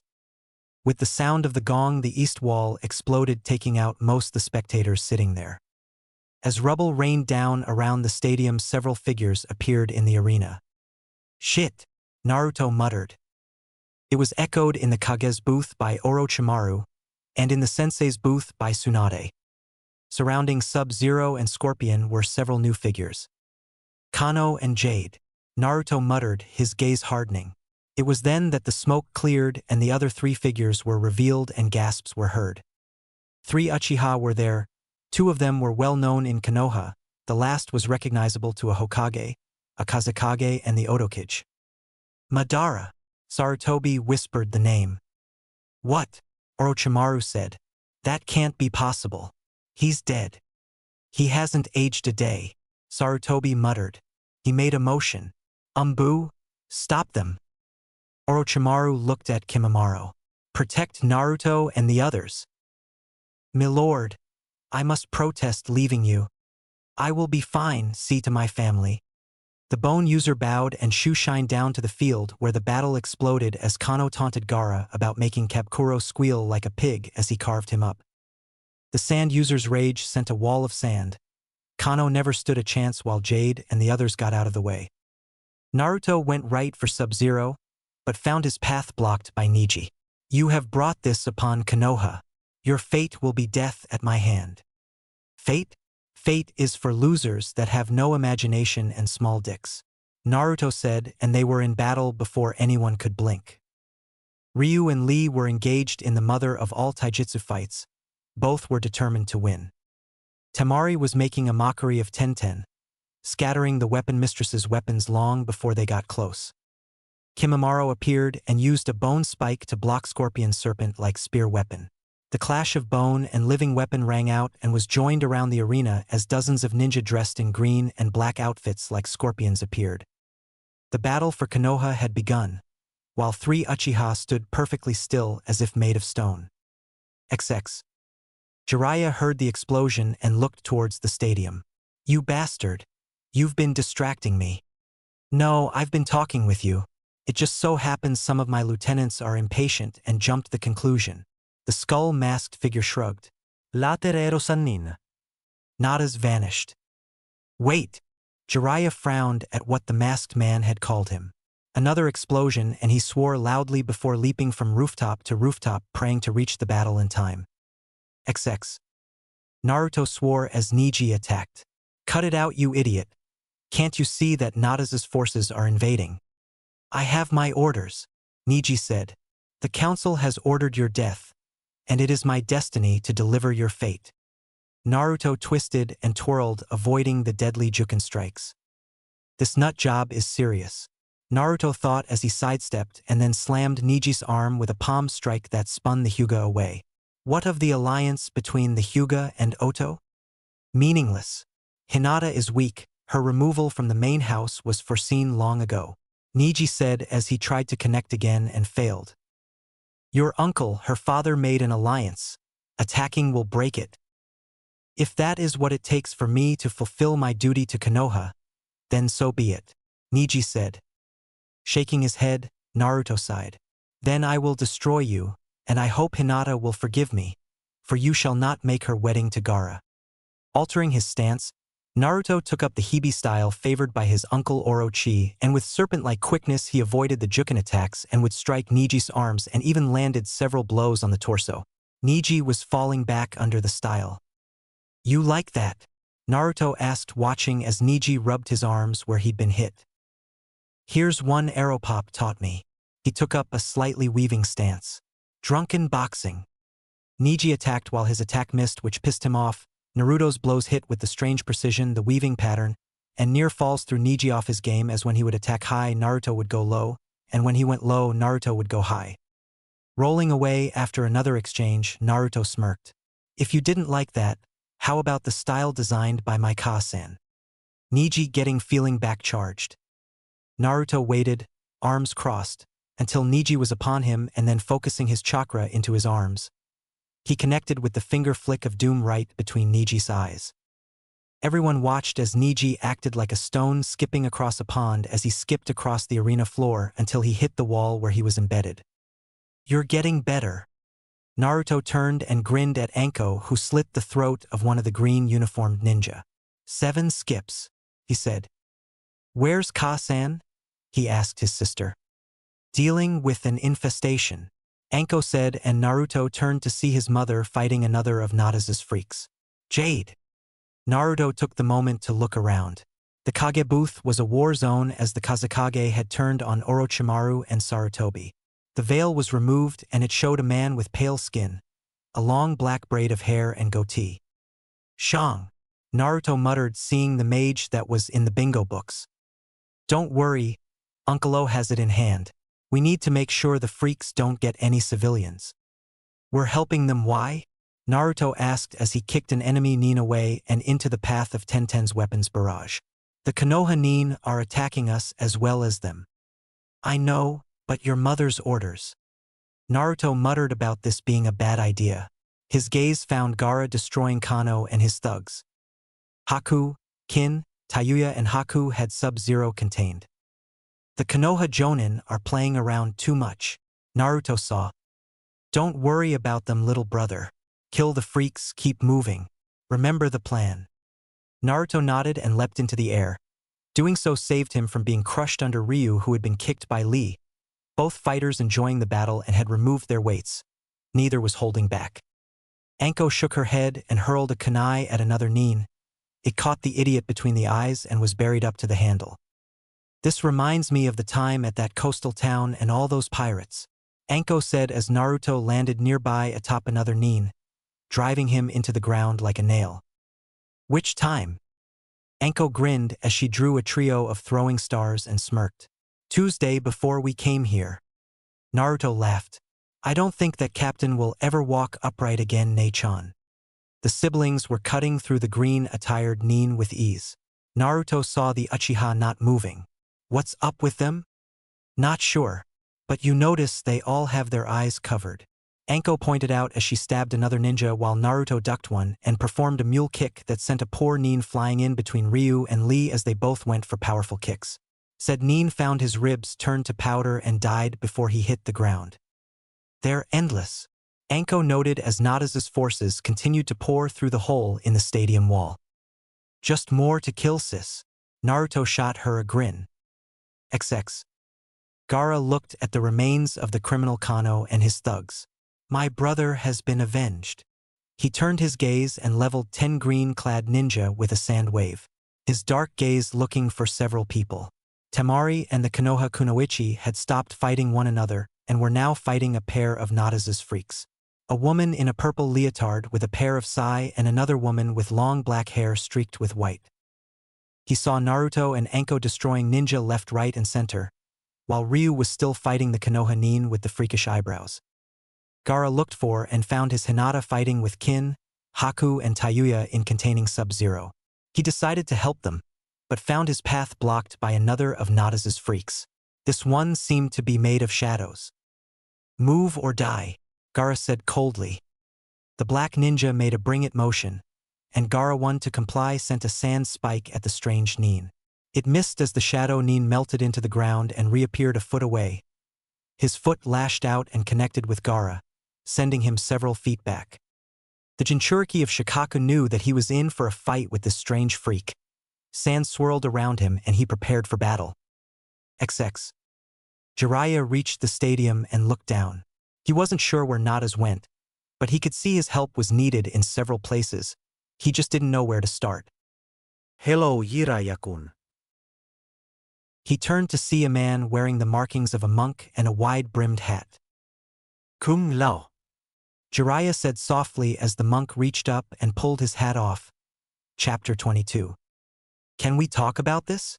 Jiraiya said, seeing the monk of the White Lotus Society. No, the hat spun through the air, making a soft, buzzing sound. Jiraiya dropped and rolled, the gleam of the razor edge telling Jiraiya he'd just save his undertaker of having to make a closed casket. Kicking up to his feet, Jiraiya looked at the man and saw the hat return. Nice seal work. Kung Lao smirked. You think you have the market on them? No, but I always like learning new things. Jiraiya finished his jutsu and spar a wad of mud at the monk, who smirked. You've gotten faster. Or you slower. The two met in a dizzying display of punches and kicks. The last one sent Jiraiya skidding across the ground, but he rolled and landed on his feet. The buzzing sound again warned and Jiraiya ducked, and one of Natas' thugs was decapitated.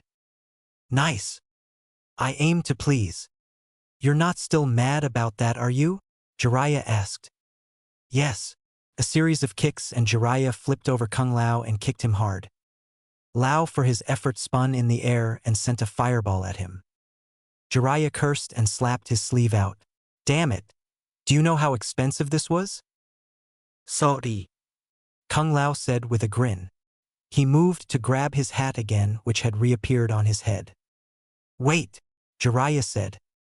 Kung Lao lowered his hand and quirked an eyebrow. Fine. Here, Jiraiya said and pulled out a gold-covered book. Aika Aika, the Ultimate Final Fantasy Platinum Edition Omnibus, he said and handed it to Kung Lao. The only edition. The hat-throwing monk smiled as he took it gently, cradling it like a newborn baby. Are we square now? Kung smiled and whistled. 40 monks wearing blue robes entered the stadium. We're square. Kung Lao took his hat off and threw it, decapitating 3 of Natas' ninja. Attack! The monks swept across the field, separating Konoha nin and Oto forces from Natas' and attacking the green-clad ninja with the skull marks. XX. In the Kage booth, Orochimaru and Sarutobi looked at the man who had posed as the Kazekage. Shang Tsung, Orochimaru said with distaste. Natas is really scraping the barrel's bottom if you're here. The Chinese mystic smirked. Why are you surprised, Sannin? All these souls will be mine. Not today, sorcerer, Sarutobi said as he ripped off his robes, showing his battle armor underneath. So the old man has some life in him. I will enjoy taking it from you, Shang said, stamping his foot. A staff appeared next to him and he clutched it. Orochimaru shook his head, shedding his robes as well. Grass cutter was in his hand. You won't get a chance, sorcerer, and your gods won't hear your screams. Shang snarled and spun. An arc of fireballs flew through the air.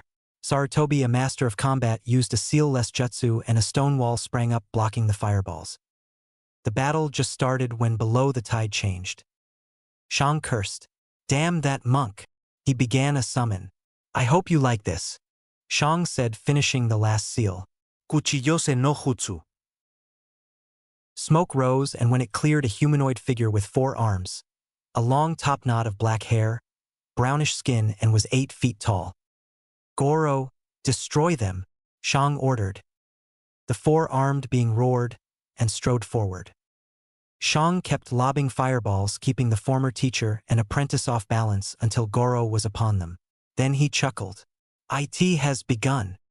Overhead the sky darkened and thunder and lightning crashed. XX. Naturo and Anko paused as the blue-robed monks evened the field. "Ah, that's no fun," Anko pouted. Naruto chuckled. "Deal with it, Nei-chan." He looked around. The monks had separated many of the current fighters. His gaze looked for 2 certain freaks. He took a step, but was bowled over and realized it was a battered Gaara atop him. "What the hell?" Gaara groaned as he sat up. "New freak." Naruto looked and saw the shadowy figure. "Shit, noob Saibot. Not good." Naruto got to his feet. He'd been trained by the Sannin, but the shadow ninja was just that, living shadow. He'd seen him in action from a distance once when he was 9. The nuke Nin never stood a chance. "Where does he keep getting these people?" Gaara muttered as he stood as well, sand rushing to surround him and rebuild his armor and the gourd on his back. "Rejects, outcasts, distant lands," Enko said. "Aeropop has a whole dossier on Natas and his people. They've mainly kept to the mountains for the most part, but they have come down and collected bounties on nuke Nins." She pointed to where the 3 Uchiha were standing amidst the carnage. "It seems they've made a collection on Uchiha." Naruto shook his head. "We'll worry about the Uchiha later. We need to get the freaks out of here. Saibot, Scorpion, and Sub-Zero are the biggest threats." "Ah, don't you love us any more, Naruto-kun?" The blonde turned. "Princess Kitana Sonia," he said, greeting the women. One held a slender sword. The princess in blue held a pair of battle fans that would have made Tamari drool. "You've gotten even more handsome, Naruto-kun," Princess Kitana said with a smile before pulling her mask up, covering the lower half of her face. "It's a shame we won't have time to sample you." "Anko, Gaara, we need to split up. Anko-ne-chan help Gaara with Saibot. I'll hold off the princess and her personal guard." Gaara looked like he wanted to protest, but Anko knew her brother was trained enough to do as he said. "Don't die, Gaki. You have to decide which girl you're going to date," Anko said and turned to face the shadow ninja. Gaara paused. "It better be Tamari," he said in that cold, dead tone he used to have before he came to Otogakure and his seal had been fixed. Naruto gulped and then turned back to the 2 women. "Ladies." He dodged the sword and used a kunai to block Kitana's fans. XX. Jade cartwheeled out of the way of a Tsunade punch and winced watching the crater in the wall.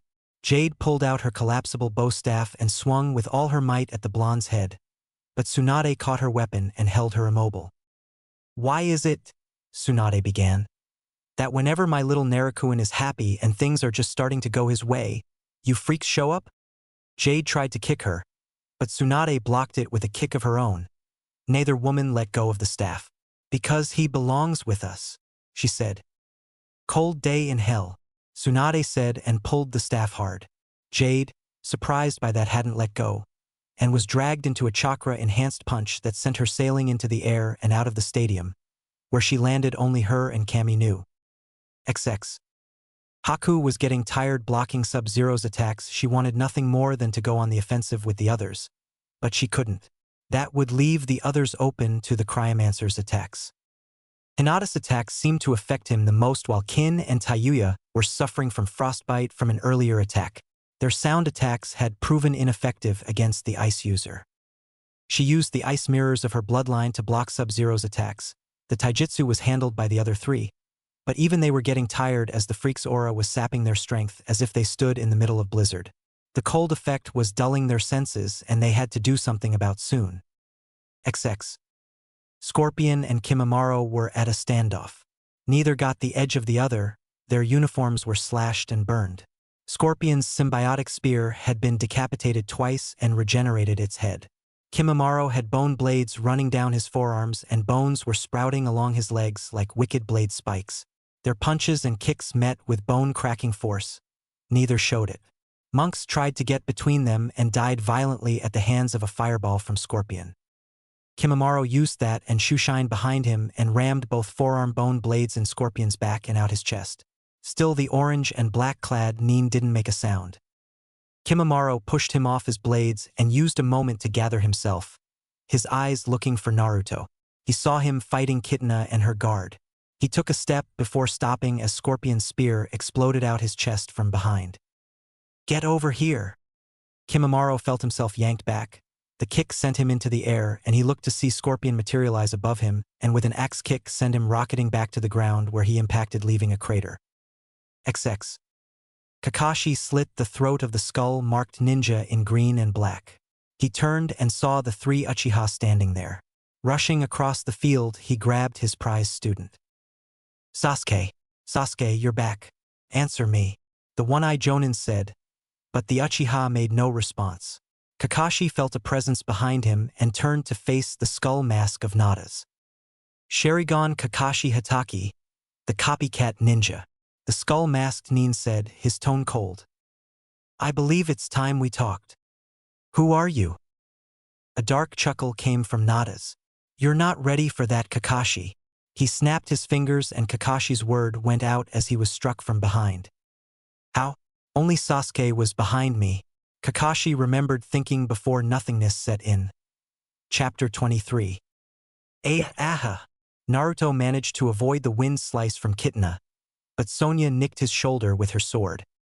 "Ladies, I thought we agreed no rough stuff," he said as he spun away and thanks to Orochimaru and Jiraiya's endless training sessions, formed a one-handed seal and an earth spike shot up between him and the two very dangerous women. Ave, Naruto-kun. Sonya said with a grin. "Don't you love us anymore?" Kitana finished resting her fans on her shoulders. "Didn't love you before," he muttered as he looked at the wound on his shoulder as it closed. The only indication that he'd been hit was the tear in his shit and jacket, and the bloodstain. "Ah, man. Kasan's going to be pissed," he said looking at the two women. This shirt was brand new. Neither woman said anything, but he did notice them checking him out. No way. I have enough with Haku-chan, Kin-chan, Tayu-chan and Temari-chan. I don't need more," he thought as he sidestepped Sonya's chakra rings. He watched as they hit a Konoha umbu and sent him flying. "Let's get dangerous," he said and threw down a smoke bomb, allowing it to envelope him. Kitana and Sonya looked around. "Where is he?" "I don't know, princess, I can't sense him," Sonya answered, bringing her katana up into a defensive position. Around them the smoke bomb seemed to grow instead of fading away. "I am the terror that stalks the night." Naruto's voice took an animalistic growl as it seemed to come from everywhere. Both women went back to back. "I am the wind that fills those perky breasts." "This isn't funny anymore, Naruto-kun," Sonya muttered looking around, seeing shadows moving in the smoke. "Highness, use your fans to remove the smoke." Kitana did, and was frustrated when the smoke stayed where it was. Sonya tried to dispel it, thinking it was a genjutsu, but that didn't work either. "I am." He appeared right next to them and both women screamed as he pinched their bums. I am Grandmaster Sexy. Naruto laughed as he shoeshined away, leaving two very flustered, and not to mention highly frustrated dangerous women standing in the middle of a permanent smoke bomb. Kankuro was a genius when he made those. Naruto thought sadly of the now dead puppet master and his perchance to make useful items while he was developing his puppets. The only way to dispel that smoke bomb is to throw the second concoction. Naruto pocketed the second half of the capsule and smirked hearing the two women in the middle of it swearing. "Heh! Who knew a princess knew those words?" he said as he went to help Gaara. XX. Sarutobi ducked the strike from the four-armed lizard-skinned creature and lashed out with a kick that didn't do more than make it huff in annoyance. Orochimaru sent the snake hand at it and the serpent's fangs sunk into flesh, having more effect, and injected their venom in the monster the Chinese sorcerer had called Goro. "I'll deal with the beast, you deal with its master," Orochimaru said as he ducked and weaved. "We can take it together," Sarutobi said. "But that gives the wizard time to plan something more," Orochimaru said as he rolled around the punch from Goro and hit a nerve strike that had no effect. Sarutobi looked to see Shang Tsung standing where they'd last seen him, but he had a monk's staff with rings and he was reading from a scroll. "What are you doing, sorcerer?" "Ah, the aged monkey professor," Shang said, stopping his reading. "Leaving your former student alone is very foolish. He is a prince amongst his kind, warriors born and bred. Your student, while one of the Sannin, won't win against him alone. You're overconfident in that being's abilities. Orochimaru might no longer be my student. He might not even be a member of the Leaf, but he is a skilled warrior and should never be taken lightly." Shang Tsung chuckled. "So then, you wish to fight me?" Sarutobi nodded and took up a stance. "Ah, monkey style. Appropriate for the man who holds the contract to Enma and his clan." "Fight me, sorcerer," Sarutobi said and lunged. Shang laughed and waited until the third Hokage was nearly upon him before he conjured a flaming skull fireball and sent it screaming at Sarutobi, catching him point blank in the chest and tumbling backwards. "Ha ha ha ha ha ha ha. Konoha shall burn and my master will have what is rightfully his." "And cough, what cough? Is cough that?" "Cough?" Sarutobi asked. His armor was cracked and he found it hard to breathe. "Why, the power of the demon lord, the Kyubi no Kitsune, the nine-tailed fox," Shang said. "With that power, my master can undo what has gone before and install his world order upon the elemental nations." Shang began chanting then. The monk's staff glowed and the rings lifted as if carried on a breeze. Shang's hair turned white and he aged rapidly before Sarutobi's eyes. The hair reached to his ankles and was white as snow. Age spots appeared and the once strong hands seemed bony and frail. "He's aging before my very eyes. What sorcery is he using? It's costing him his own life." XX. Jiraiya looked at Kung Lao. The monk giggled as he turned the page, his eyes absorbing the words from the book in his hands. "Shouldn't you be in there helping your brethren?" the toad sage asked. Kung Lao looked over the edge of the book and shook his head. "Nah, they have it hand." Another giggle and Jiraiya sighed. "I see what Tsunade means," he muttered and looked on to see if he could find Naruto in the chaos. XX. Natas shook his head as the three Uchiha assaulted the very unconscious Kakashi Hatake. The famous Sharingan Kakashi Hatake. What a disappointment for someone who claims to see underneath the underneath. He looked on as Anko and the holder of the one tail fought Saibot. He watched as the shadow ninja dissolved and split into two. "Impressive, don't you think, Tsunade?" He turned to see the slug Sannin walking towards him. "And here I thought Jade would have given you a challenge." Tsunade flipped her hair. "That girl, while she had some skills, talked too much and expected whatever power you gave her to save her." Natas shrugged. "They all have their uses, Tsunade. Each one a piece on the board. They live and die, it matters nothing." "It matters. You will lose," Tsunade said, clenching her fist, ready to charge. "I might, but this is just a minor test in the grand scheme of things."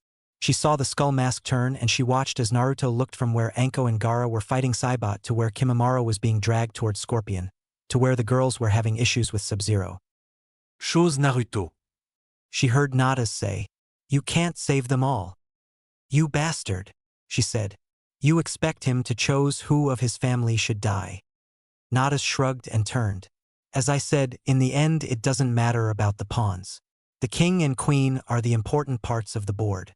Natas saw Anko use Snake Hand on Saibot, but the shadow ninja dissolved. "You did well in raising them, despite all that's happened to them over the years." Tsunade paused. It was something in the masked man's tone. "Who are you?" Laughter, hollow laughter came from the mask. "Beat me and find out.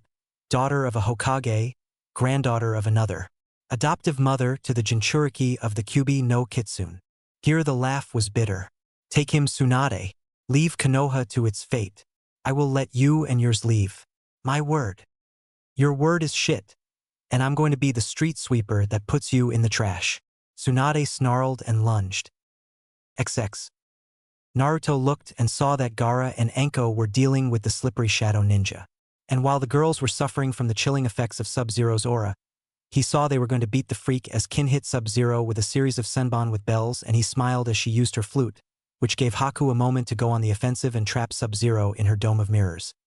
His blue eyes turned to see Kimimaro being dragged like a fish on a line back to Scorpion, who was now holding a flaming sword. He then caught his mother fighting Natas, and his blood went even colder. What do I do? He formed the cross seal and created 10 Kage Bunshins. 5 of you help Anko and Gaara, you 5 help Kimimaro. I'm helping Ka-san. Right? The clones yelled and rushed off. Naruto gathered his chakra and leapt. XX. Kimimaro resigned himself to death. It had been delayed by Tsunade-sama and Naruto-sama. It is time, he thought as he was dragged backwards, the harpoon keeping him from able to turn and cut the line. He lay there as Scorpion stood over him and raised the flaming broad sword over his head. I give your soul to Shang Tsung. Know that it is an honor. Scorpion lowered the blade and intoned. Fatality. The sword was stopped by a bone sword, and Kimimaro turned to see 5 Narutos standing there, 2 of them holding the bone blades he dropped. I don't think so, freak, the Naruto clone said. Yeah, boss would hate to get a new friend and protector now, another said. 3 of them attacked. The sword knocked from Scorpion's hand. He was forced on the defensive as 2 of the clones kicked from opposite sides, and the last wielding a bone sword drove him back. The last 2 clones cut the harpoon and pulled it out. The one with the bone sword stood guard while the last clone performed field healing. Relax, Kimimaro-san. The boss has it all scoped out, the clone said, using the green chakra to heal the wounds. Here's a blood pill, and take this, it will help. Ka-san will be busy when this is over, but she will patch you up 100%. Kimimaro nodded and allowed the clones to fight, his eyes searching for the original. XX. Natas smirked as he ducked and avoided Tsunade's attacks. Age catching up to you, princess? Tsunade back flipped away as he tried a roundhouse kick. She smirked. Nope, just making room, she said. Making room? The boot to his spine sent him rolling as Naruto landed. She was giving me room to kick your ass. Natas stood, his spine aching. Ah, Naruto-kun. So nice to see you coming to play. Decided to leave your family and friends to die. Nah, they are taken care of. Natas looked to see clones. Ah, yes, you famous shadow clones. Sarutobi shared that with you. I am impressed. You're going to be more so when I'm done with you, Naruto said, taking on a new stance. I don't know that style, Natas said. Naruto grinned. Let me show it to you, in detail.